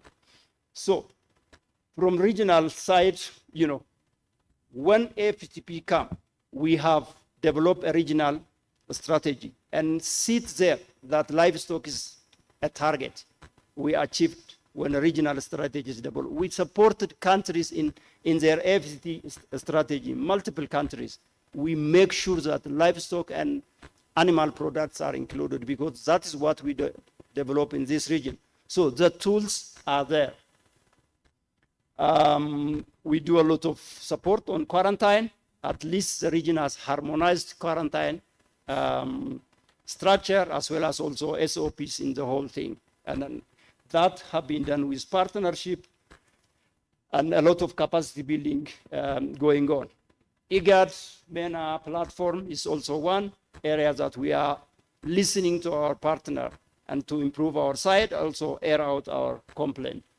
So it's not that policy, but action areas, but centrally the trade and the tools are already there. And harmonization at the regional level is happening, with small areas that we need to keep improving.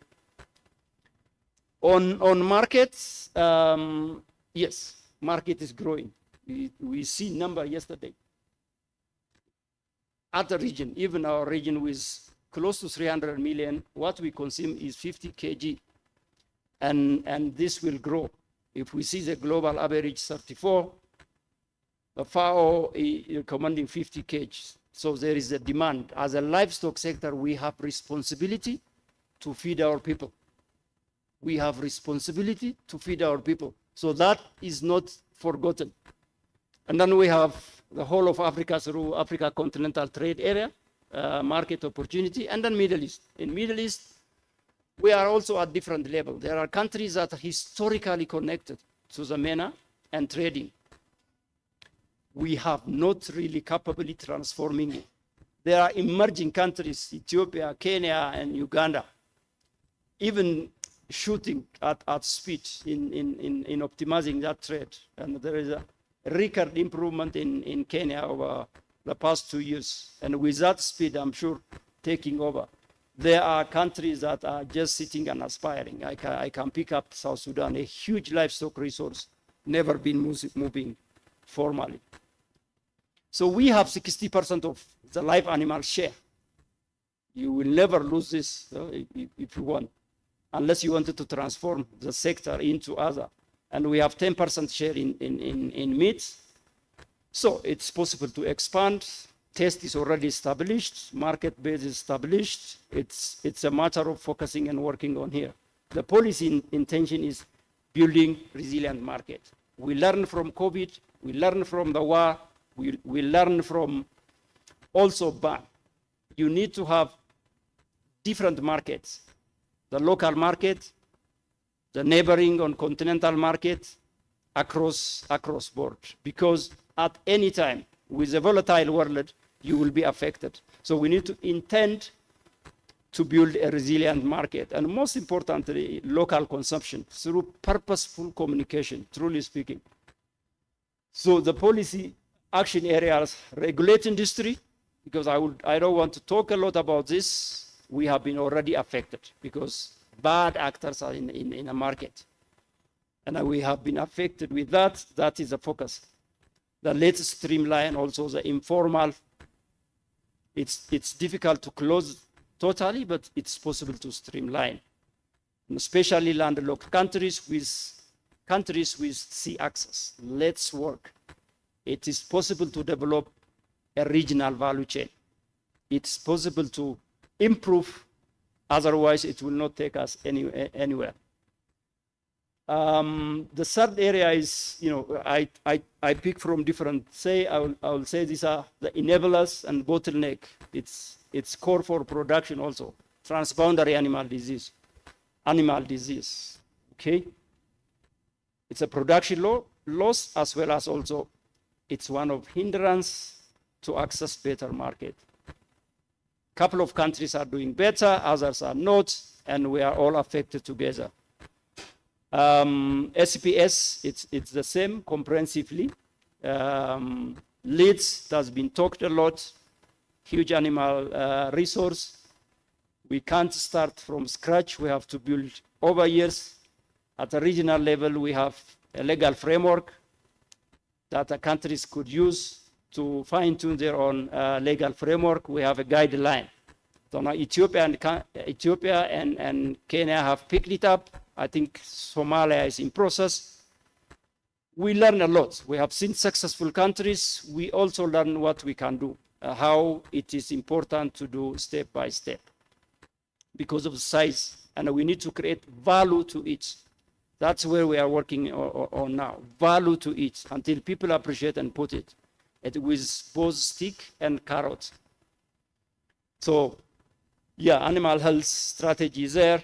Region agreed 9 main diseases that I wanted to focus. Some have a strategy, and then we continue focusing and working because we have to work like that. I don't justify that because we are connected by pastoralists, we are connected by trade, and there is a lot of risk sharing. Unless we work together, it's easy to go back. So I'll have to leave space for my colleague. That's what I want to say. It's pastoral and agro-pastoral system is a production system. And it has to be nurtured. We have not seen truly, as a center of excellence, we drive, country by country, we can see there is a commitment at CADEP, commitment at really different level. Sufficient support is not there. And that's why the region is struggling with STAR and so and so. So public resource allocation. Then offtake is an issue that we have to look at it. If we are not doing it, really we are not supporting our community, our environment, as well as also other. And the trade is, let's build a resilient market, diversify and value addition. I was so impressed. Last week we were in Kenya listening the progress. How few corporations or business are really moving ahead in processing because, cultural shift is to come. How much ready we are. Slaughtering the whole carcass is slowly to step back. Yeah? I used to go to field and then we buy goat and we eat. Today you will carry your sausage in the bag and travel. Huh? So the private sector also look inside. There are a lot of things to do. There is a lot of shifts. Here is the production and innovative and looking inside to expand. The other areas, let's complement each other at the continental, regional, at the country level, not to repeat so that we move forward. That is across for all of us. There's a better way of doing things at a different level. And finally, regulated but enabled business is the one which can drive. I thank you so much. I benefited a lot from the discussion. I have not brought anything new, just to give you a bit of structure in few areas. Asante sana.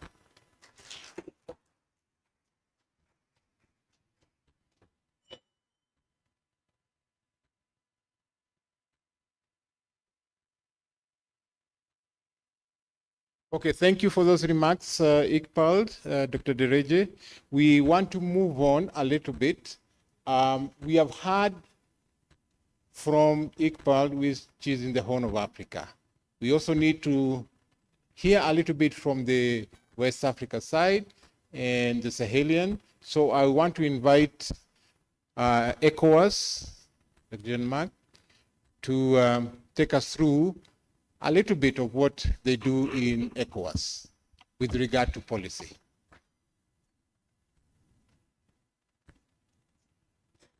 So good afternoon. I know we're already tired, but I'm not going to say anything different from what my colleague said, basically, but I just want us to contextualize East and West Africa. We have some peculiarities between these two regions. First, I want us to look at how we are structured in West Africa. So West Africa has a Sahelian part and a coastal part. So there are countries we call coastal countries, and there are Sahelian countries. Most of our livestock is in the Sahelian countries, but the biggest consumption is in the coastal region. So that's one. Secondly, we don't necessarily focus on exports, that's livestock export, whether it's live animal export or livestock product export, because we have a huge population to feed. You know, I have a Chinese friend that came to my farm and asked me, your layers, what's the production like? And I was excited. I told him, oh, they are doing 80% production, egg production. I said, 80%, and you're still keeping them? I said, yes. He said, in China, if they are doing less than 90%, they discard them because they have too many mouths to feed. You know, so in West Africa, we have too many mouths to feed. Nigeria alone has a population that is close to 300 million, just for you to know. So we need more of the livestock and livestock products internally. So our focus is mostly to feed our population. And so the focus in West Africa is intra-regional trade, mostly, okay? So you see animals moving from the Sahelian countries to the coastal countries for trade, basically.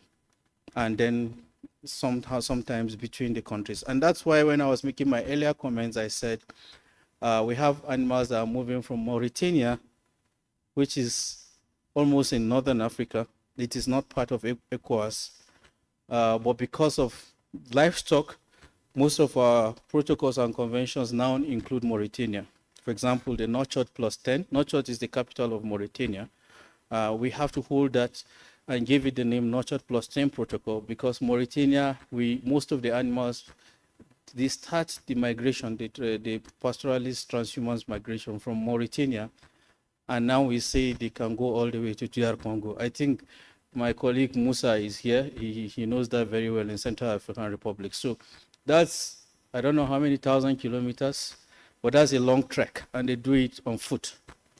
So that's second thing.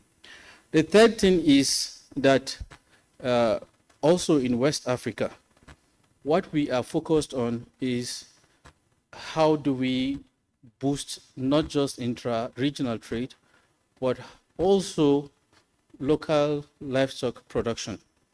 In pastoralist communities, like I was earlier making the comment, we want to develop pastoral economies. And one way to do it is through the products, the milk and meat.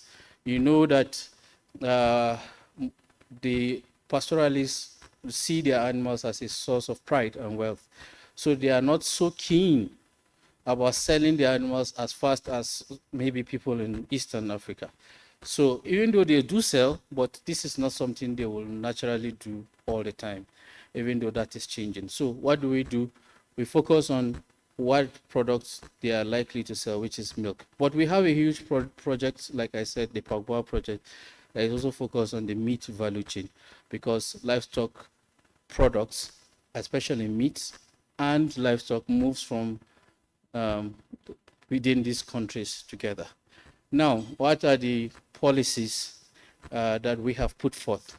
The major policy we have is the ECOWAS Transhumans Protocol, which we call the Decision number 10 of 1998, which has set the template because all ECOWAS head of states have signed up to this agreement, and that is to promote safe and secure pastoralism. When we are talking about livestock markets, in West Africa, we are not talking of just trade corridors. We are talking of pastoralist corridors or pastoralist routes. These are different from traditional trade corridors because these are just cattle routes or livestock routes that has been there for centuries, for thousands of years, that our pastoralists use. They move from the northern part of Africa all the way to Central Africa. It's the same route. The animals can lead you if you don't know the way. So these are the parts, these are the corridors that we seek to protect so that we can have safe and secure pastoralism. Without that, I will tell you that livestock pastoral markets will be dead. Because what we see is that most of the trade that is happening, especially in pastoral economies, is happening along these corridors. especially at the border regions. Okay, so what we seek to do is to promote and build infrastructure in these corridors. This infrastructure include veterinary posts, resting points, feed posts, including also border agencies who issue or check what we call the ECOWAS transhuman certificate, international transhuman certificate, which is virtually the passport of these animals. It tells you where they are going to, where they are coming from, and whether they have been vaccinated or not, and so on and so forth. So we seek to, as part of the implementation of this protocol, to promote safe and secure pastoralism through building infrastructure and building capacity among border officials. In some countries, one of the failures of implementation is that some countries don't even have the capacity, I mean the manpower capacity to implement the protocol. They don't have the right security people who understand the protocol, or they don't have, they've not employed legal people who can settle dispute. So part of our work is also to develop what we call the transhumans community dispute resolution committees, which is involving pastoralists and community leaders and agro-pastoralists and other people. Okay, so so most of the markets in West Africa, like I said, is at the border regions as they cross. So you find a lot of market activity that is happening. And my colleague Hussein Ouattara, where are you? Can you stand up so that they can see you? Where are you? Please stand up. He's the one leading the livestock markets meat projects in West Africa. He may have something to say about that. But the focus is on and he has done a very good work. He has developed insurance policies for livestock transporters. We have also done a lot in cattle markets in border regions. That's ECOWAS. But in member states, there is a lot of work also going on. Some member countries, as you know, we're having a lot of security issues and geopolitical tensions. And that security issues came from climate change issues, because the pastoralists are used to seeing water here. When they go, they don't see it. Or there's a rangeland that is full of feed. They will leave Mauritania to Nigeria. When they reach Nigeria, that same spot they're used to seeing water or feed is not there. But they have to feed the animals. So they somehow, disputes happen with crop farmers.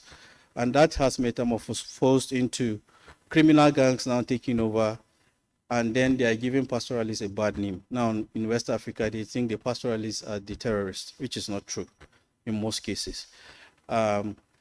So this is some of the challenges that we are having, and we also have a lot of issues with cattle rustling. There's a task force being formed now, regional task force, to take care of that.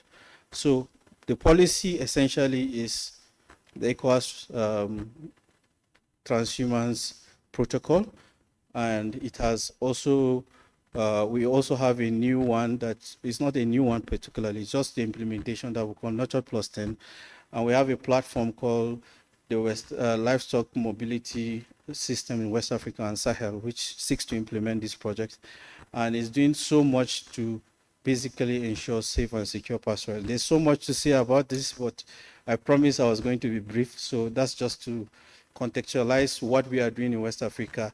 Not so far from the Horn of Africa, but just a little difference. Thank you so much.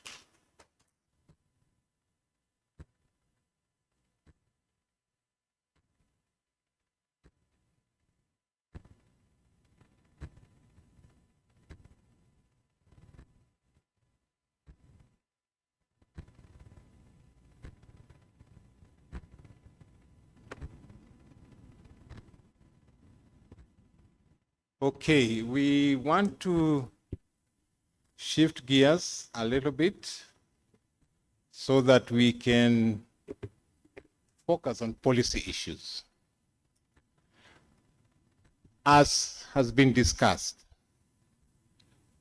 all these good intentions, if they cannot be backed up by an enabling environment, favorable policies, applicable legislation, we cannot move very far. So the goodwill of governments is very critical in this process. This is why we want to look at critical policies at this point in time. So I would request you to indulge us in this session. What we'll probably want to do is to involve all of us. What are these issues that require policy interventions? Can we start or initiate those processes that can bring these relevant policies into perspective? And that can only come from the players, the people who are involved. If you are an investor, surely you know what constrains you in terms of policy. And a number of things have been mentioned here. You know, you want to trade. But we know very well that for trade to occur, there must be some harmonization process of the animal health or the disease issues. There must be something. So it means before you even trade, the two governments must talk, or 2 or 3 governments must talk, agree how they are going to deal with those, for instance, transboundary diseases. If you are going to export, those regulations must be there. And all these issues, they come to bear, and we have talked about them. And so we want to focus a little bit more in terms of the policy issues that we really need to focus on. So I want us to focus a little bit on policy issues at this point in time. ICT, could you project presentation?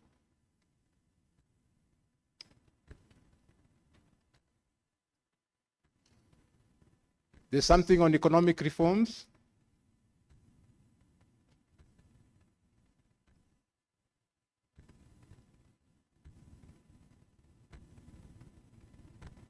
Yeah.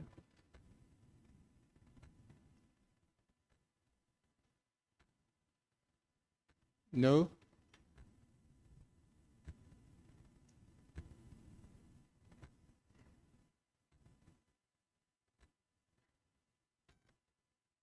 Okay.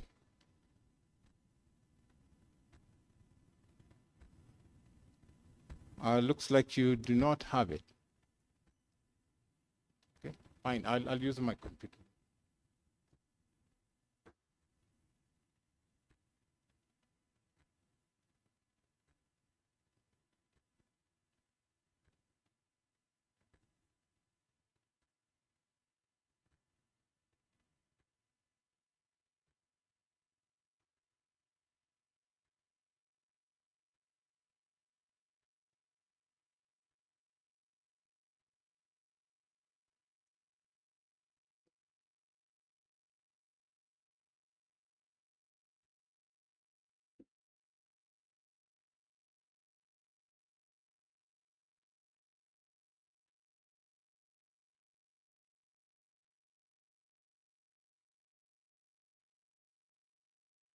Okay, I will not project it. I will just go through it because it will take us time. Oh, okay.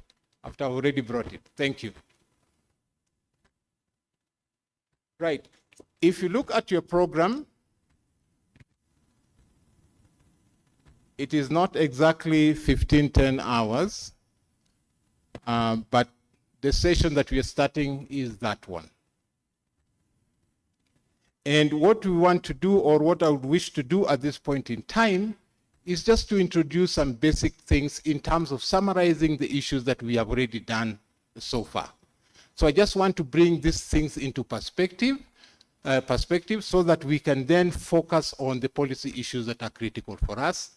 And then we can have some tell-all, session so that we can now begin to focus on what those policy constraints are, and also get a little bit for some of the people who are in here in terms of what their governments have done in view of some of those policy issues that are there.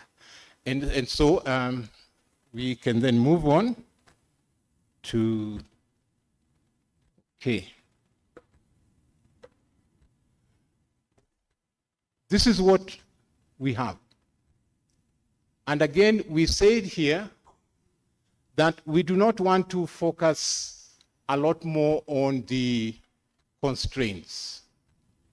But we also know that it is from the constraints that these policy issues now emanate or emerge from. Because as you can see here,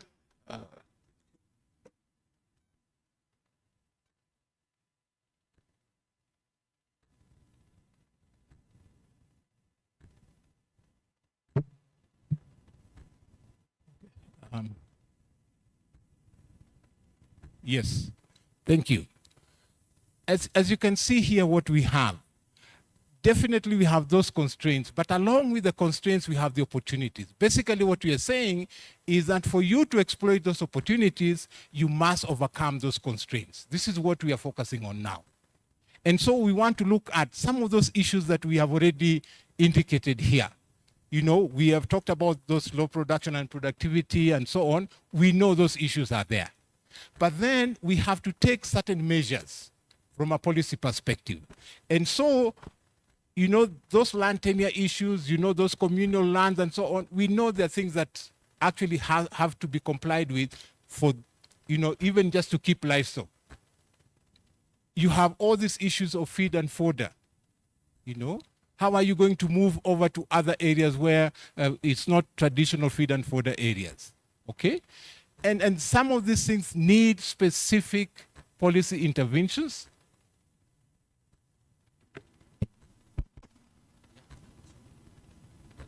Okay. So you need those specific policy interventions. Yeah. When it comes to the genetics as well, you know, we have to take them into account. Certain measures have to be taken, whether it is animal health, all these issues about climate change, we know that policy issues count in here. And so we are focusing this time round. We know the production issues. Many policy interventions have been on those production and productivity issues. And for this particular conference, we are shifting gears. We are saying this time round, the production issues have been captured. Can we then deal with these market systems? Can we deal with the market issues, the policies that affect us? When it comes to aggregation, whether it is standards, you know, whether it is infrastructure, all this issue, market information, some of it is repeated. Yeah. Okay? Some of it is repeated. Sorry about that. But basically, this is where you want to focus. Which policy measures can enhance our market systems? These are the things that we want to look at. And because you are players in this game, those constraints that you face that require policy interventions at market systems level, we need to bring them out. The same thing when it comes to capacity development. We know business skills, you know, all these issues about innovations that we are talking about here, they require certain interventions. Just the other day, I think there was a case in one of the courts about these innovations. This is the use of AI. And somebody went and developed their document using AI. And then they claimed intellectual property. Okay? And they went to court. And the court decided that because it is AI, you do not have any legal standing to own that particular intellectual issue. So those are the kind of things that you're saying. You know, when you start using this, like we have had demonstrations with Floca here and so on, when we start using all these aerial vehicles, okay, drones and so on, you know, do we have those policies and legislations that regulate some of those things? In fact, If I dream a little bit, I can see the air being full of drones very soon, because if each one of us here starts having a drone, what will happen? But those are some of the things that we're saying. Some of these technologies are well ahead of their time. In fact, they come even before the policy and the regulations are in place. So you're beginning to run to put those policies and regulations in place to catch up. Those are the kind of things that you're beginning to look at. We have talked about agro-industrialization and so on. Do we have the capacity? Yeah? Which institutions within our countries can actually progress agro-industrialization? Can we manufacture those machines? You know, these are the questions that we want to look at in terms of policy perspective. Investment and finance, which is where we want to really focus. You know, capital acquisition, have we made it easier, or there are still constraints in that perspective? Credit, access to credit, we keep crying about it every other time. We have the banks represented here. Have they done something about it? You know, are they looking ahead to do something about it? If not, if there's some constraint in terms of policy and legal measures, those are the kind of things that we want to look at here. In many countries, public-private partnerships are there, but just in talk. Because when you start looking at the policies and the legislations that, you know, support those kind of processes, some of them are really not in place. So we want to really focus on some of this. These risks, you know, finance again. We are talking about de-risking. We are talking about guaranteeing. Have these measures been encapsulated within the policies that we have and the regulations that we have, so that we can actually overcome them? You know, the pastoral livestock systems, they're still being looked at as risky. But then we have some measures that we can take. But we have the policy support, we have the legislative support to take them on. The interest rates and so on, this is just on the finance issue. So these are the things that we want to bring to bear in terms of the discussion that we want to have now, so that we can now see, okay, we have the representations in the room, the investors are here, the finance players are here, the government representatives are here. So we need to know a little bit what is happening in these areas. So I want to invite a few people just to share with us a few things in terms of the area that we want to focus on. If you allow me a bit.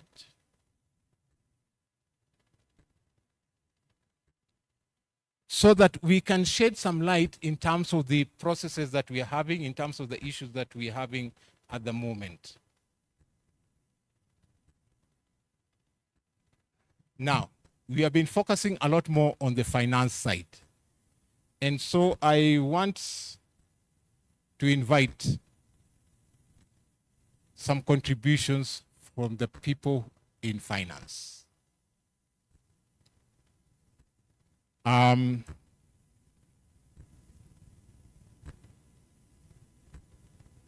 think as a first step, I would want to go with Nigeria. Okay. And what I would request is if you can share with us, and this is Joshua Zira from Sterling Bank. Please just share with us what the bank has done in terms of building business skills and capacity. Actually look at business skills and innovations. I think if we can look at those two issues, what measures you have taken. And then we can look at another bank as well. And then we can come back to government to see what they have done in respect of these issues. So just share with us your experience in terms of skills, development and innovations. And if there are any constraints that you have faced that may need policy interventions, please state it. Yeah. May I request you to proceed? Yeah. Okay, thank you so much and good afternoon, everyone. This is Dr. Zira from Sterling Bank, Nigeria. And so we in Sterling Bank, actually in Nigeria, we are one of those banks that believes in agriculture. And we've been funding agriculture for close to 2 decades now, and working in the livestock space. So one of the things we've actually done is to capacitate ourselves with the staff on that decks. And in that decks, on that decks, what do we do? Somebody is coming with a request on dairy. Somebody is coming with a request on poultry, some broiler, of course, some, layers. Different requests. And we now need to build our capacity to know the technical aspect of it, to see what we can do so that we'll be able to serve these teeming customers. And one of the things we did in the bank is to make sure, after building our capacity, we develop what we call a tailor-made product, customized product that can actually serve the market. And if some of you are aware, about 3 years ago, when the new administration came into power, initially there were interventions, from the government to fund the sector, at least giving some kind of incentive or subsidy to those in that sector. And the government come up and say, okay, through the central bank, and say, we are no longer intervening in this sector. And now we, the commercial banks, we are lending on our own balance sheet. And every bank I know, every bank I hear knows that's what we call monetary policy rate. And that benchmark, you can't lend below it on your, balance sheet. So what did we do? To serve this sector effectively, we tried to collaborate with DFIs and other development partners. And we were able to get some funding that we blended financing that actually brought the rates below the minimum policy rates. And we were able to serve the livestock sector. So as we speak today, there are 2 development organizations we are working with in Nigeria that we've signed an MOU already, and we are accessing blended finance from one and on-lending funding from the other. And we are funding this sector. We are receiving funds to fund this sector. So blended finance, matching fund is another thing that we've done to make sure we are able to serve the sector. And these are some of the innovations we brought in. And some people, smallholders, if you look at the pastoralists, some of them actually are there in the rural areas. And what we did with few of them in 2 locations, we decided to look at those major players, the dairy processors, and they have some pastoralists scattered somewhere. And we now say, okay, why can't we work with you people? Now, these people, we can fund them, but you be the one to aggregate their fresh milk and take it to your factory for, to your plant for processing. And that we were able to do with some few of them, and then we brought them into what we call the financial system. So financial inclusion, we made sure that the smallholders actually do come into the financial system. Now, another thing we try to do is to automate loan disbursement, to digitize it for these smallholder farmers. Somebody will come, okay, I want 5 million naira, I want 10 million naira, 20 million naira. This small amount, we try to digitize it so that we can actually have, disburse it on time. So that makes us to save time in terms of appraising their request to disbursement. So that's another area we've worked to make sure that the bank actually serve this group of people. And another thing we did in the bank to make sure that the sector is working very well, we have what we call Agriculture Summit Africa. So this is a summit that we do organize since 2018. We've been doing that. And this year is coming up again between 15th to 16th of September in Transcorp Hilton Hotel in Abuja, Nigeria. And what is the program all about? Is bringing the different players, stakeholders in the entire agricultural value chain, inclusive of those in the livestock sector.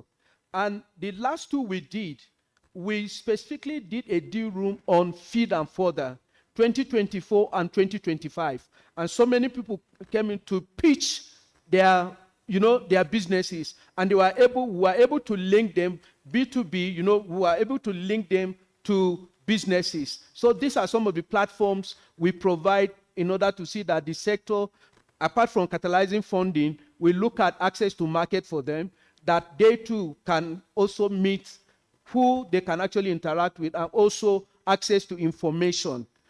Previously, one thing we do, we have what we call Sterling Farmers Radio. So this radio is a program that we do in the entire nation to disseminate information. This is not specific to livestock, but generally. So this is one of the things the bank is doing. As at the last time, before we discontinued that, just for some time, we had over 5 million listeners. And these are rural farmers that may not have access to information. And this information is being disseminated in their local dialect. For those that are familiar with Nigeria, in northern Nigeria, we have about 19 states, and the major lingua franca there, I would say, or the major language there is Hausa. We broadcast in Hausa, and when you get to the South, we broadcast in what we call the Pidgin English. And then, of course, in the Southwest, we broadcast in Yoruba. And this we've done, and people have been getting information. So these are some of the few things that we've done. But another thing, policy-wise, should I say this has to do with government? Some government can decide to come up with some policies. Like in Nigeria now, the government said we don't want to discontinue, we don't want to continue with the intervention. So would they want to come up with a policy to say, let's revert back to intervention? And another thing they need to do actually for people to invest in that sector is to look at how can they incentivize the prospective investors. People want to invest, but there are issues. So how can government create an enabling environment? So ease of doing business. If government can come up with that and try to make sure that, okay, we relax some policies, we relax some, like, for example, in some places there are tax holidays for several businesses. If government can actually build up on that, that will also inject more investment into the sector. And another thing we can do also is to incentivize those smallholder farmers, be it with infrastructure, be it with security, be it with other facilities that will make their businesses to actually have life and be sustainable. Thank you. Please, let's give a round of applause for Sterling Bank. I think there's a lot that is going on. But what we're trying to emphasize in terms of policy and regulations is that how are you dealing with those constraints? And I think you have really tried to explain how you have gone around those things, especially in terms of building capacity and so on, using the blended finance to lower the rate that is actually up there. So these are some of the initiatives that we really want to capture as we proceed in this process. And this is a learning process even for all of us here as we proceed. I also want at this juncture to invite a representative of Equity Bank. George, are you here somewhere? Yes. Just please share with us just the initiatives that Equity Bank has taken. Equity Bank is a bank in Kenya that is doing a lot.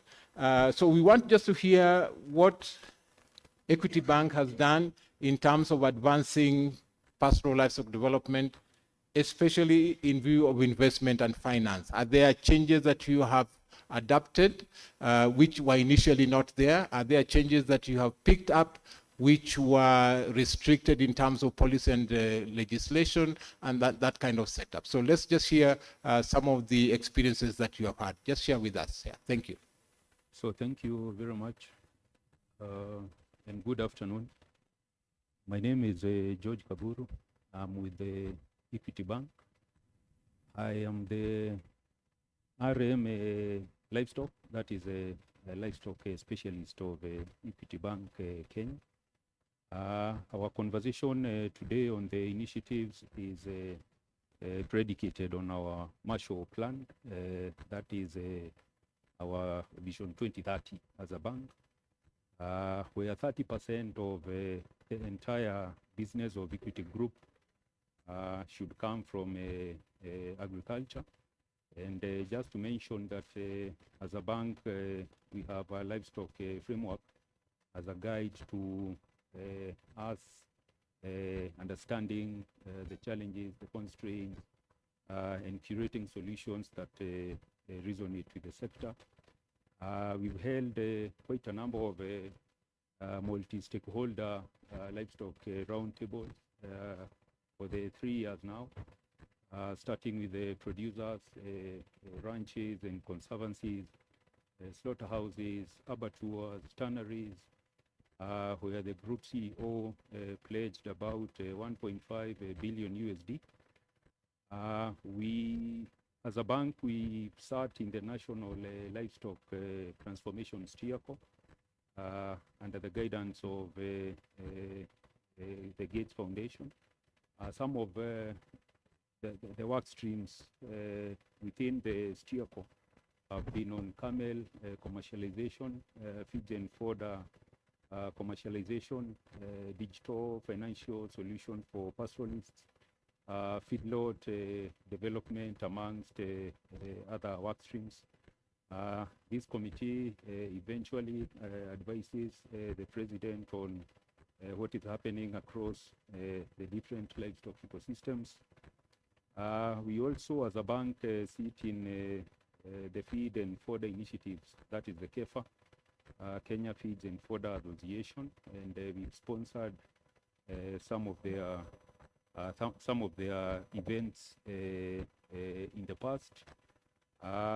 Also looking at the various guarantees that de-risk the industry, the pastoral economy, looking at the drive, for example, looking at other de-risking instruments at the disposal of the bank, looking at the deficiencies of collateral, looking at mitigating some of the risks. As a bank, we've also developed a digital financial solution platform for pastoralists. And when I listen to the conversation of ecosystems banking, I'm very impressed, very excited, because we have a platform to onboard the suppliers of the raw materials. Equity Bank has been at the forefront of the recent meat conference held in Central Kenya, that is last week. Also as sponsors, having also been in the Meat Expo, annual Meat Expo that we hold at KICC. It should be coming in August, and we plan to be part of that great conversation. When we look at our foundation, Equity Group Foundation, there's a lot of leverage on financial literacy. Ideally, we have trainers within the footprint of the bank across the country who handhold our pastoralists and other producers in livestock, and holding them and ensuring them that, or rather ensuring that they are capacitated. All these initiatives have culminated into the bank acquiring borrowings from Italy. That is a fund that was signed by the group's CEO, about 30 million euros. This is a livestock and leather fund. In Kenya shillings, this is about 4.6 billion Kenya shillings. And we've been mandated to ensure that we disburse these funds in the next 3 to 4 years. What is also exciting about this is that it has a TA component under the tutelage of FAO. This is a 2 to 3 year program to ensure that we capacitate the value chain actors so that we can have an all-rounded solution for this. To finish off, we have, from our conversation on women and youth, we have a Fanikisha product. We have a product that targets women, and women-led businesses have a chance to leverage on this CDP fund, the 30 million euros. And we are very excited that at long last we have a solution that actually speaks and resonates to the livestock sector. Thank you. Okay. As investors, are we listening? We have heard from Sterling, you have heard from Equity. The banks are also adjusting. They are listening. I know there are other banks represented here. Excuse us, we just picked on two, but we recognize that you are here. And we imagine that the same kind of evolution that is that is taking place within the other banks, that is replicated with the others as well. Basically, what we are learning is that banks are also beginning to listen, that the agriculture sector is critical, and for us here, the pastoral livestock development is critical, and that they're developing products, they even have them already in place in order to support these initiatives. Now, allow me to turn just a little bit. Yes, we have heard from the banks, but you see they have also circumvented certain things. The policy interest rate in Nigeria is at a certain level, and they have gone for blended finance, which is good. But now, for the governments, we would like to hear just a little bit. It's not too much, just a little bit on what you're doing in terms of advancing pastoral livestock development. And for this particular purpose, Ahmed Musa, can I start with Nigeria again? Why Nigeria, sir? You are next to me, so.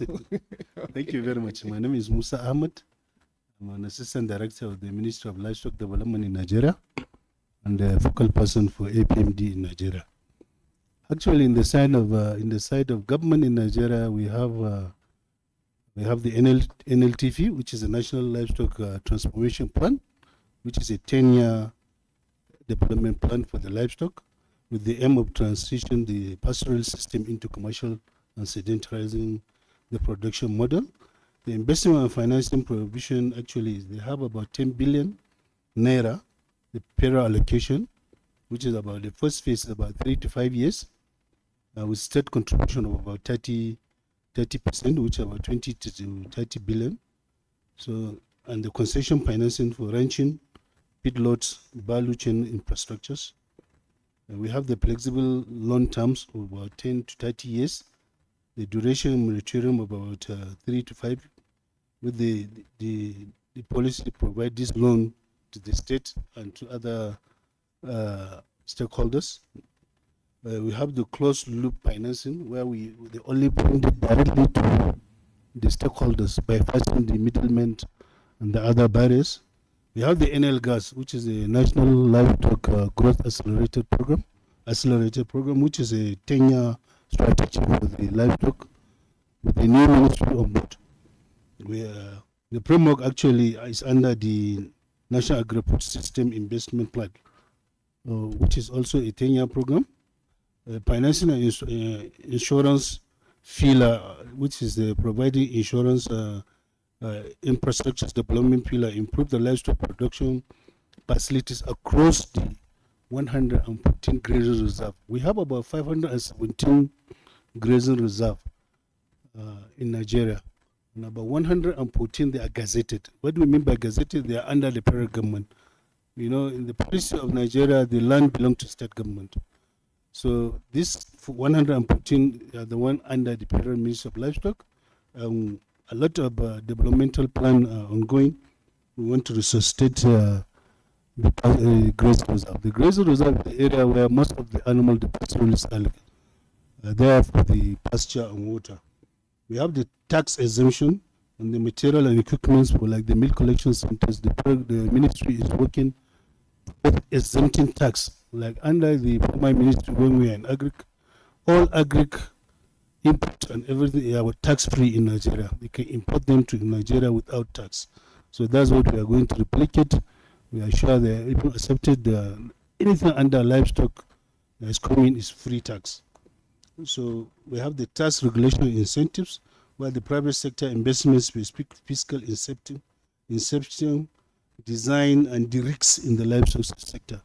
What we are saying here is we want to see that the livestock area, the pastoral, is going to be risk-free. We have the bird exemption again. The bird and anything that's under the livestock is going to be free. Then we have the single window taxation regime. So it's eliminating all the multiple taxation. You know, in Nigeria, the distance between the production side and the consumption side is very far. Like from Maiduguri to Lagos, which is one state to another, it's about 1,500 kilometers. It will take about 4 to 5 days when the animal from there to the other one on transit. In a lot of all these states, you have to pass about 5 to 7 states. They have a different taxation. From this state to this, they have the tax. They have this, a lot of roadblocks. So this time around, the government is saying, no, let us have this single window. If you pay Maiduguri, you don't have to pay it in another state, actually. So that's reduce the tax. We have the laws supporting digital models where we have the NAIT.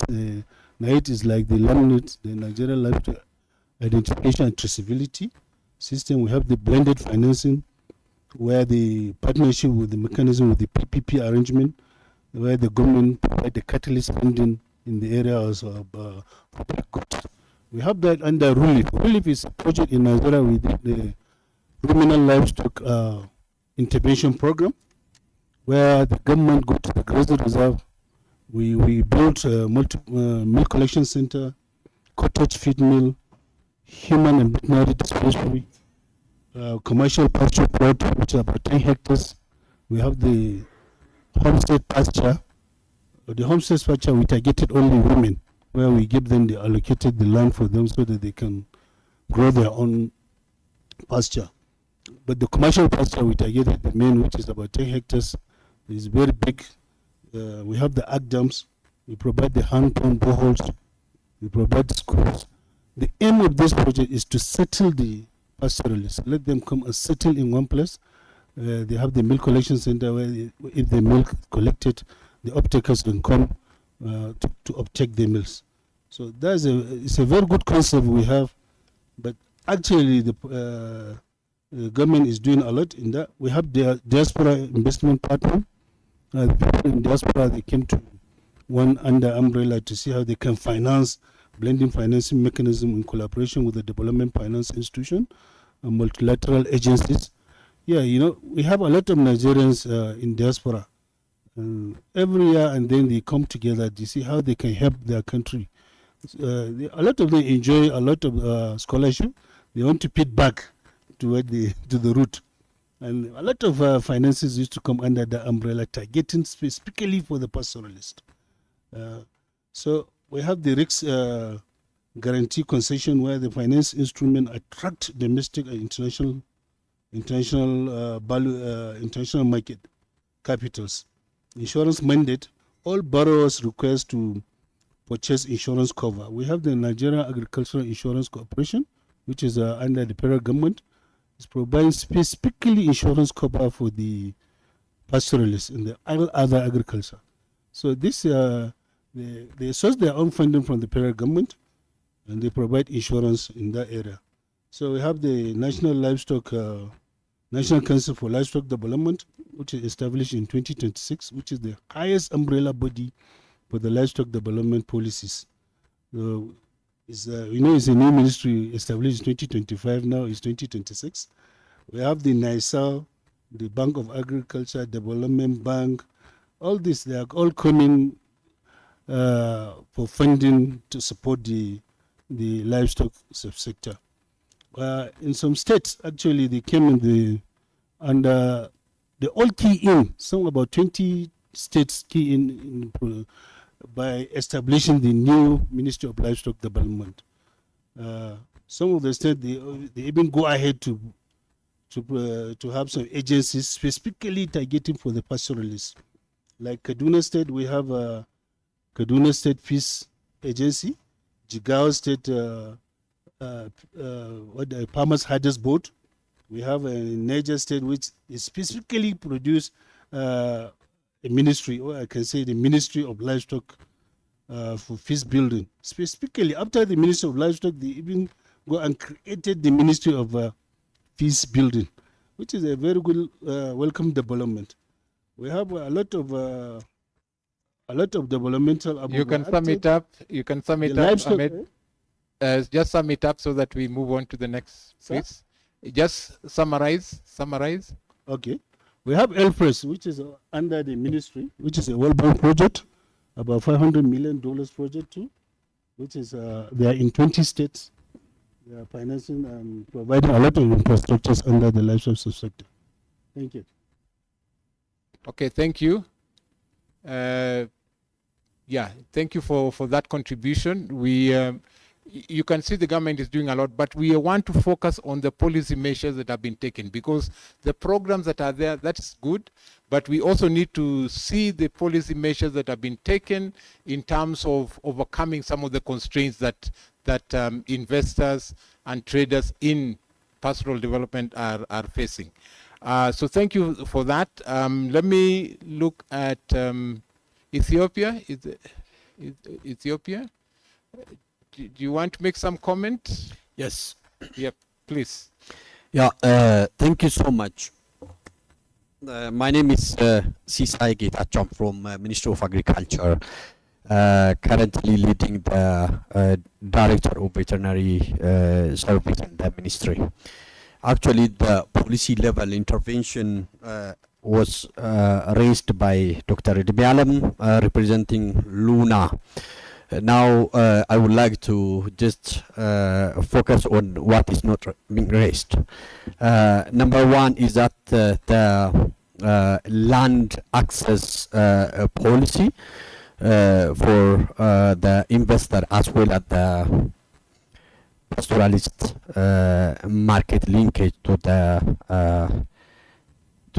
level. So that is a lease policy. Any private sector can access following that policy, the policy level, and also tax exempted policy that the Ethiopian government intervene for livestock development. This can enable the investor or any pastoralist community importing any goods that can use for livestock development. The other thing that is not well raised by Dr. Edmialam is financial access. Here I want to just using the opportunity raise that there is no Ethiopian banks or insurance invited in this gathering. Surely, if they would have invited, they can learn something from this. So, from the government level, there is no dedicated institution that provide financial service for livestock sector only. Now the Ministry of Agriculture at the government level, it's initiated the National Agriculture Financial Inclusion Roadmap, and now almost about to establishing the new bank dedicated for finance service for livestock development for high level investment, as well as the lending for pastoralist community in collaboration with the commercial bank as well as the private bank. They are coming together to establish a very huge bank dedicated for this sector. There is another policy intervention from the government. The other thing is the sustainability of this policy implementation. So for that, the government develop strategic plans. That is very important for the sustainability of the initiatives. This strategy is maybe some of us can hear about Lema Trufat in Amharic, a bounty of basket that has been implemented in last 4 years that brought a lot of changes in livestock subsector. Following that, the government focusing on genetic improvement, specifically focus on improving the local breed of the pastoral community with artificial insemination and also good performing breed selection, and importing the livestock like sheep, goat for breeding. The other strategic plan that we consider as a very pleasant environment for the sustainability of this initiative is disease prevention and control strategy. We developed newly this strategy following the recent previous evaluation from WOHA. Following that recommendation, we developed the strategy. Now it's almost starting implementation. Other is the feed development strategy, focusing on establishment of fodder bank and also farming of the specific pasture land at pastoral areas, and also planting the factory for the feed processing. So this also the strategies that has been developed following the policy. The other thing that we need to focus is, for first time, government of Ethiopia initiated disease-free zone establishment by the government, and also the strategy developed and launched by the Ministry of Agriculture minister before 2 months. Nowadays, we are going to ground for the implementation of this initiative. Still, this initiative also focused on around the pastoral area, where we source a good livestock for export market around Burana, southern part of our region, and Somali region, and also the again another zone in southern part of our country. So this strategy is initiated by Ethiopian government, but still need a policy intervention from the regional level to have the same initiative with our sister countries. Okay, can you summarize? Yes, I'm here. Then, thank you so much. Okay, thank you. Thank you for that. There is one more comment in terms of marketing systems, and from the government perspective, just to see what kind of policies have been done. Harrison Mugo, where are you? Yeah, just a brief one in terms of the policy measures that have been undertaken. Yeah. Thank you, Paul. My name is Harrison Imogo. I'm Assistant Director, Livestock Production, in charge of Livestock Marketing, Kenya. And I have a long experience in livestock business. So I think I am the right person here because I know many opportunities and challenges related to livestock business.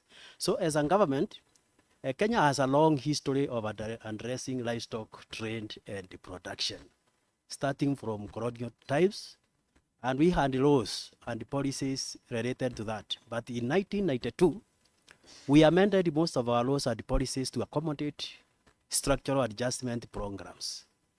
And that is when most of our institutions started not behaving well. So to start off, I'm saying from that time, we have been trying to improve livestock business through fragmented registrations. And they became too many until nobody was able to follow them up. So in 2025, we are now coming with a harmonized revolutionary Livestock Act 2025. It is still a bill because it has not passed through Parliament, but I believe when it is enacted, it will be very revolutionary and it will cover and address most of the problems our people have. Kenya has also ratified many bilateral and multilateral trade agreements to enable our traders to be able to access markets in other countries. And that includes the REX, the African Continental Trade Area, the WTO, and also Kenya engages in a lot of regulatory, it regularly addresses tariff and non-tariff trade barrier issues that are brought up by our traders. I've also attended many of those. On trade support, Kenya has established a lot of institutions to support livestock business, right from production, value addition, processing, and capacity building. Kenya has institutions such as National Livestock Development and Promotion Service. We also have institutions like the ITs, where we train our people to handle livestock matters. We also have KIRIDI, which supports in development of value addition, fabricating small industries for small groups in livestock business. We also have Kenya Bureau of Standards, where we develop standards to be able to manage our trade in livestock and livestock products. We also have laws that allow traders to associate and form lobbying groups to lobby government for services and support in various areas that they feel distressed. So in that area, Kenya has really advanced. In that area, we have KLMC, Kenya Livestock Marketing Council, we have Kenya Camel, we have Kenya Market Trust, we have so many. They are all legal.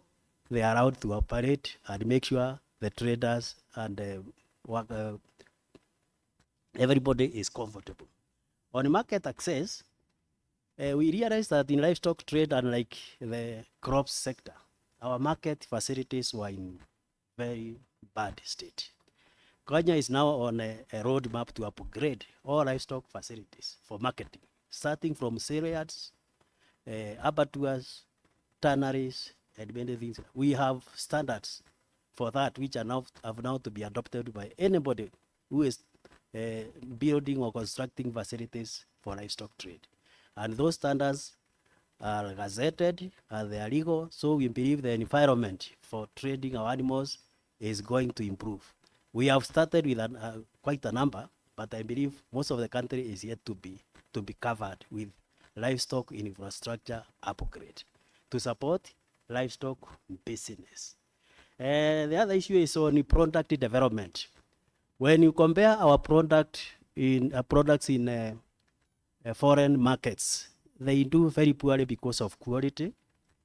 Our traders are also not be able to get enough quantities to sustain business contracts overseas. So to address that, Kenya embarked on developing of live animal standards, which are now gazetted, so we can be able to sell live animals based on grades. That way, we should be able to have our traders getting more money for each livestock product they take to the market. We have also developed livestock product standards, meat cuts for the industry. Those who are doing it at a corporate level, they are using those standards and they are doing very well.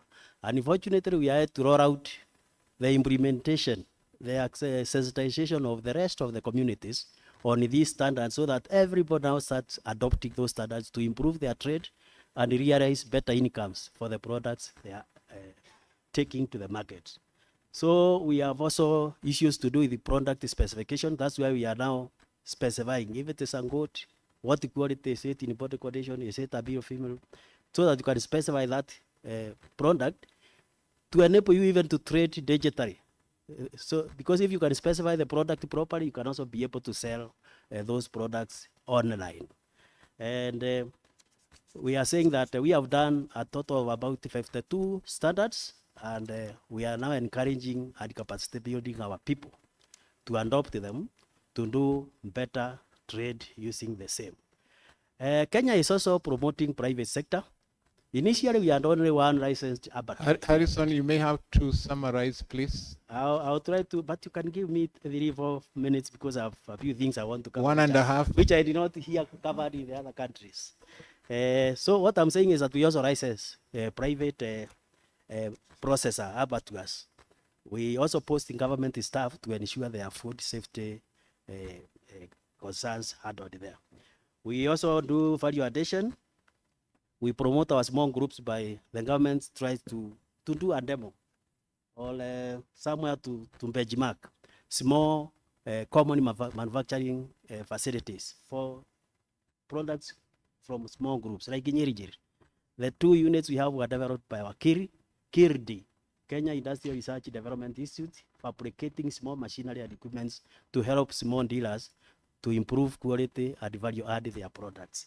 The other area is on market linkages. We have organizations. Kenya is also doing allowing people to organize in groups so that they can help for collective market. We also have PPP Act, which enables private sector to partner with public sector to either develop public related infrastructure to support livestock trade, or even to partner with the government finance for a private person to develop a facility which is of need in the country. Just because Paul is really pushing me, I want to finish. We are also saying that recently we have zoned Kenya. We have actually developed our Angry Connect Compact, which is ready, and we have the vast view projects which are aligned to that framework, and I believe APMD is also part of it, to be able now to do development projects in the country. And with that, we are revolutionizing even the way we trade our thing. For instance, in cities in Kenya, if you look at the distribution, in Kenya we consume 70 billion eggs annually.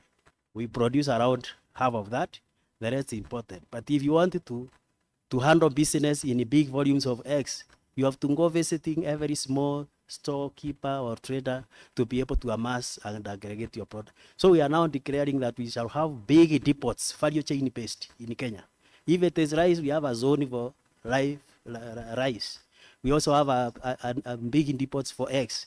And in the area of meat, we want to have big cold chain depots with refrigerated infrastructure where people will just take things there when they are grounded, frozen or chilled, and all distributors in our Kenyan cities should be able to buy from those areas to ensure food is safe and also hygiene. The other area we are looking at in terms of policy is that we do a lot of trade shows in Kenya, trade fairs, exhibitions, both in the country and outside the country, to promote Kenyan products abroad. The other... Okay, stop looking for the other one. Let's leave it at that point. I was actually looking at a product called livestock insurance, which I think these days is also assisting our people to be able to get contracts and support from financiers. When you insure your livestock, then what you are calling collateral based on the number of animals and what you have as assets is getting better attention. We started with IMBRI, index-based livestock insurance, but if you look at Kenya around now, there are so many other insurance companies which are getting on board to handle livestock insurance. I think I can stop there, although I have more. Because, please don't start looking for another one. No, I've stopped. Okay, thank you.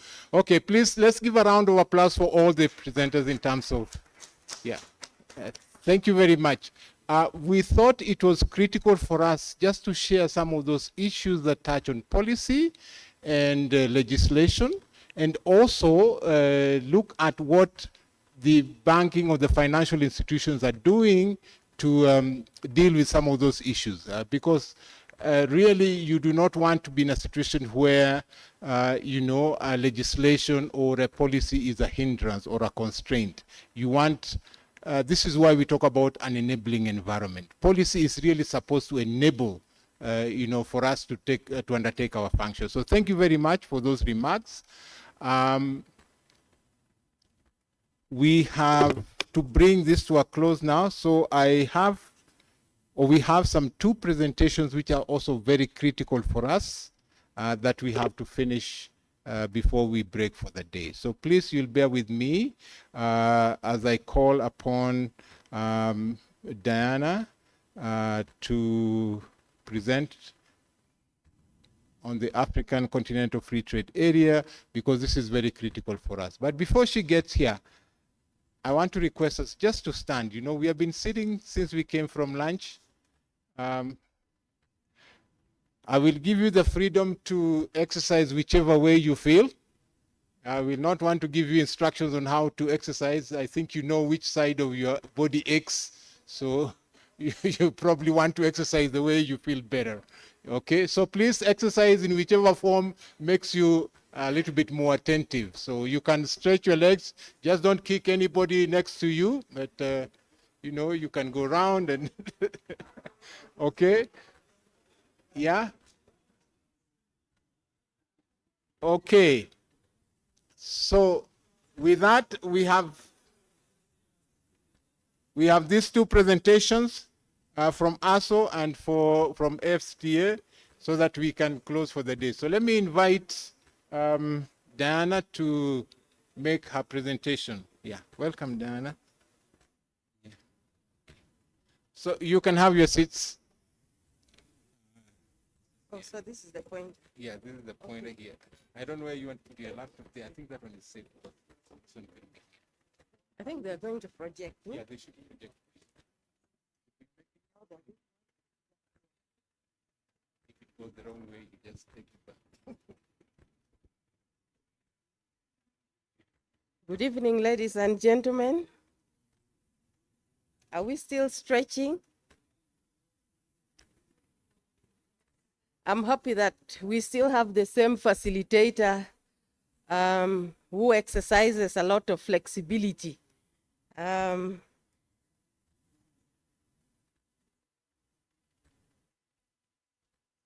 Okay, please, we have resumed. Please take your seats. Please take your seats.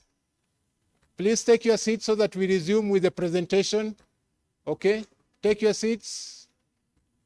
Joshua, please take your seats so that we resume. I will be taking roll call to see whoever is not seated because I've been listening to everyone since yesterday. So it would be good for us to again reconvene and move as a team forward. So as already introduced, I am Diana Kulogwal. I'm with the African Continental Free Trade Area Secretariat. I'm with the Directorate of Trade in Goods and Competition, and I serve as the principal officer responsible for implementing the AFCFTA Annex 7 on sanitary and phytosanitary measures. Just to also maybe briefly indicate that the AFCFTA Secretariat was established to coordinate or roll out implementation of the AFCFTA agreement that was signed off by our heads of state and government in 2018.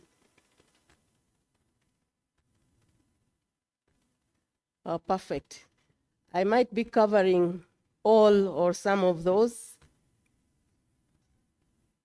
So the AFCFTA agreement really sets out a very ambitious agenda, and this ambitious agenda is supposed to be realized through the following objectives.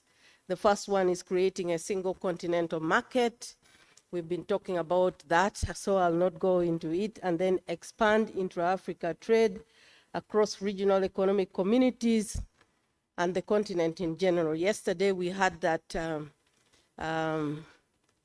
Botswana is seeking to enter the Ghana market, and that is what we want to see.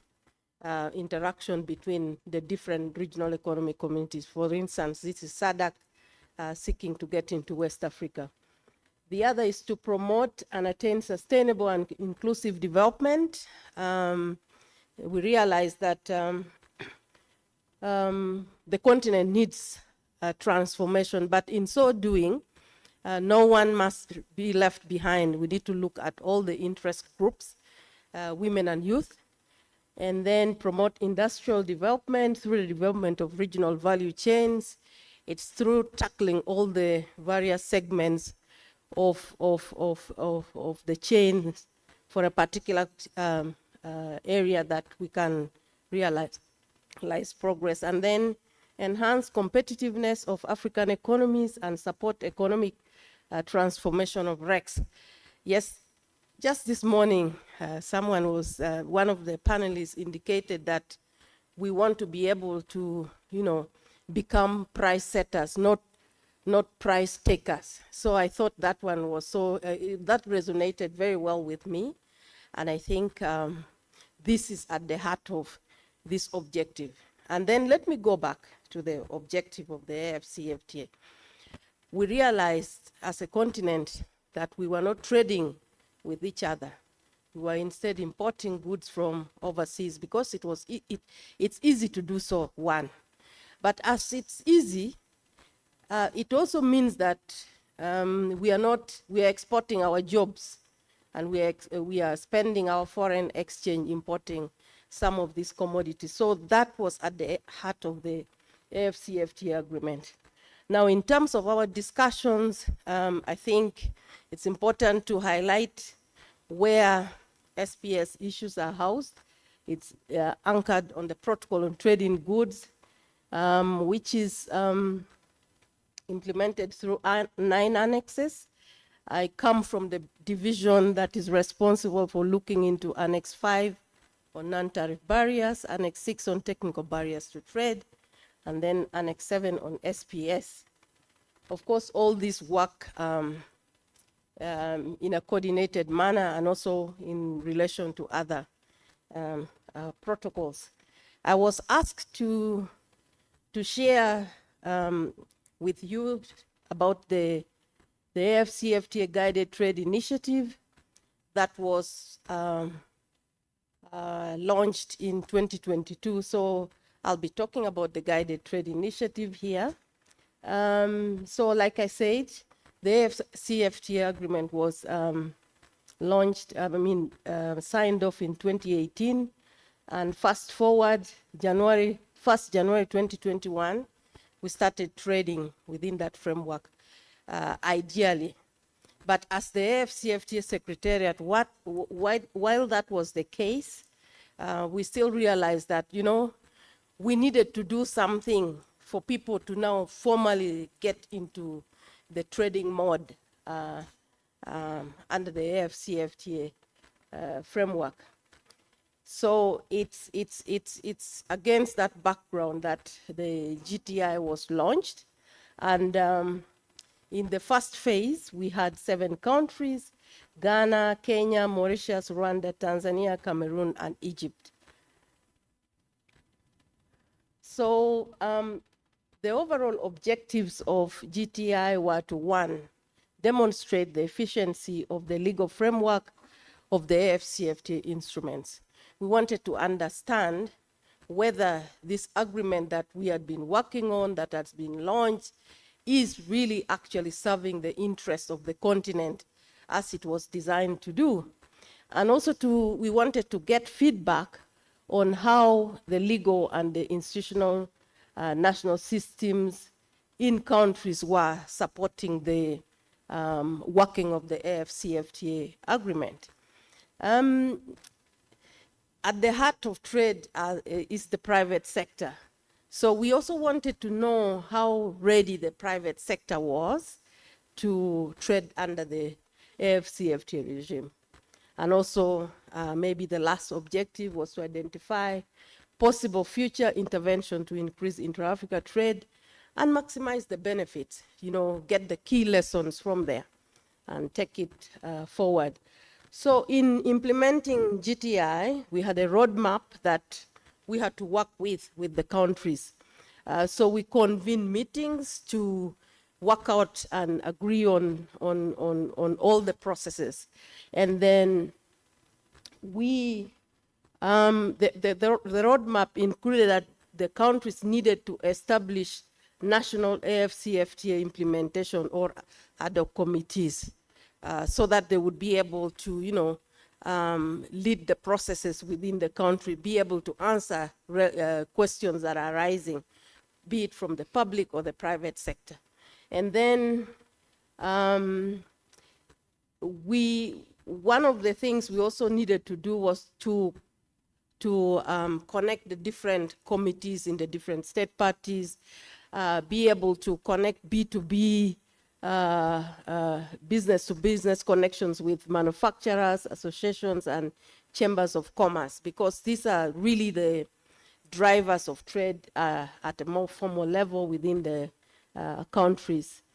And we also needed to have the different public agencies, that is customs, food and drug certification authorities, standard regulatory authorities, amongst others, from all the member countries.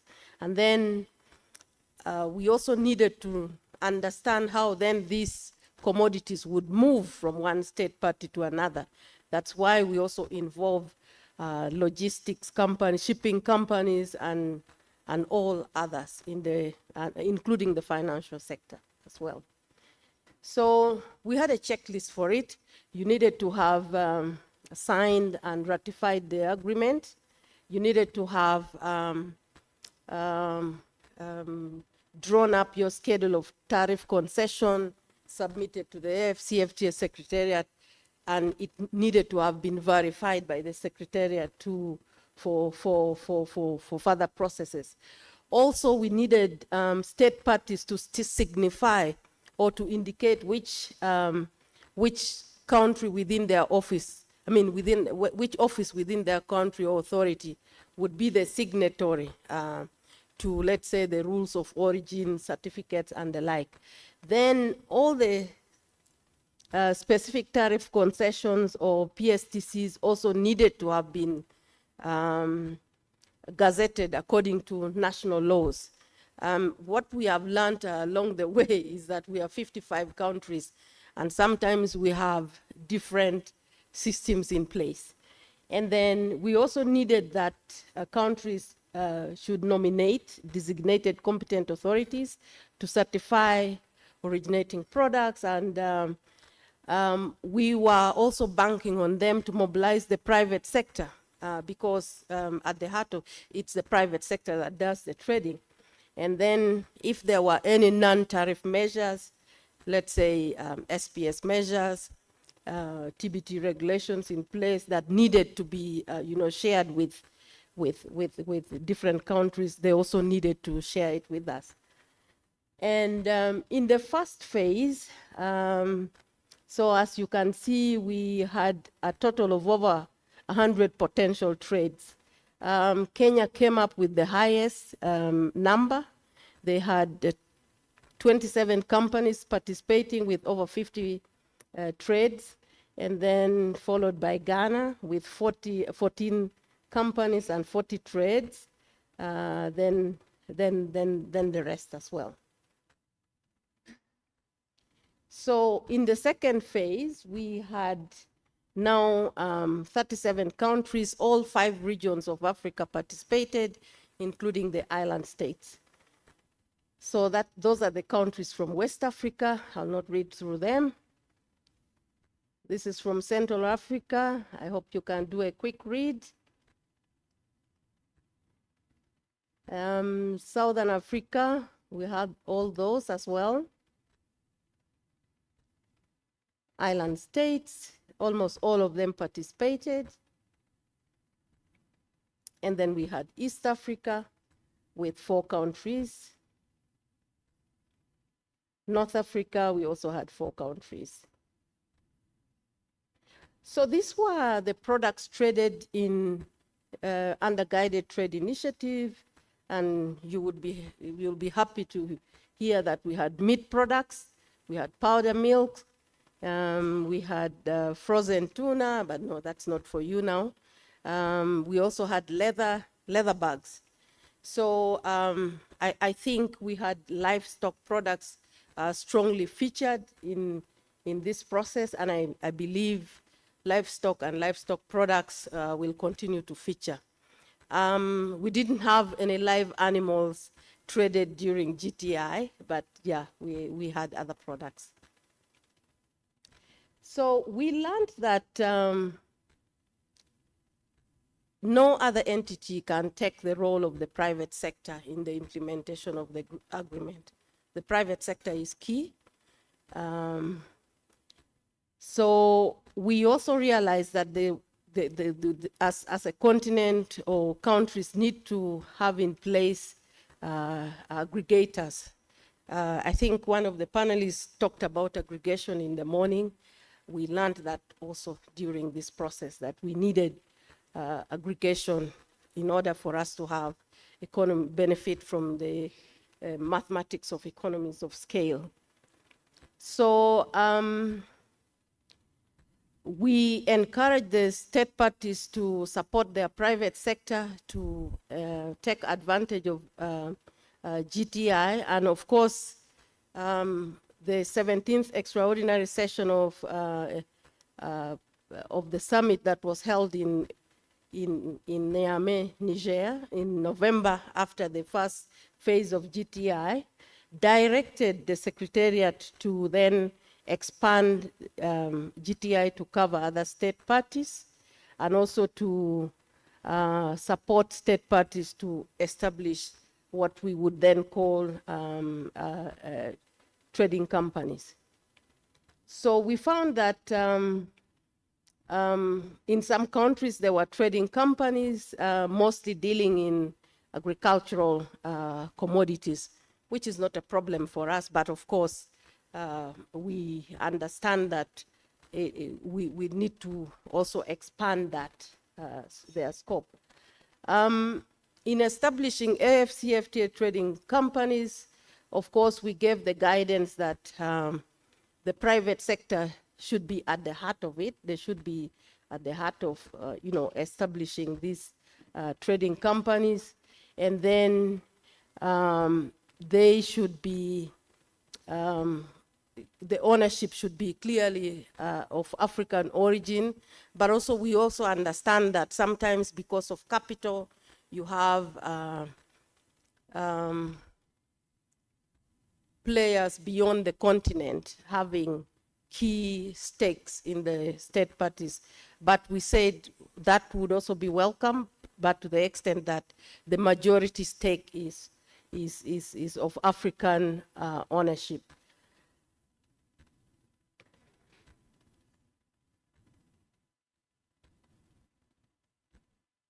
So we felt that aggregation would really propel the private sector in accessing some of the key markets, and also now just trading generally within the context of AFCFTA. Now, it's important to then say here that we moved. GTI was a pilot program. Now we have scaled it to what we call Biashara Africa. We have the Biashara platform every year, and we work with governments. We bring in different, we support selected private sector. Of course, we require the governments to be the one to nominate the private sector to participate in this process. So GTI is now subsumed within the private sector, Biashara Africa platform. We were told not to talk about challenges, but like I just wanted to highlight that one of the challenges of AFCFTA implementation is that state parties' commitments allow them to make so many exceptions. So sometimes they exclude, when they make the exceptions, it means that they exclude some of the products or commodities from the what we would call category A commodities. And yet, these commodities excluded might actually be very commercially meaningful, like we were talking about beef yesterday. The reason why other countries still have to pay taxes on beef in Ghana is because it's still excluded. So that is the problem. But as we continue implementing the agreement, we are also beginning to see areas where we can make a direct guidance or intervention to see that we push things forward to the benefit of everyone. So our drive at the Secretariat is that we now, within the framework, we come up with tailor-made initiatives or studies that support and tools that support implementation of the agreement. We are riding on the political will because we know that we have the support of our leadership at various levels. We have put in place a database to harvest existing private sector organizations within the continent so that they know, or we can be able to follow up with them and say, hey, look, we need you to be active in this space. The current geopolitics also points to the fact that we need to look to ourselves as Africa. We need to improve on our systems. We need to be able to trade with each other.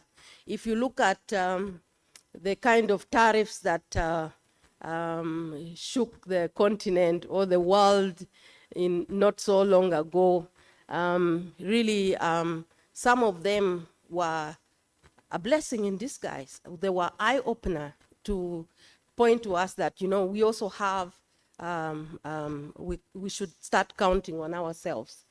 And then, of course, establishment of the trading companies will help us. And also, we are in the digital era. Digitalization of trade processes is gaining immense momentum. Some of them have been demonstrated in this meeting. So as we move forward, our focus is to really see to it that we engage everyone, create awareness on the AFCFTA implementation tool.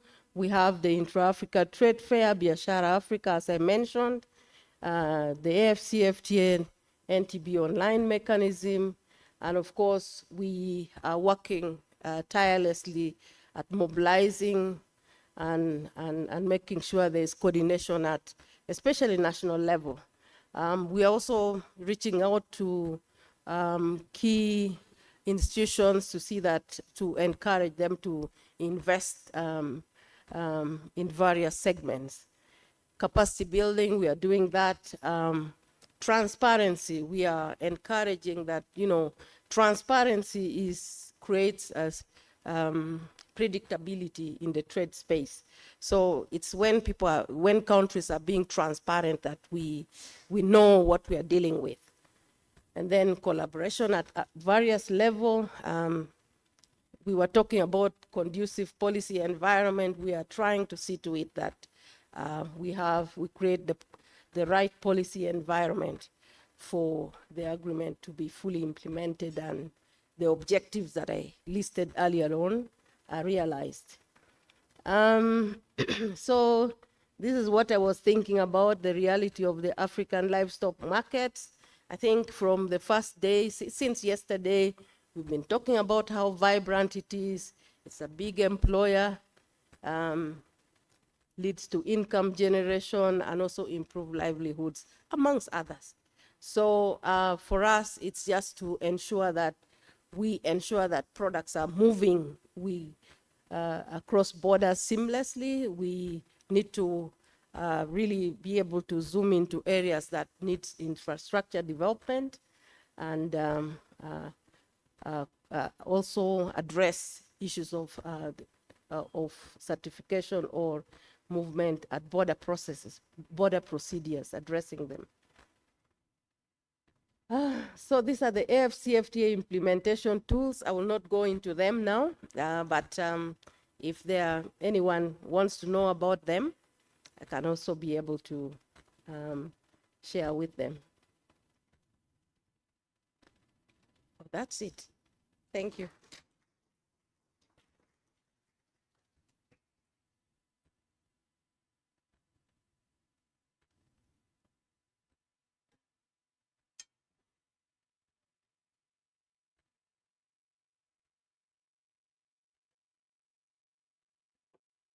Okay, thank you very much. That's quite some journey on the African Continental Free Trade Area. I know there are a number of things that we really need to dig deep into. because for the trade issues, we really need to understand it properly so that, you know, it can ease in the trade amongst us. Let me at this juncture invite Lilian Kamanzi, yes, to take us through the standards aspect in this respect. So let's put our hands together for Lilian as she comes. Yep.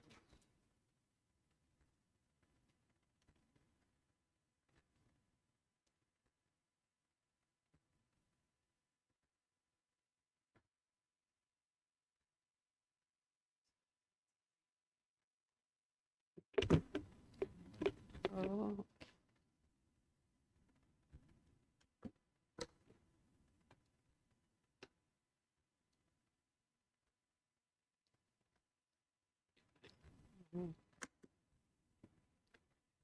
Good afternoon, everyone.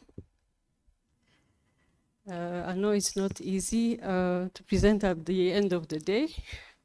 I know I'm competing with the coffee, the fatigue, the long day, but trust me, I'll be brief, very brief. My presentation today, just want to focus on one of the elements that I wanted to bring out that also contribute to the livestock trade. We've been hearing about statistic, the volume, the infrastructure to allow the movement of the livestock trade, but there's also another element that enable the trade and facilitate trade. This is standards. So my name is Lilian Kamanzi. I'm from the African Organization for Standardization, and I work there as a project coordinator. My brief presentation will cover the harmonization, why, sorry. So we talk about the harmonization of standards, why African standards matter under the FCFTA agreement. We talk about the investments readiness, what investors really should also consider in investing in the livestock business or enterprises. We look at the livestock value chain, how African standards support the livestock value chain, and now how ASO contributes in this, and what's the role of ASO in enabling also the trade facilitation of the livestock. Finally, I'll share also the market confidence, how certification also make conformity visible or recognized at the trade market or different markets across the continent. So why harmonization of African standards matter as under the FCFTA? I think we have been seeing this through the presentation of Madam Diana. Under the FCFTA, we have tariffs, which are very important, but tariffs are not only part of the trade challenge that we have, we also have non-tariff barriers. And those non-tariff barriers take different divergent technical regulations, standards, conformity assessment that differ from one country to another. This also cause or make barrier to our product to move across the country, the different markets. So that's why we need to harmonize those requirements, because they make product easier to trade across the borders. They support our food safety, including the animal health and product quality. They also reduce the repeated compliance steps. These are inspection, testing, certification procedures. Imagine if one product or one animal product will move to one country and they have to test again to ensure the conformity or the quality or the safety of that product, how much delay to cause this, and how much to be in terms of costs and also the delays to move those different products. So this is why we need to have harmonized conformity assessment procedures. We have harmonized regulations and standards to ease the process of the movement of those different products.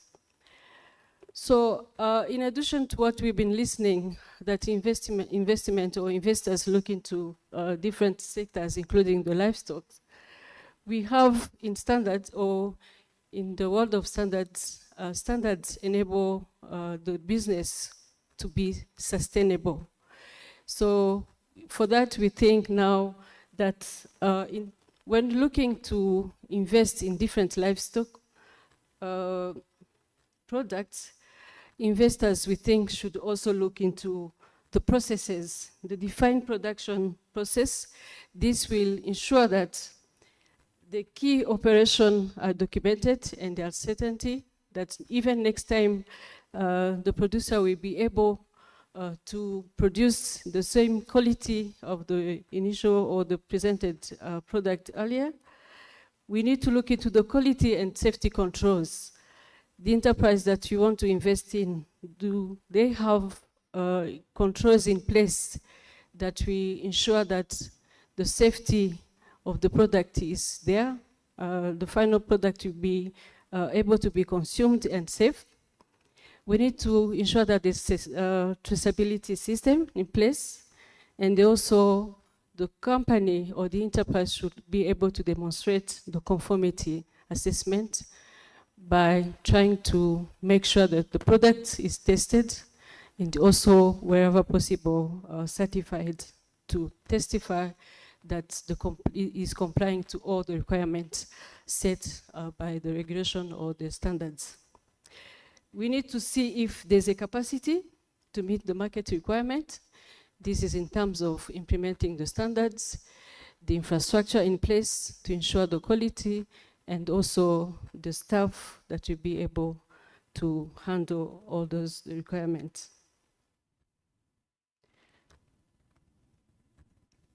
So this is slide I was just wanted to show that standards plays a big role in every value chain of the livestock, and starting from the production of welfare, we feed animal health, handling of slaughter processing, packaging, and also traceability. In all this value chain, we have standard already published at the ARSO level. We have standard covering the live animals, animal feeds. We have animal products, meat products, and also leather and leather products. Standards have been already published. There are now around 50 more standards, and others are in process to cover all this value chain. So now, what is the role of ARSO in all this? ARSO is an intergovernmental organization created in 1977, created by AU and UNECA. And it is mandated to harmonize African standards and ensure that we have conformity assessment procedures harmonized. And as have been seen under the FCFTA Annex, we are more coming to implement the Annex 6 on TBT Annex, whereby we need to make sure that we have harmonized African standards that our member states can use in order to move their product smoothly. In terms of harmonization, we do harmonize different standards across the country, African country members. I can tell you now that we have 44 member states as member of ARSO.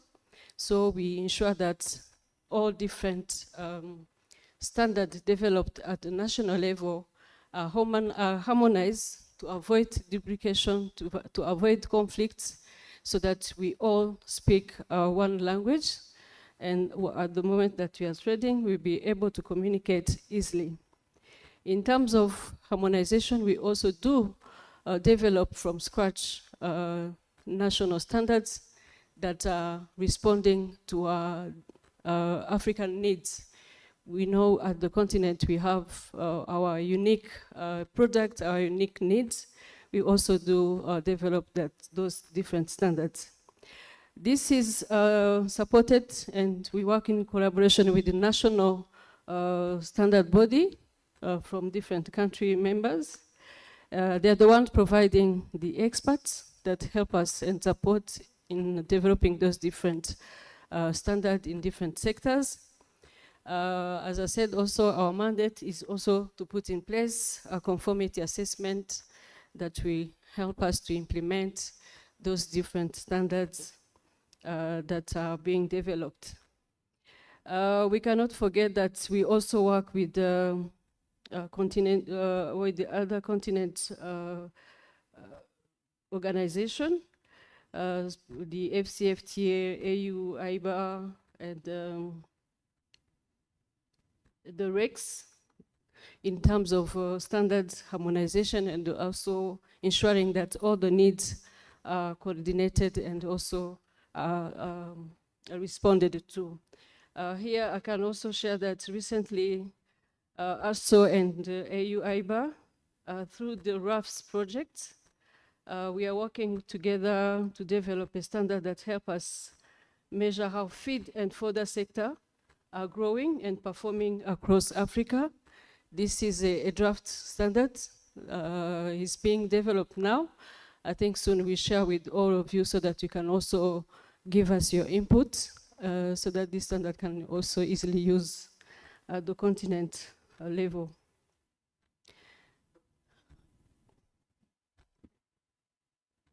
In terms of achievements, we have now more than 2,500 standards, including the standard I've mentioned for live animals, feeds, feedstuff, animal products, and also leather. These are part of the 2,500 standards.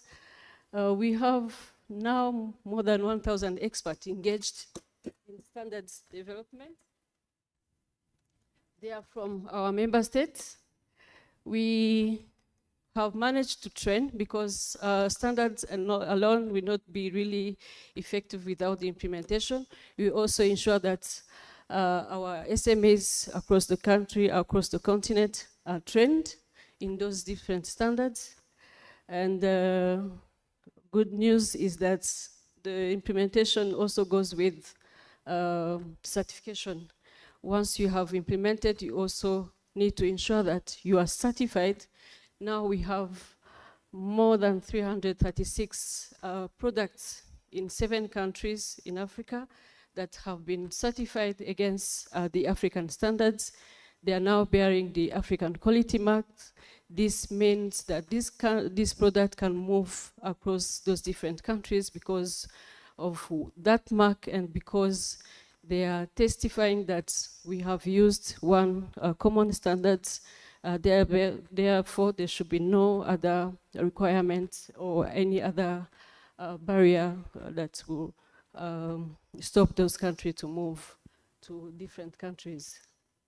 You can see the share. We have countries from West Africa, East Africa, Southern Africa, and we have now other 200 that are on the list, trying to get supported in terms of certification.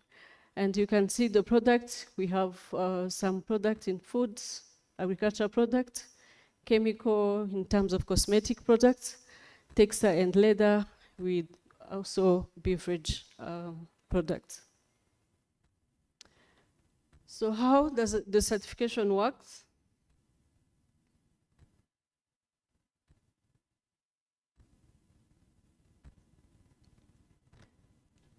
For all those products that have been certified, there's a process that they have to go through. We first help them to implement those standards through different training, awarenesses, of course with the support of the member states and the experts that we have seen that are participating in our work of developing those standards.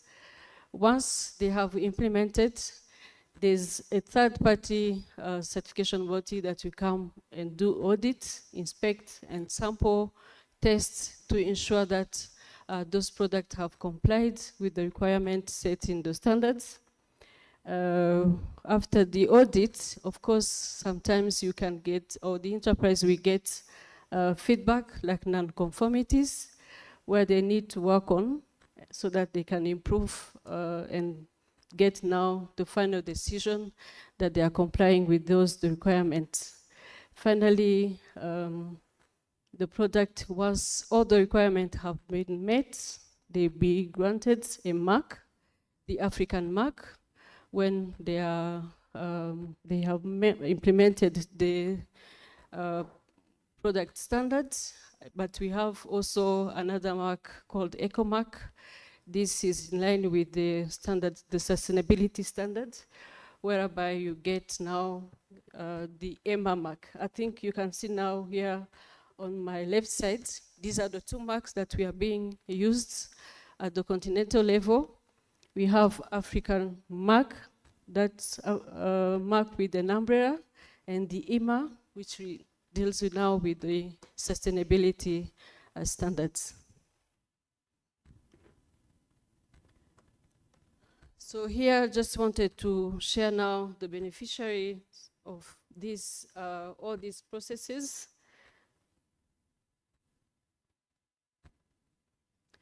We have, of course, SMEs, livestock enterprises.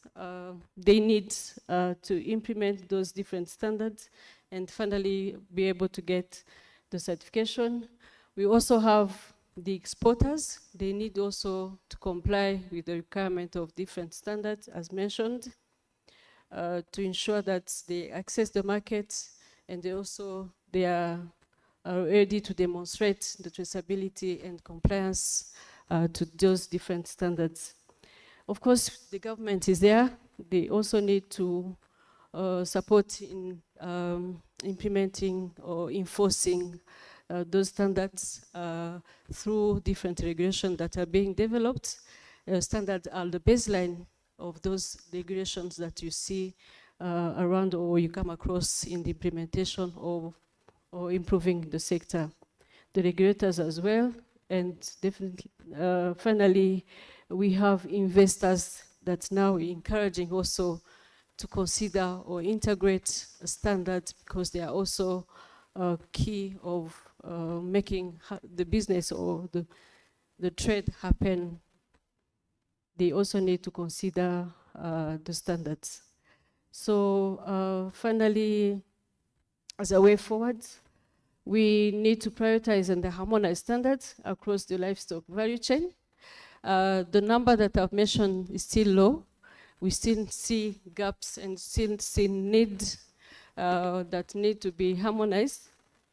We are calling upon different enterprises to also share their needs, the concern in regard to the gaps that are there so that they can also be considered. We are requesting the integration of harmonized standards into the livestock investment programs, initiatives, and also to strengthen the quality infrastructure. I think the morning I have raised this question that quality infrastructure is a key because without the strong quality infrastructure, we'll not be able to demonstrate that all those products are meeting the requirement of the standards. We also need to support the SMEs to be able to implement those different standards because implementation is also not easy. It requires some funds in terms of capacity, in terms of infrastructure, in terms of also testing. Laboratories fees, they are very expensive. That's why we are asking about considering investing in those different infrastructure. Thank you so much. I hope I've not been so long.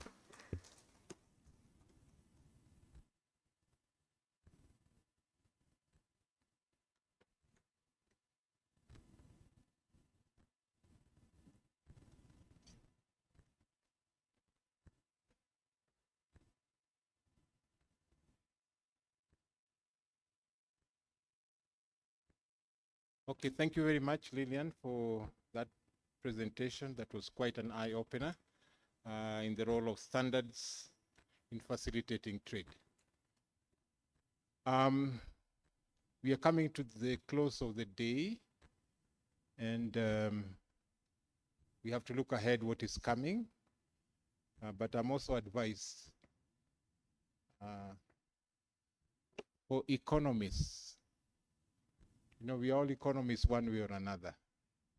And they always say that there's something they call diminishing returns. And basically what that means is that you start having negative marginal additions. What I'm trying to say is that this point we have reached diminishing returns. I'm very afraid to go to the next level, because what that means is that we'll start losing what we already have. Are we together? What negative marginal returns means is that you start losing what you already have. I don't think we want to be in that position where we lose what we already have, because what we already have is so critical for us that we want it to stay intact. So please bear with me. We just wind up for today. I know we are supposed to do key insights and positioning, but I think we'll take the process the way we did it today, so that tomorrow we will do the recap, and the recap will capture these issues that we have here. There's something that we will have to do tomorrow, and so as we proceed, as you go to relax, please make sure that you take into account the issues that we have talked over today. This is why I don't want us to lose what we already have. So please bear with us. We will want to break for tea, and as we break for tea, we can go home. But tomorrow, please, can we start at 8:45? Any hands with me, or just my hand alone?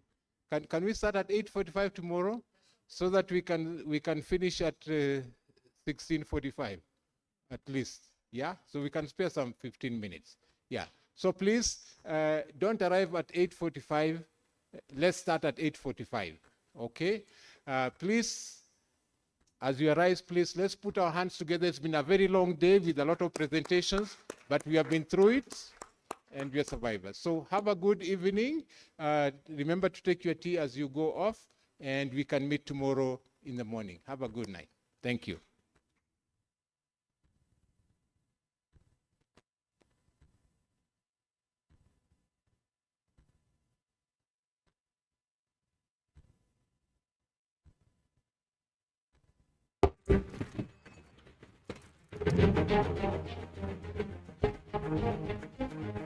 We are here this morning for a very critical function that marks a milestone in the pastoral livestock development space.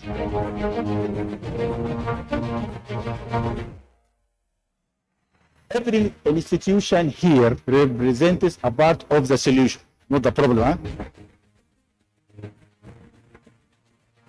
Africa's pastoral livestock systems are not just a way of life, they are one of the continent's most significant yet under-realized economic assets. The question before us is how we organize, finance, and scale the market systems. What we need now, organizing market, meaning better data, stronger aggregation, stronger offtake, credible business models, enabling policies.